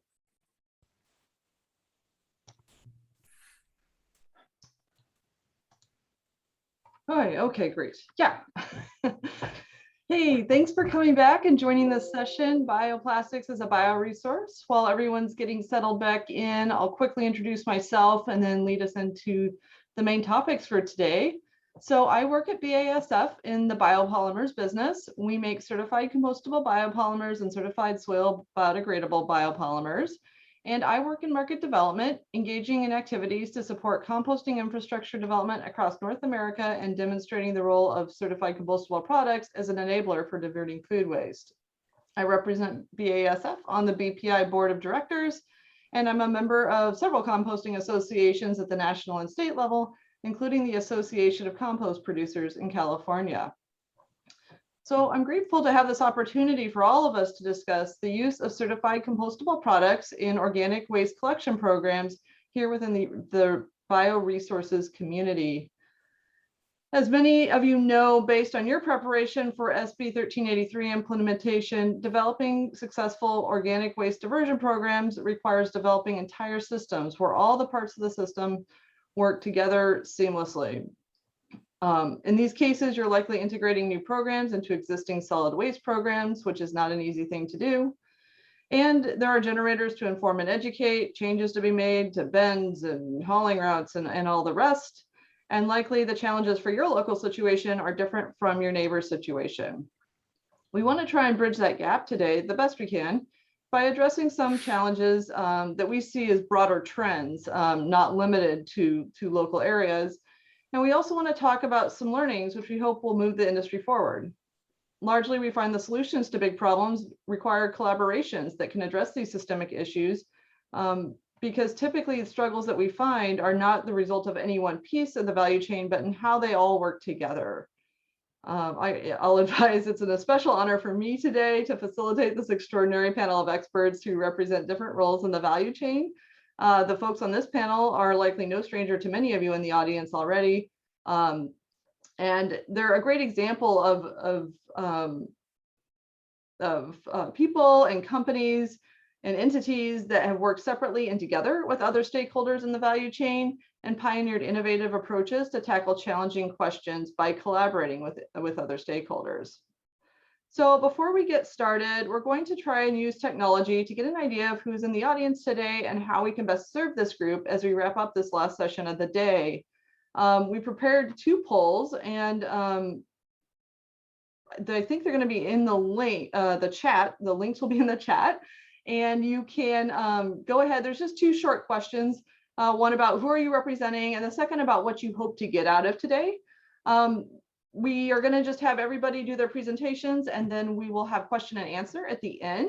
And so it's helpful if we know what folks are interested in. It may be possible to address some of these things as the panelists are all presenting today. So we'll give you a minute to do that. And while you're doing that, I just want to take this opportunity to thank the team, especially at UC Davis, and of course the EPA, who have done all the planning and organizing for this event, including just doing a great job of hosting this Zoom format, which is actually gone really quite well. So many thanks to you all for managing that for us. We'll give it a quick minute to complete that, and then hopefully we can show the results on the screen.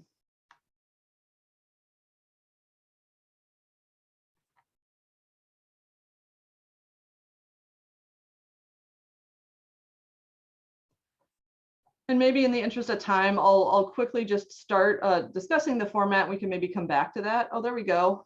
What do we have here? Looks like largely, oh, folks are still logging. Okay, let me just walk through the format real quickly, and we'll let folks finish making their comments there. So I'll introduce each of our panelists, and they're each going to present on one of the following 3 trending concerns that we viewed as kind of the top priorities in the use of compostables in organic waste collection. The first topic is contamination of compost from non-compostable products. The second is rates of disintegration in composting facilities. And the third is the limitation on compostables as a compost feedstock for organic agriculture. And before we launch into these topics, I do want to just go over a couple of quick topics regarding the use of language in common terms, and then highlight maybe a few occasional points of confusion. So when we talk about contamination from non-compostable products, we should make sure we define all our terms in the same way. So the terms biodegradable, bio-based, and compostable all have different meanings. A material, for example, if we're considering bio-based, a material does not have to be bio-based to be biodegradable. There are materials which are not bio-based that are fully biodegradable, and conversely, there are bio-based materials which do not biodegrade at all. And the best example of this is bio-PE. Bio-based polyethylene performs exactly like fossil-based polyethylene. It can be recycled in the same way, and it has all the same physical properties when you're making a product out of it. And so just wanted to highlight that really important distinction between bio-based and biodegradable. And then further, when we talk about compostable, and more specifically certified compostable, we're talking about a product that has demonstrated full biodegradation, as well as meeting other requirements, including disintegration rates and ecotoxicity requirements. We always advocate that compostable products are third-party certified to validate that the performance has been fully demonstrated. And so for this reason, we always refer to certified compostable products. So the first topic is contamination, which we just kind of talked through the key terms for that. So when we talk about disintegration, this is the process of the material breaking into small pieces. And this is the process that we see in a composting facility. The rate of disintegration is really important because it can impact compost quality. And this is something composters have to deal with, and we need to make sure that they're successful.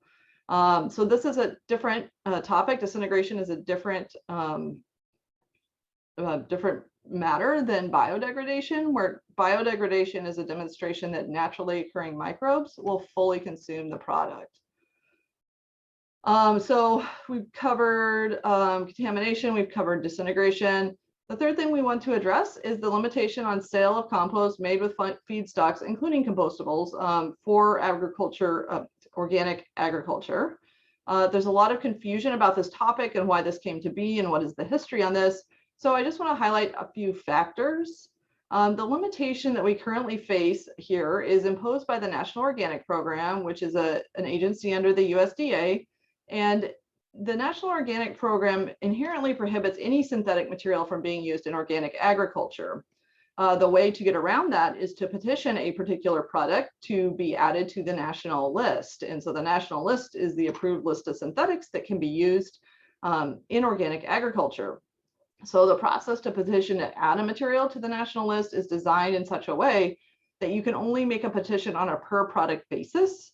And you can imagine then that this is really not a viable avenue for adding all the feedstocks for a composting facility to the national list. And so this is a systemic challenge, right? Like many of the challenges we face and the big challenges that we face. And so it's been something that, of course, the compostables industry has been working on for upwards of 10 years now. And we're doing our best to find different avenues to make this possible. I do want to highlight, oftentimes this is cited as being an issue with certifiers such as OMRI or CCOF or Oregon Tilth or any number of certifiers that certify for the National Organic Program. There's roughly 40, and if you go through your cabinets at home and look at all your organic packaged goods, you'll see they're marked by a certifier that could be any number of entities. So this is not an issue with certifiers. It's an issue that we have to resolve with the National Organic Program. And I want to highlight that this year in California, AB 1201 passed, which has a number of very good provisions in it, including some that may help support the effort to get certified compostable products approved for use in organic agriculture. So those are the three topics. And Hussein, did you have any takeaways from our poll?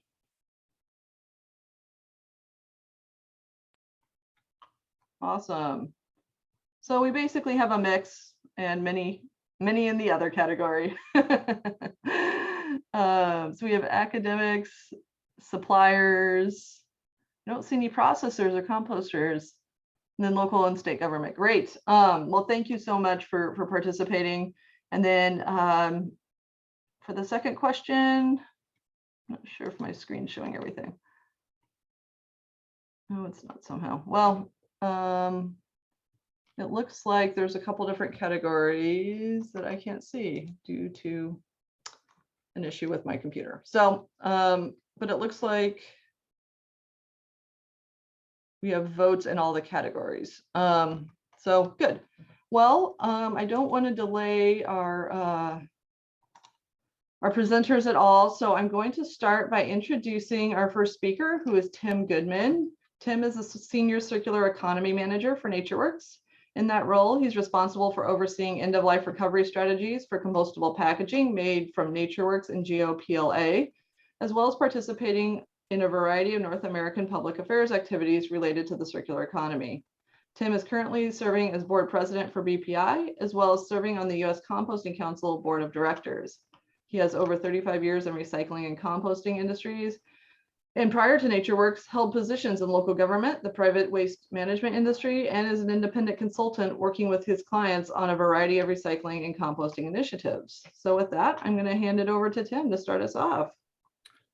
Thank you, Jeanette. I appreciate the introduction. And I am going to touch on, I think, probably all three of those topics you summarized, as well as a couple of other maybe bonus ones I could talk about as well.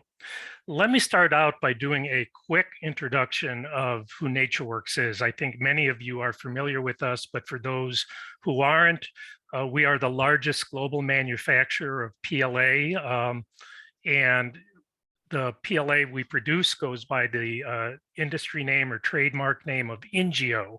So we refer to our material as Ingeo, and you'll hear me go back and forth between PLA and Ingeo probably within the course of my comments. Our manufacturing facility is located in Blair, Nebraska, and we are planning a second facility which will be opening in 2024 in Thailand. And that is going to be running on sugarcane as feedstock in that particular case.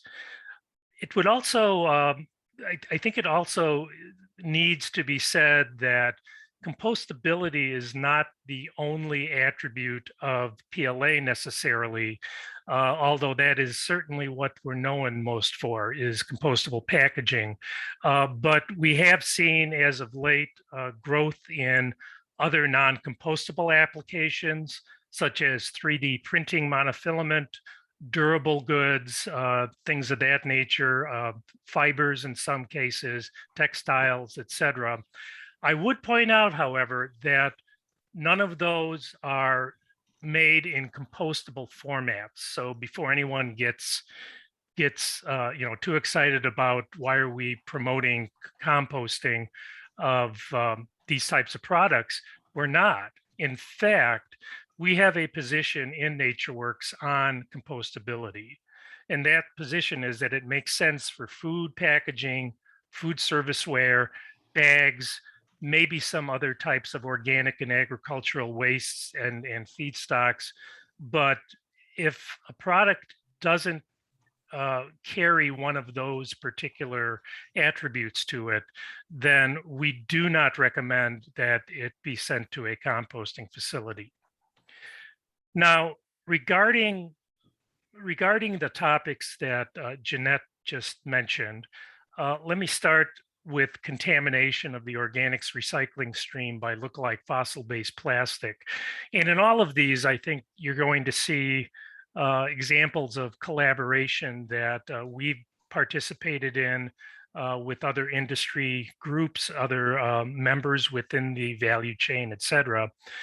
And I think there are a number of tools that can be used to reduce contamination that are being developed by the compostable products industry in conjunction with compost manufacturers, local government agencies, and others. For example, recently, earlier this year, guidelines were developed for BPI for better labeling and markings on compostable packaging so that consumers and composters have an easier time to identify them. Another example is ordinances that require the use of compostable food serviceware only. That is certainly another tool that can be used to help reduce contamination. And this is especially true if a venue or commercial establishment has a front of house collection program. Then in that case, they really do need to look at converting all of their food serviceware to either reusables or compostables. Front of house bin systems is another way to help control contamination.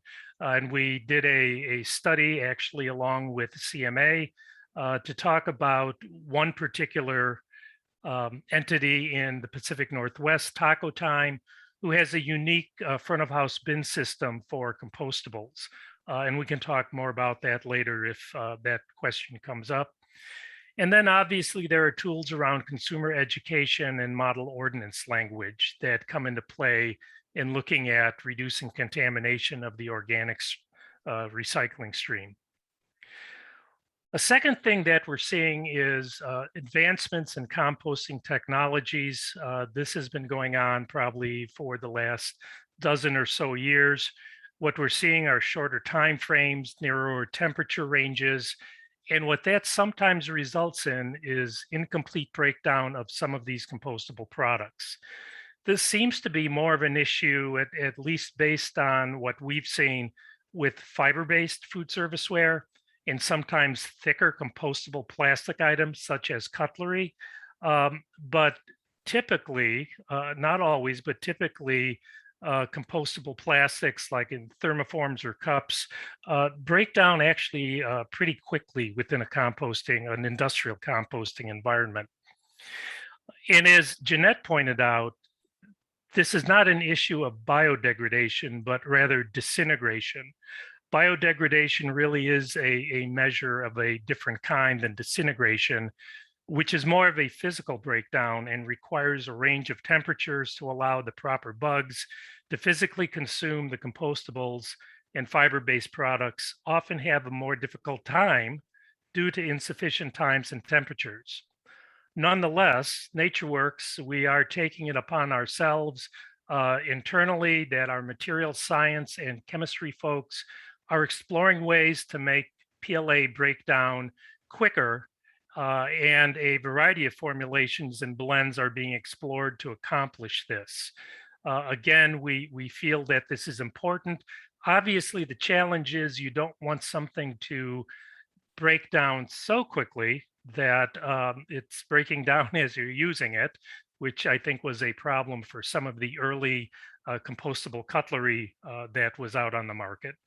But that is an issue that we take very seriously. And speaking of fiber-based items, in recent years, we've seen growing concerns about PFAS contamination coming from grease-resistant barriers used in fiber-based takeout containers. Both BPI and CMA now have requirements that you cannot get certified as compostable if you have greater than 100 parts per million of fluorine in your products. and both require documentation stating no intentional fluorine has been added. I suspect we will be seeing more focus on chemicals of concern, which is why NatureWorks, I'm proud to say, just received Green Screen Platinum certification on the 2 grades of NGO-PLA that go into food serviceware. And for those not familiar with Green Screen, it is a partnership between the Center for Environmental Health and Clean Production Action, certifying single-use food serviceware as toxin-free. So we certainly are proud of that, and we believe that we're going to see more entities take that step towards Green Screen and other certifications along that line. And then, as Jeanette pointed out, there is the issue of the National Organics Program. Compostable plastics are currently not allowed as part of the feedstock for producing compost certified for use in organic agriculture. This is a very challenging issue to overcome. And I know that, BPI has been looking at this quite closely for a number of years. And it just really is a tough nut to crack. But I think what gives me hope is that there's this new coalition that has been launched to address this issue that involves not only BPI, but the U.S. Composting Council, the Plant-Based Products Council, and the California Compost Coalition.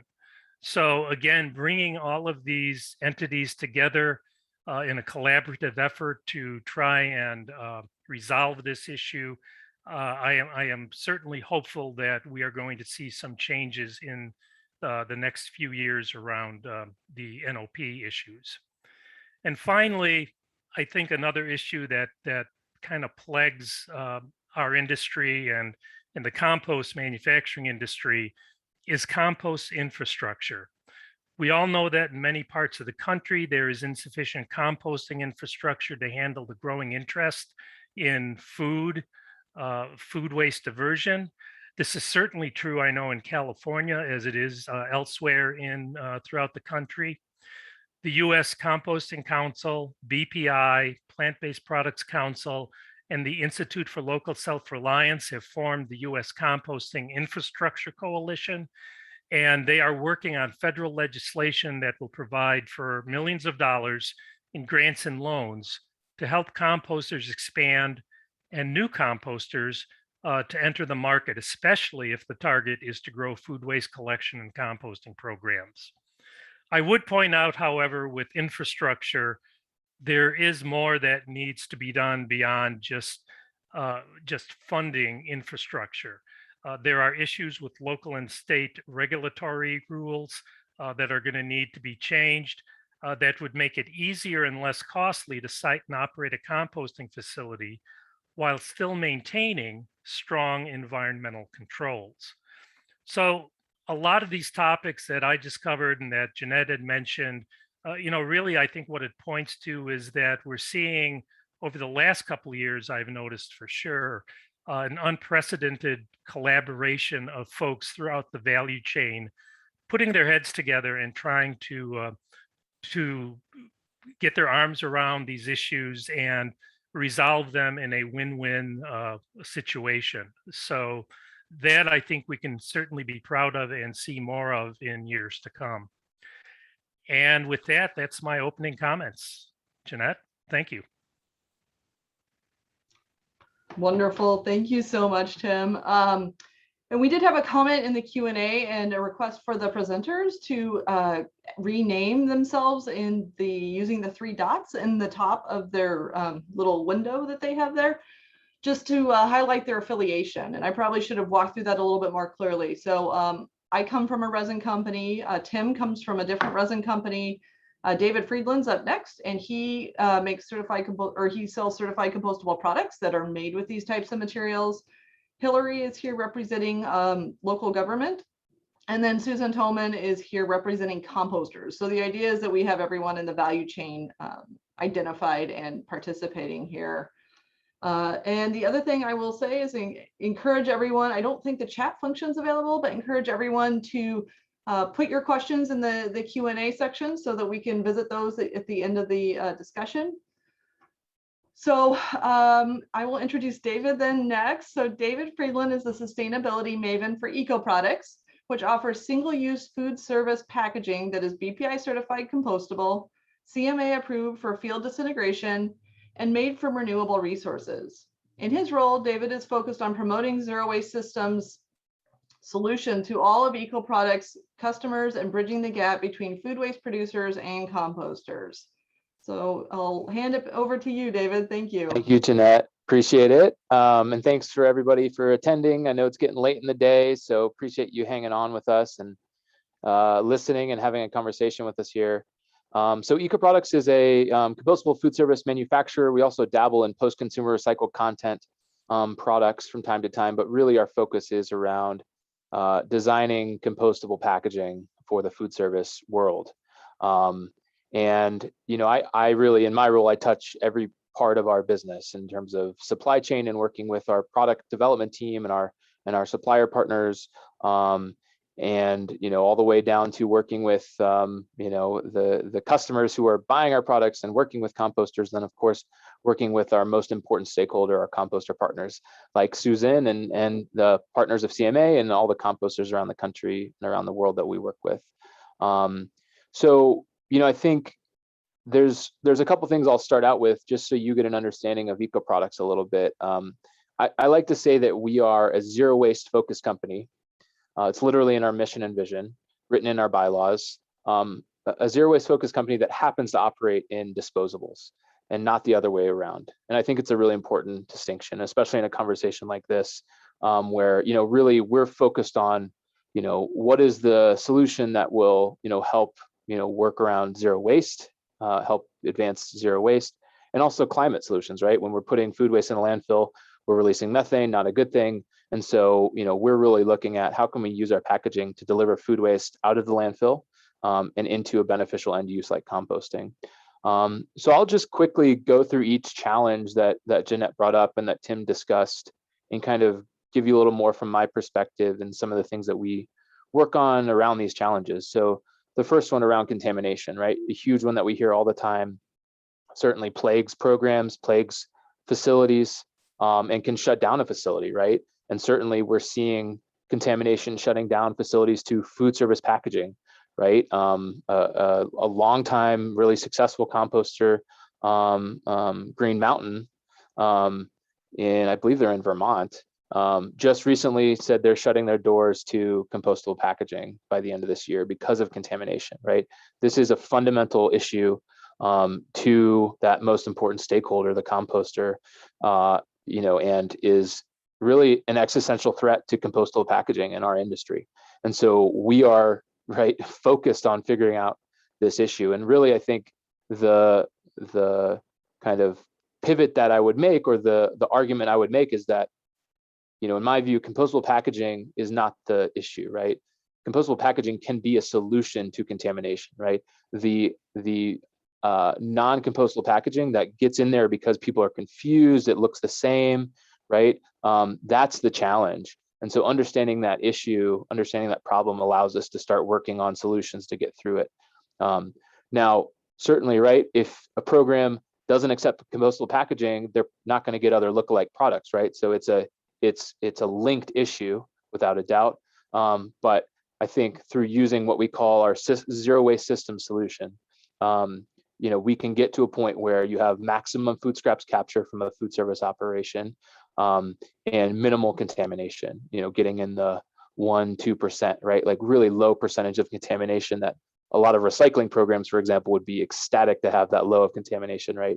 And we've seen through work that, you know, that's been done out there around restaurants and different food service types, that you can get, you know, really high rates of food scrap capture, capturing 98%, 95% of all the food waste available to you in this operation, and have really, really low rates of contamination. EcoCycle out here in Boulder, we're based in Boulder, has done a study that we helped support. And I know there's, you know, been a number of other studies, some that NatureWorks has done, and CMA has done, on this question of, you know, how do we run a successful program using durables, using compostables, and what's kind of the mix to get there. And so really with that as an understanding, that as a basis, we then say, okay, let's go work with our customers. We work with all the large food service management companies to really say, okay, how can we help those large venues, those stadiums, those concert venues to implement a system that delivers this on this promise.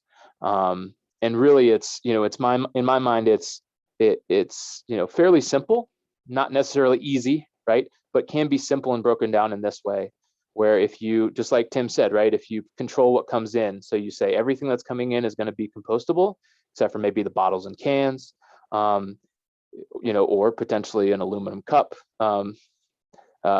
which is something we're seeing more and more, right? But everything that touches food, that's really, really important for food contact, a plate, a bowl, a clamshell, utensils, right, which can't be recycled because of their small format, lids, straws. Let's make all of that certified compostable, tested at the compost site through CMA, right? And so everything that comes into that facility is, that level of rigor is compostable in that definition, right? And then at the facility, let's train the staff. Let's work on operations, train the staff, make sure we have good signage, make sure we have the right bins, right? And make it easy for that consumer when they interact with that bin, they're not confused, right? First of all, everything in their hand, everything on their tray, including the tray, is compostable. So it's a simple decision for them. Just drop it in the compost bin, put your soda pop, your bottle of whatever beverage in the recycling, but everything else easy in the compost. So we started with, inputs into the system, operations, right? And then outputs going out to the composter can be clean, a nice stream, bring additional food waste from that front of house stream to the composter with minimal contamination. So the system is working really well, and we can get after that desire to minimize food waste going to the landfill. So then I'll talk a little bit about the second challenge, degradation. Certainly this is one that, I think our industry has heard through the years and continue to hear, right? The product doesn't break down. What do you mean it's compostable? It's not breaking down in my site. Luckily we have, I think greater connectivity than we ever have had between BPI and USCC and CMA. Everybody's working so hard to do this analysis, right? And we've been partners with CMA for, I don't know how many years now, Susan. Susan will be up next from CMA, but for a long time. And we're really proud of that partnership in testing our products, not just in a compost pile, but in all of the different technologies that her CMA partners, the facilities that are her, within her partnership, that the type of technologies that they are. So it's not just, testing at Cedar Grove and then saying, okay, that works everywhere, right? It's okay, Cedar Grove, we're going to call that an in vessel, right? So that it works there. What other facilities are similar to that? Can we then extrapolate that, right? Let's go test in a windrow system. What other facilities are like that, right? A1 Organics out here in Colorado, we've just been testing in. Their system is sort of new and a little bit different, right? Similar to, I think, some technology that folks are using with biosolids, modified static aerobic pile. I hope I got it right. My friend Bob Yost over at A1 would kill me if I didn't. So you're right, let's look at A1, let's see how it does. And then let's look at other facilities that are similar to that. And then let's say, we think that these products will work similarly well in those facilities too. So not just saying BPI certification is the end, right? Which we certainly are very involved with BPI. We test all of our products to BPI certification, but also saying, let's get them in the piles, let's test, let's make sure that we're actually standing up to what we want to do, right? What we're saying that we're going to do. And it also gives us great feedback, right? We can learn, we can say, oh, this, thickness didn't work. This specific shape didn't work. Why is that? Like, let's think about this together. So it gives that great kind of back and forth and discussion between, us and CMA and the CMA partners to try to work together in a collaborative way. The final piece in terms of OMRI, I won't talk too much about that, but I will say, I think what we're seeing in our customer base, and I think within the compostable packaging industry generally, and the customers that it serves, customers are not just done when they divert the material. They're saying, okay, I've sent my material to a compost site, that's great, but I also need to buy back material. I need to be part of the whole system, the whole loop. And I think that's really exciting. I know there's a great project that I hope you guys are familiar with in California. They're also active in Oregon and Colorado, Zero Foodprint. a great group that is getting a lot of compost out on farms and rangelands, and kind of tying the food service industry and others that are buying into zero footprint, paying for that compost to be used, to be applied. Things like that. We just need to scale up dramatically and work. And we're proud to be a partner with Zero Footprint and love working with them, and really look forward to helping them grow through our existing customer base. That was a lot. I think that's where I'm going to stop for now, Jeanette. But thank you all. It was great to share a little bit with you.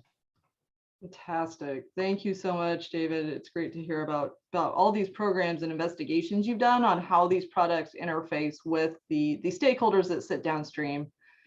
Great. We'll have Susan next. So Susan is the founder and managing director of the Compost Manufacturing Alliance, a composter-owned and operated third-party certifier of compostable products, specializing in field disintegration testing and various composting processes. Prior to launching CMA in 2017, Susan served for 12 years on the senior leadership team for Cedar Grove Composting in Seattle, Washington. Susan also worked for several national and regional firms as a business educator, program developer, and senior leader in the hazardous waste, recycling, and byproducts management field. So Susan, thank you for joining today. Thank you very much, Jeanette, and all the other panelists and the attendees. It's great to be here. So just a little bit of, I think the best way to give my input is to really just talk about the evolution of feedstocks with composters. So CMA was formed. I was at Cedar Grove for 14 years. And, back in about 2006, 2007, Seattle started really promoting commercial collection of organics. And much like a lot of the larger urban areas in California, we have some pretty big players here, like Microsoft and our universities, and a lot of large corporate campuses where they're doing dine-in food service, and they're serving 30, 40, 50, 60,000 meals a day. So everybody got excited when we started doing food scraps commercially, and we had built a facility with all this capacity, and went out and looked forward to getting all this volume and helping the state get their recycling levels up through all this great organics. And after about 6 months into the program, so the facility accepted the STM or the BPI standards, which we needed. Like Jeanette said, those address very important things to make sure what we're putting in the compost piles are safe and they won't cause risk or harm to the material. So those are very important standards. But what we did see is one aspect of those standards was the disintegration piece, that over time, we started seeing these products sort of build up in the overs pile. That's sort of the reject pile. And unfortunately, we're like, wait a minute, there's such a high percentage of these materials in the overs pile that somebody's sourced, a product to ship it in, and then we're ending up landfilling it. And we know these programs on the West Coast that successful composting programs, part of the reason they're successful is because we have the economics right? We have high landfill rates, but if that becomes a residual to a composter, it ends up in the landfill. So Cedar Grove developed its own field test. And I will say too, no fault of the BPI or certifiers or ASTM, but when the ASTM started back in the 90s, a lot of facilities weren't doing food scraps. They were doing yard waste, green waste, farm waste, dairy waste from their cows. But this urban composting has really sort of, just been done in the last 30 years, and food scraps, really in the last 15. So what's been happening is, Tim mentioned, permitting and the cost to do that. So you have facilities that may have been in existence that might have had a windrow facility where they were running it for 6 months. And with the volumes they had, that was fine. But when more pressure for more feedstocks came into those facilities, they had to invest in technologies that shorten those cycles. So if someone was running a windrow and running it 6 months, that aligned really well with the STM test. But as more and more pressure got put on these facilities that had limited land on their permitted site, they began to invest in technologies, first of all, to deal with pathogens in food scraps and food waste, especially post-consumer, but also to do more volumes in a shorter time period. So that's really put a lot of pressure on that time frame in active composting. So So Cedar Grove is doing its own field testing, and in about 2016, the owner of Cedar Grove said, "You're taking calls from all over the country, Sue, and I pay you to help us here in Seattle." And I said, "Well, what if I do this nationally? What if I get other composters involved and we start working on this together in other systems like David mentioned?" So that's what we did. I asked some other big players out there with multiple facilities, are you having the same issue, or what are you seeing? And it just seemed that everybody was on the same page, that they wanted to take compostables, they wanted to employ them, but they weren't confident that those materials would break down. And so we all joined together and started a network of field testing among compost facilities all over the country. And we've learned a lot. I think this is the first time, at least in my experience, where I am experiencing multiple processes for processing compost at different facilities, but also talking to a lot of folks making products, for the future. And it's really the first time we're all, like David said, Eco Products has been working with us, David, for 4 years now. And we have dialogue around the pile science and the science to the cups and what the materials are made out of. And so I feel like we're kind of creating this new space that, like everyone said, we want to all join and learn from each other. So what I see though right now, I guess the current state of affairs, so biodegradable was what everybody called this packaging in the early days. And then we got smarter because we know like biodegradable is too big of a word. California figured that out and they legislated it.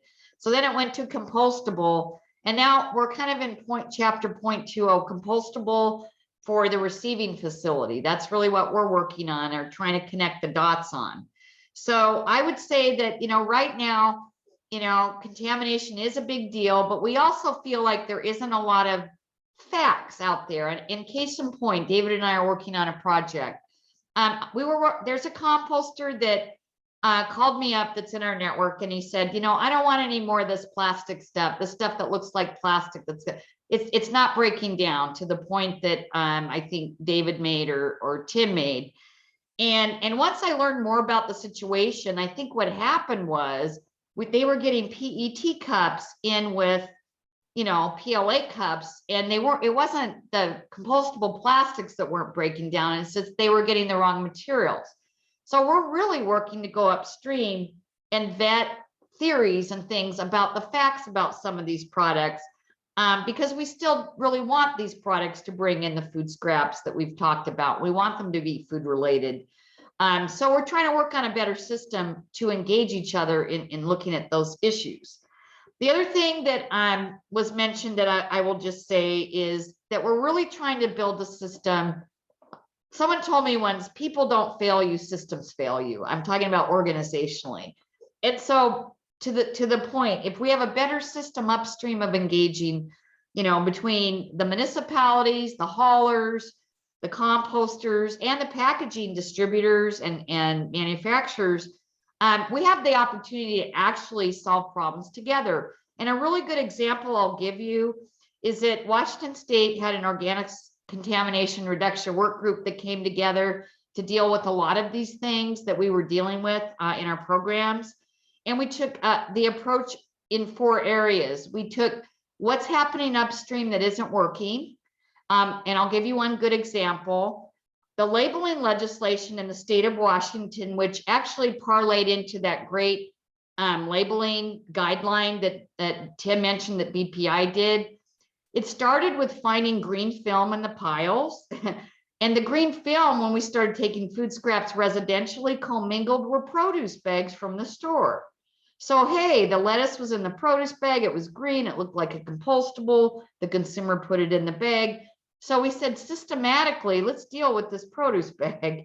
And so now we have legislation in the state that regulates the color of produce bags as being, it regulates compostable produce bags can only be green or brown. And if they're polyethylene and not compostable, they can't be green or brown. So we can use compostables as a contamination reduction strategy if we have them systematically, if we put them in the right type of system. And so those are some of the things that we've been working on, over time with CMA and a lot of our partners. That's the other thing that we're hearing more about, in terms of discerning compostable from a non-compostable. A lot of our composters are looking at how do we color mark? How do we know? You know, if I'm up on a loader 20 feet in the air, how am I going to know that that cutlery or that spoon or that fork is compostable? And we actually have one of our members now only taking brown cutlery because they can't discern a white from a pink, from a blue, from a brown. So these are the kind of things that we're seeing as system changes, but we need everybody to work together and understand why they're important, because everything that comes in on the floor of the composter pretty much goes into the pile. And I guess the final thing I'll bring up is I also feel like there's so many things coming at us with these plastic reduction legislation that, you know, let's get everything non-food, let's make it compostable, plastic reduction. I'd love to focus on packaging that we haven't even explored yet, that actually will have food in it and contribute to food waste diversion. And that's like the deli section of the grocery store where you have salads and containers of pudding, and those actually have food left in them. And, you know, when people are inventing, you know, snack wrappers or things that'll come in empty and bring no food, we really want to direct it back. What are the areas where we can get more food in, where we can have a color mark container? We can talk to the grocery retailer about their part in helping us keep compost clean.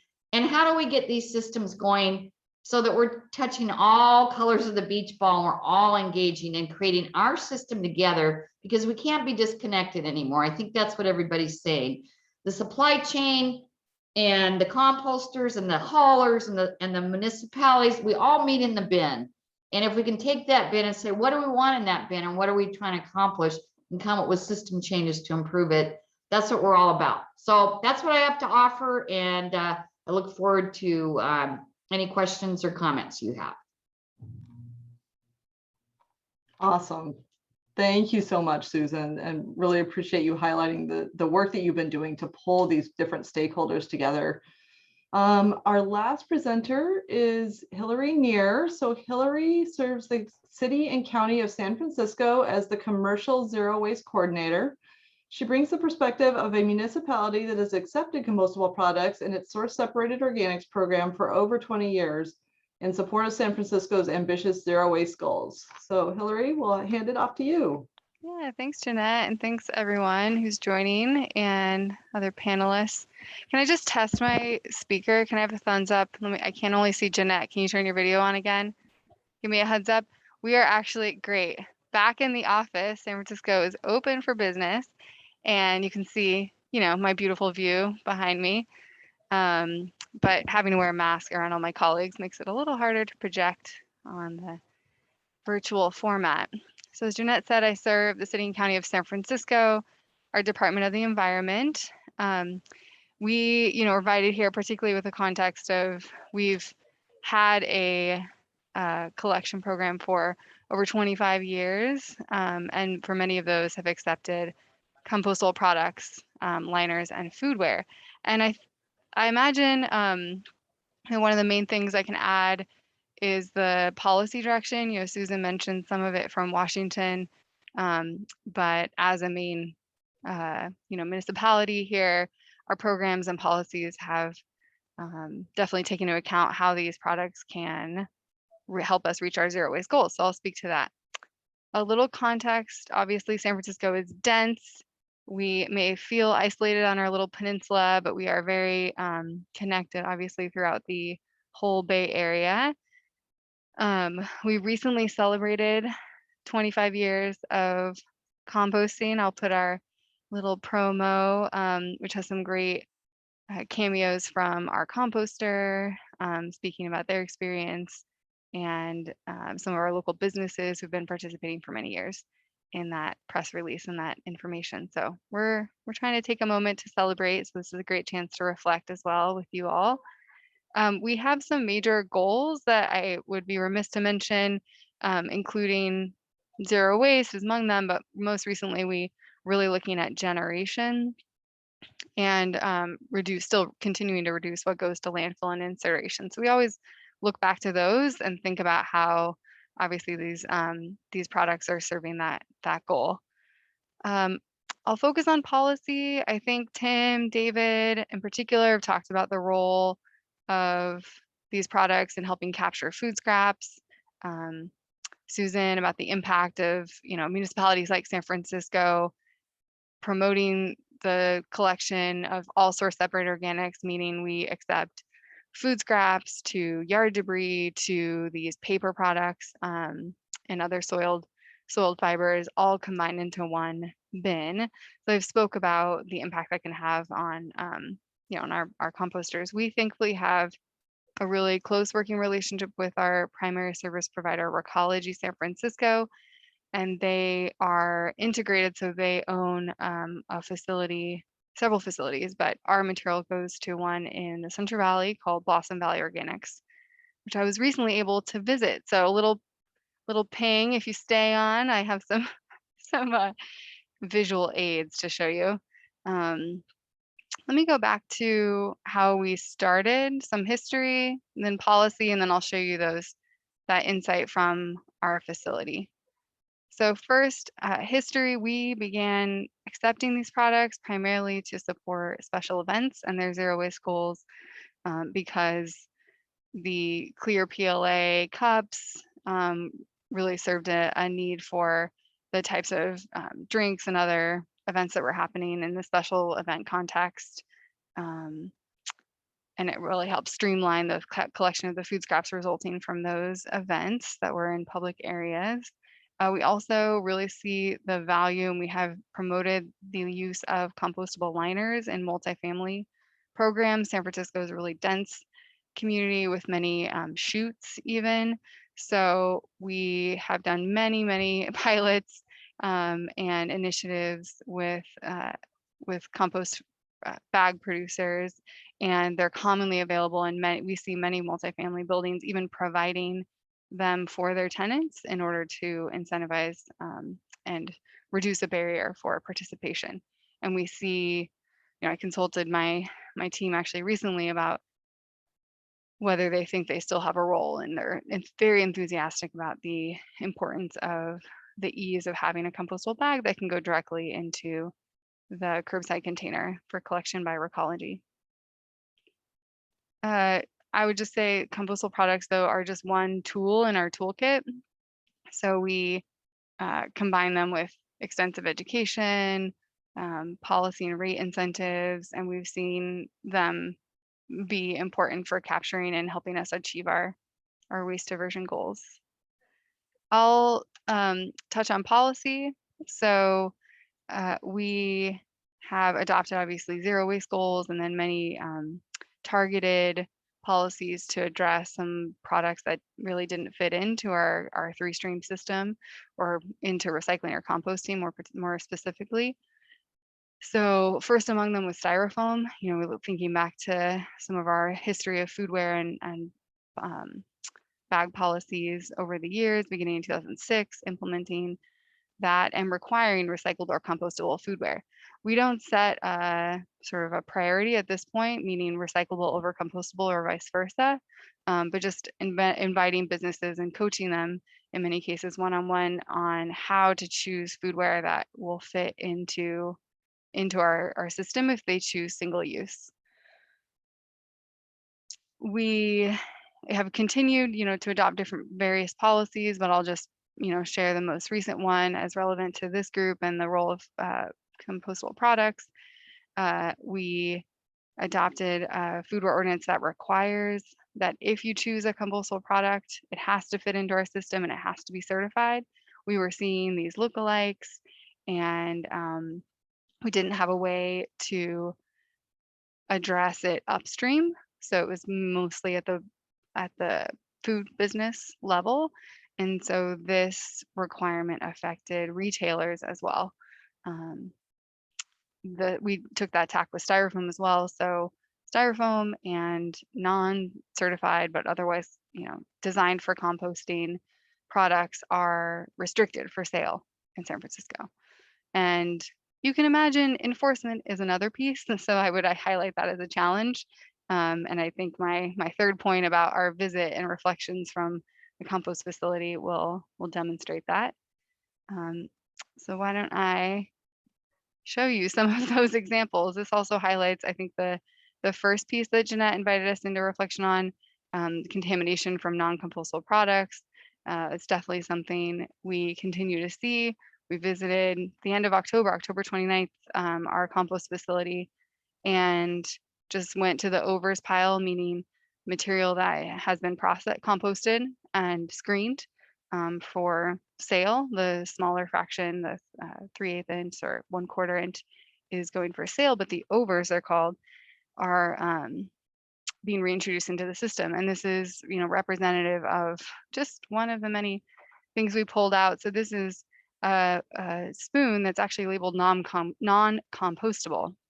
But as you can imagine, for a consumer at the ferry building, maybe having a meal out on the deck and needing to use single use because they're a tourist and they didn't bring their utensil with them, they would see the word compostable and maybe not notice it's so small and embossed.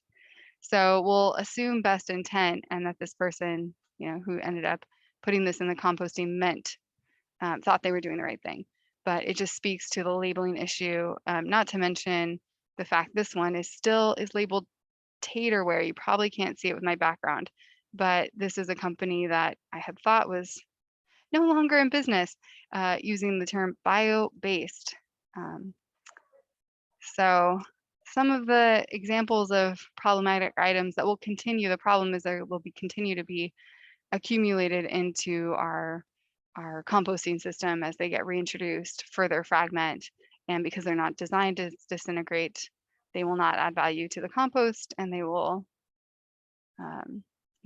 continue to fragment and be small pieces of plastic.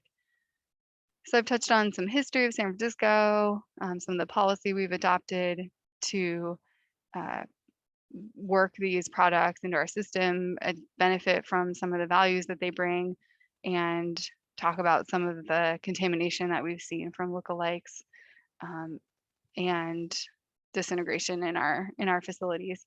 And I'll just leave it with a call to action that we are really proud of a new program, Reusables Win in SF, and we're promoting actually the use of reusables as businesses return to serve San Francisco, our foodie culture.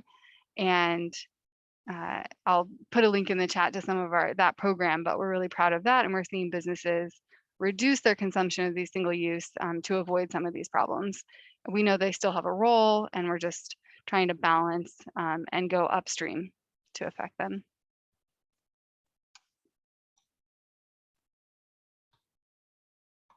Great, thank you so much, Hillary. And we actually just got a question in the Q&A that, if you don't mind taking while you're here on camera. Yeah. Asking about the rate of contamination at the Recology compost facility. Do you guys get stats on that?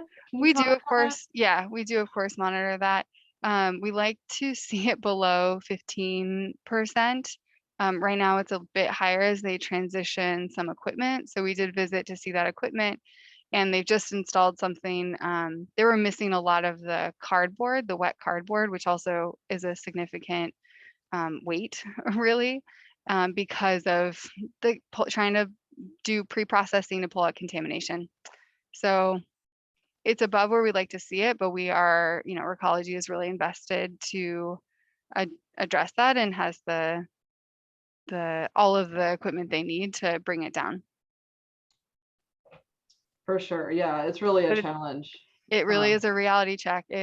Yeah, and that's where, again, upstream support would benefit, right? Because it's always better to not have contamination at all than to have to remove it, of course. But these programs are all developing, and this is sort of even though you've been doing it for 20 years, the fuzzy front end. And if I could ask you one more question, just because you do have all this experience, what would you recommend to local entities that are looking at developing organics programs for the first time based on some of the learnings that San Francisco has had?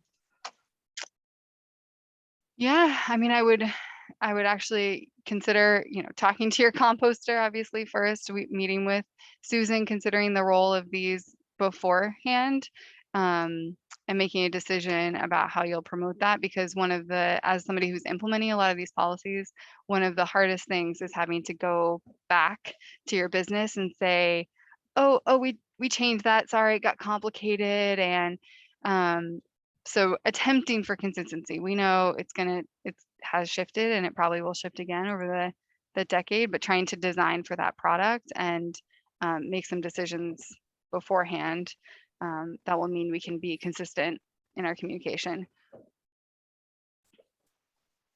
Could I just add to that really quickly? Because there's a great example of exactly what you're saying in terms of like knowing what you're getting into and incrementalism in Summit County here in Colorado. So there's a facility up there run by the local county, Summit County, and they accepted compostable food service packaging for a long time and had contamination issues and just said, we're going to shut it down. They weren't able to sell their finished product. Now, in the last, that was for about like 2 to 3 years. In the last 1 to 2 years, they've started looking back slowly, saying, okay, we will take napkins, we will take certain items, and they've also, this is another great CMA example too, they've looked to the CMA lists. They run a similar technology to one of the CMA lists and said, look, let's look at this list and figure out, go to our largest customers, our largest businesses in our county and determine what we should accept. So they're accepting a small list of compostable packaging now, inching back up and saying, let's take this a step at a time to maintain contamination rates, educate people along the way. So it's one of those things, right, where, we went way too far, too fast, we weren't ready, we weren't educating, whatever it was. But now let's say, okay, how can we find a middle path and work together here? Thank you, David. That's a really great example. It's certainly not uncommon to see that kind of situation arise, but great that we're getting better all the time. There was a question, Susan, in the chat that Tim answered, but I wanted to see if you had a comment on it about the marketability for finished compost and mulch products from facility accepting compostable products. Can you comment on that? Yeah, I mean, we have facilities that have been accepting them for a number of years. And I can tell you, the market, so there's 2 issues. If we have to pull stuff out that doesn't break down, that's a cost to the composter. But separate from that, right? If somebody uses a grocery bag that's plastic and they put their eggshells in it, film plastic is the #1 contaminant, right? So it's not related to whether they take compostables. It's related to if your feedstock profile is 80% curbside yard waste and you get just 1 person on every block doing it wrong. The big contamination on the film plastic is residential missorting, okay? And I think what happens is the baby gets thrown out with the bathwater because it's not because they take compostables. It's 1,000 paper cuts. It's all that packaging around the 1-inch piece of cake you bought at the store, because that's food shows have affected that. You've got takeout containers. 30% of your grocery income now is from takeout, right? But we're working on commercial, not residential. So I know I'm getting off track, but I think that where am I going here? Anyway, I think there's really important employment of compostables to Hillary's point and the other points about bags bringing in food scraps. Half-eaten potato salad is good, heavy food scraps. Materials, that bring in food from your dine-in operation, bring in food scraps. But I think the contamination is over there. We're all looking here and blaming this, and that we're kind of dealing with the breakdown piece when all the contamination is really over here, and we're looking in the wrong forest, in my opinion. I really do. I think large volumes of residential missorting is the real problem. I don't think it's the commercial entities. I mean, they get it wrong, don't get me wrong, but if you get the system right, those should be optimal. And you can hear some of the people here talking about how they're working on those problems. But I think a lot of the contamination comes from residential because there's so much volume relative to commercial. Yeah, and if I could just jump in on that as well, from my perspective, and I have to say this is anecdotal information. I don't have any stats, but as long as I've been in this industry, what I've noticed with a few exceptions, what I've noticed is if you are taking in loads from closed loop venues, if you're taking in loads from restaurants, et cetera, they're typically going to be cleaner than residential loads. Now, there are exceptions to that, I realize, and each city is going to be different. But in my way of thinking, it almost seems better to start with the closed loop venues and then move to institutions like colleges and hospitals, and then maybe start moving to commercial, because by doing that, you're slowly training the people who are going to those games, those closed loop venues, who are going to those restaurants, who are working at those institutions. You're training them so that when a program is ready to roll out residentially, hopefully you'll have some base of people that actually know what they're doing and sorting it correctly. So, I think from my perspective, that might be one way of kind of starting programs if you're going to do it from scratch. I would also add to Susan's comment and David's comment that yeah, I mean, there are a lot of compost manufacturers that I know of that are taking in compostable packaging, BPI certified or CMA certified. And as long as they don't have contamination, as long as they get that contamination out, they're not having any problem selling that compost. Yeah, that was actually what I was going to follow up with Susan on. So Susan, if you get feedstocks that are all fully certified, CMA certified compostable products and food scraps and yard waste, what is the quality of that compost compared to,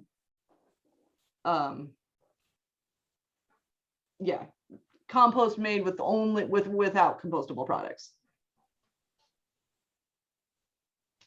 Well, okay, it's still hard to answer that, depending on whether you take food scraps and the curbside and all that. Yeah. But if there is no contamination, then. Yeah, I mean, if the composter, it'll break down on the composter site. It's BPI certified, ASTM compliant. It's, met all those standards and it's sorted properly. Yeah, we'd have the same feedstock we had when we only took yard waste, which is that's what composters are doing. They say, food, no, it's food. A lot of it's because it's food, guys. The apple sticker on the apple, the produce bag I mentioned. Why don't we just get all the produce bags to be compostable in the facilities that can process them? Right there, we take out about 70% of our film plastic, I think. That's what I'm talking about. It's a systems issue that if all of us could get upstream and really do the 80-20 theory and say, where is the real problem? Let's get facts on that and start working our way down. And I think composters would feel more comfortable. We'd get more food scraps because we'd strategically be focusing our compostable plan on the food scraps together. And then the compostables for dine-in collection, we can keep doing the work we're doing with NatureWorks and David to get the best products available that'll work better in all systems to bring in the most food scraps. I mean, that sounds really simple, but we have to start looking at facts and where's the biggest problem and where can we get those wins. And I think taking compostables and using them to help ameliorate contamination is something we haven't even talked about. Thank you so much. That was awkwardly phrased, and you gave an awesome answer in the end. So apologies for that. I was trying to get a couple of things in there. I don't know if someone has a minute to address how do we reinforce or help ensure that the counterfeit compostable products are addressed. David, can you talk a little bit about how that is managed? Well, we have awesome folks like Hillary, with good policy and then enough resources to enforce, right? Which is very hard. But I think it starts with good policy, right? I think we've seen it in, Washington, right? We've seen it in California now. We've seen it in, I think, Maryland too, right? Of saying, look, something biodegradable, like let's stop with that marketing claim. Here's what we mean when we say compostable, right? And then good labeling requirements too, to actually show it. And so I think it starts with good policy, and then, you know, I think, right, the state of California, you know, Attorney General's offices across the state with different counties are sending out letters saying, hey, you know, you're marketing something as biodegradable, decomposable, composable, or some, you know, these different terminologies in the statute. So we just, I think that's the way we get after it. And also educating procurement professionals, educating buyers so that they know what they're bringing into their system. And, you know, also educating consumers, but that's a whole nother, you know, ball game to try to get that out there. But I think it's good policy, it's education, and it's a tough battle for sure. But I think we can work on it a little at least.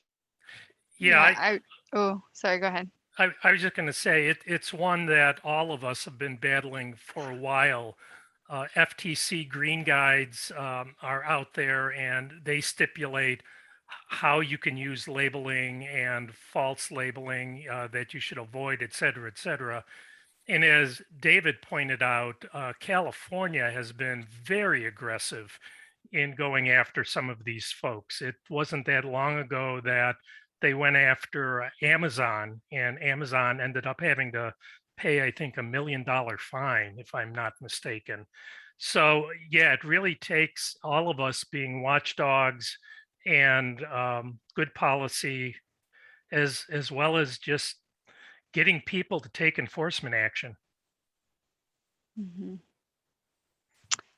Yeah, and I was just going to add that we actually have brought on site internally a whole outreach team that's multilingual to recognize the, you know, the importance of personal connection and getting people out in the field who speak the languages and can meet business owners with to navigate some of these questions.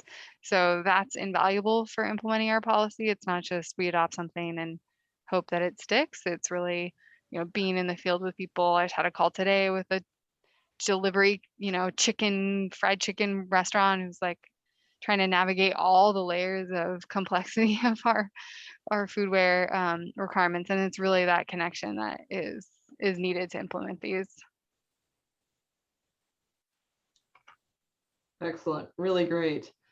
Tim, I see you answered a couple of questions about microplastics, and we've had a couple different ones come in. Do you want to just talk briefly about microplastics and the sources? Not really, but I will. I'll really jump in and I'll jump in and give you my thoughts on microplastics. Microplastics obviously is one of those areas that a lot of folks are now focusing on. Compostable plastics, if they end up in an industrial composting facility, they are not going to create microplastics.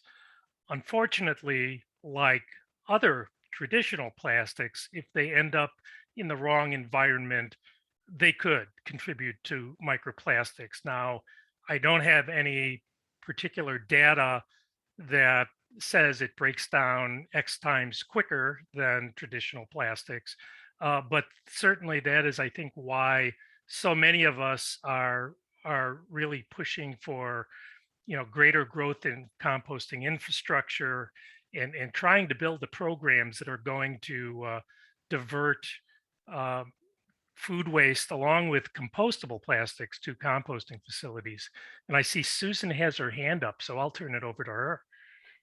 Well, just because this is clearly a concern for composter, I will add that when it comes to this compostable space, this is why we want dine-in food service to only be compostable, because if you have a polyethylene lined hot cup or you have a PET container mixed, that's where those microplastics will come from, not the ASTM certified cup, where, just so you know, that ASTM test says when we say biodegradation, it means it's not going to fragment into microplastics. That's what that science is about.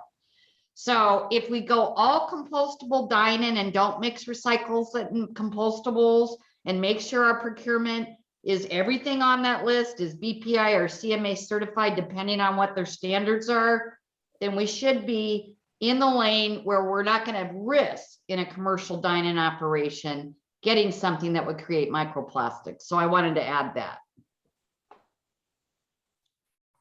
Excellent. That's really fantastic. I'm going to pass it back, I think, to Tim and David, because this is something that always interests me. You know, everyone on this panel has done a lot of collaborations across the value chain, right? Which is probably not your core business. Your core business is to provide a service or sell a product. And I wanted to ask, how do these kinds of collaborations add value for your company? Because certainly the economic drivers around organics diversion have to always be considered. Sure. I mean, I can jump in and then David can add in what he wants. I think from kind of a bigger perspective, collaborations add value to us because it helps build trust and respect and understanding, which often leads to new learnings and insights for all parties. Susan and I have worked on a number of projects together, and there have been some aha moments for me, and there's been some aha moments for her. And you know, I don't think the compostable products industry and the compost manufacturing industry are going to be able to solve these issues by themselves. They need to collaborate to create that win-win situation. You know, we also feel we have a responsibility to understand composting and the challenges that composters face. That's one of the reasons why 9.5 years ago, NatureWorks created my position, because I bring a recycling and composting background to a resin company that frankly didn't know much about recycling and composting. We also know that brands and consumers are embracing compostable packaging, and the demand for these products is only increasing. If that wasn't the case, we wouldn't be building a second production plant in Thailand. We're seeing it all the time. The demand just keeps on growing. And collaboration on finding solutions to these challenges that we all face is going to be imperative for both the compostable product manufacturers and the compost manufacturers. And I'll turn it over to David if he wants to add something. Well, that was great, Tim. I don't know if I have a ton to add, but I'll give it a shot. I mean, I think one of the things, and I hope others agree with me on this, one of the things that differentiates the compostable packaging industry is that we are trying to walk a different path than the traditional packaging industry has before us, right? We need to. Compostable packaging, right? Like, it's in the name. Without end of life, what are we doing, right? So we need collaboration with the composting community and with others around that, the waste haulers, right? The buyers at the end buying finished compost. You know, we have to have collaboration throughout our value chain, both upstream and downstream. Otherwise, we won't be successful. So we've learned, I think, quite well from Tim and NatureWorks, in that NatureWorks brought in Tim to educate them on, you know, end of life and waste diversion. And we said, hey, that's an awesome idea. And we've, you know, now created a team out there and across the country. We have 4 different people right now. We just hired a 5th, going to hire a 6th that we call our product and zero waste specialists. And they're based in each region for us. And their job is literally connecting our large customers to composters, right? Like building those collaborations on the ground. Waste is hyper local, as we all know, building those relationships locally to make these things actually happen, get our products into the compost site. So, so yeah, I mean, without collaboration, we're not going to be successful as the compostable packaging industry.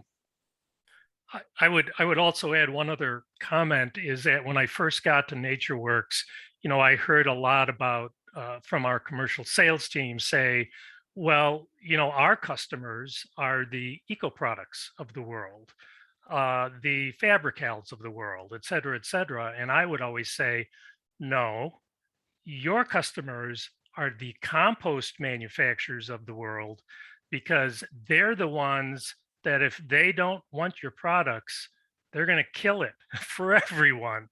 And you know, and it took a couple years for that to sink in, but I think everyone is pretty much now on board at NatureWorks with that thought.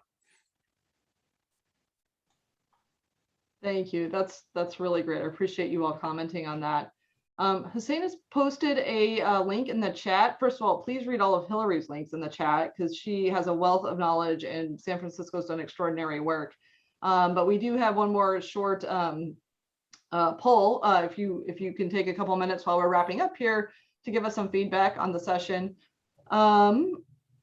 And what was I going to ask? I was going to ask David about his customers. So, you know, again, looking at where do we find value?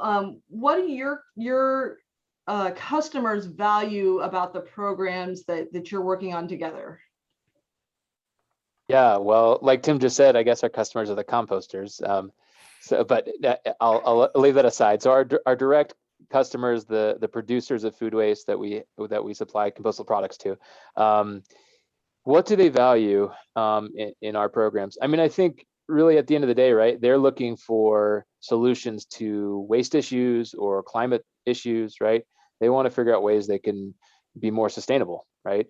And so I think when it comes to looking in that waste stream, right, food waste is the heaviest part and, you know, has a huge impact on climate if we're going to just let food waste break down anaerobically in the landfill, right? So that's where we sit, right? That's where we come in and say, hey, we're here for you. We can help you put a program together.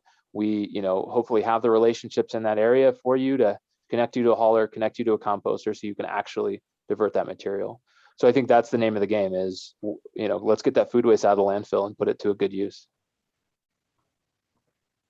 Great. And I accidentally said I wanted to answer this question about adhesives live. So there was a comment about the supply chain and limitations on access to adhesives, and is this an opportunity for biopolymers? And so, and it was directed at me, so I'm going to go ahead and answer it really quickly. So at BASF, you know, we view these biopolymers as suitable for applications where products are coming into contact with food and going to be diverted to composters, or if they are used in a managed environment, such as agriculture. So it's a good question. We've got supply chain issues everywhere. It's going to be a rough, I don't know how many more months it's going to take to sort that out. But, you know, certainly, you know, if the performance is there for those applications, it could be possible. But we always have to remember, you know, engineered wood products are used in things that, you know, external products or exterior products, I guess I should say, right? So our OSB is used in cases where it needs to be waterproof. And so we have to make sure the performance of the adhesives is suitable for the application. But, you know, certainly Susan and her members are likely seeing a lot of these products at their facilities. And it would, you know, definitely be a concern for them at some point. So I wanted to go back then and ask Hillary, after 20 years of being in the business of diverting organics on a municipal and county level, you know, you've solved a lot of problems. You've got a couple more challenges, it looks like, you know, coming down the line. They never truly go away, but I wanted to find out, what are you most hopeful about as you consider these challenges that we're facing, growing organic waste collection infrastructure? Well, it's a big question. I think I would reiterate especially on this topic and foodware and the role, you know, our excitement about the adoption of more reusables to incentivize, because we see the cost of these premium products really affect businesses. So we want them to go to use when they really are necessary. So I think that's the next level. Is we had widespread adoption, and this is definitely a community that embraces green alternatives, and that's a great thing. And we want to make sure that they're not just embraced as green, you know, greenwashing, and we don't invite people into the next, you know, up the hierarchy of reducing those consumption. So really hopeful about our reusables campaign and the kind of technical assistance. We're actually buying reusable foodware for businesses to like make it a reality. And then for those customers that really need it, they can have the really high end, you know, those businesses now are realizing some cost savings from that, and they can buy the certified compostable. They're not having to, you know, weigh this, oh gosh, I gotta buy these for my whole volume of customers. So I'm hopeful about that. And that's where I'll leave it. Thanks for the question. Yeah, it's exciting. And I mean, key point, right? That there are many solutions that will help us get to our end goal. And so we have to consider everything and continue to work together. I don't know, Susan, can I ask you the same question? I like this because I like ending on a hopeful note about what are you most hopeful about as you're considering the market dynamics that you've been leading for forever. What are you most hopeful about as we go forward in this new era? I gotta admit, I used to feel like a lone wolf banging a drum a lot, but now there's so many people coming together, smart people coming together. The conversations are all syncing up. It feels like everywhere. So I'm most hopeful that we're really kind of in this next chapter of our evolution together about how we engage. And I think all the other speakers just so eloquently put it, that I'm just hopeful that this what we're doing right now is happening, and there's more and more. Now it's really hard on the schedule when you have a lot of these, but I think that you know, I'm seeing the progress of you guys are the problem, you're the problem, you're the problem. There's a much better energy to be talking about the solutions than to point fingers and say everybody else is the problem. And I think we've grown up as an industry collectively where we're starting to get it. You know, we're not really sure where things are headed, but I think we all have a clear idea now where we need to set our collective sights.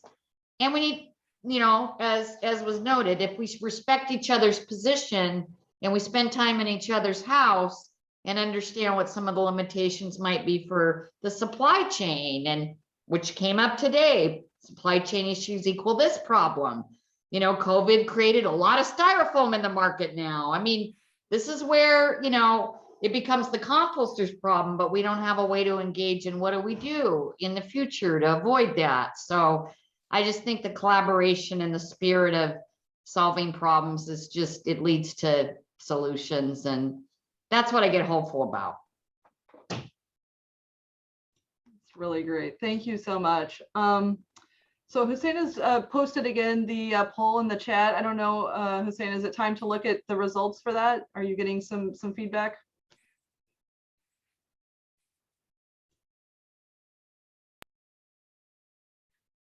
We are getting a little feedback. Great.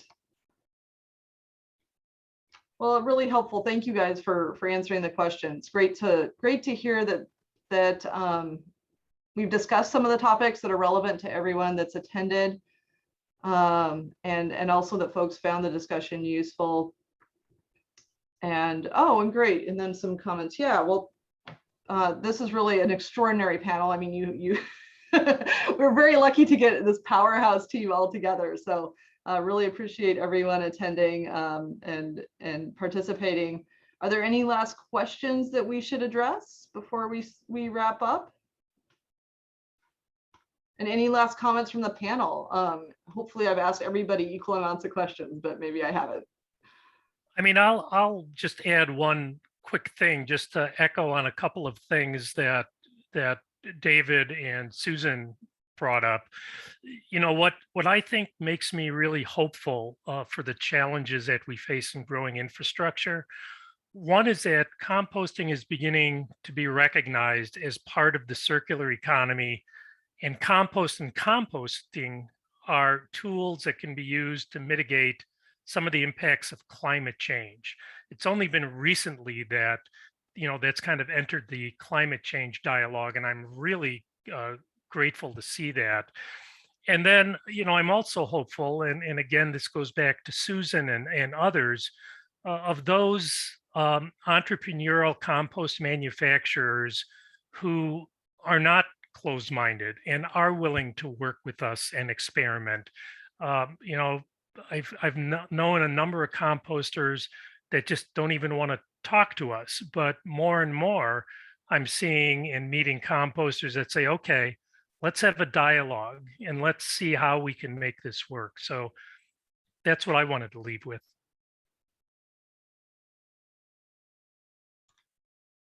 Great. Any closing comments from anyone else? If not, we'll hand it back to Lauren to close us out for the day.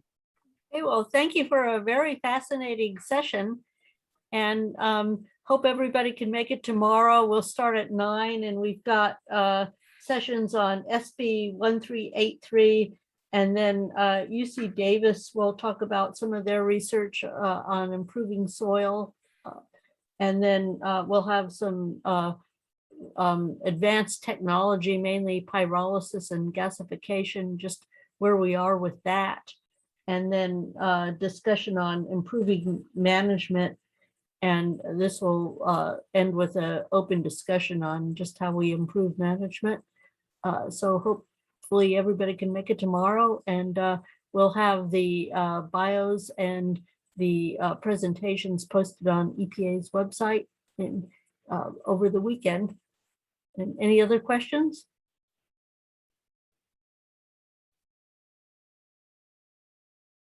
Okay, well, good. Have a good evening. We'll see you tomorrow.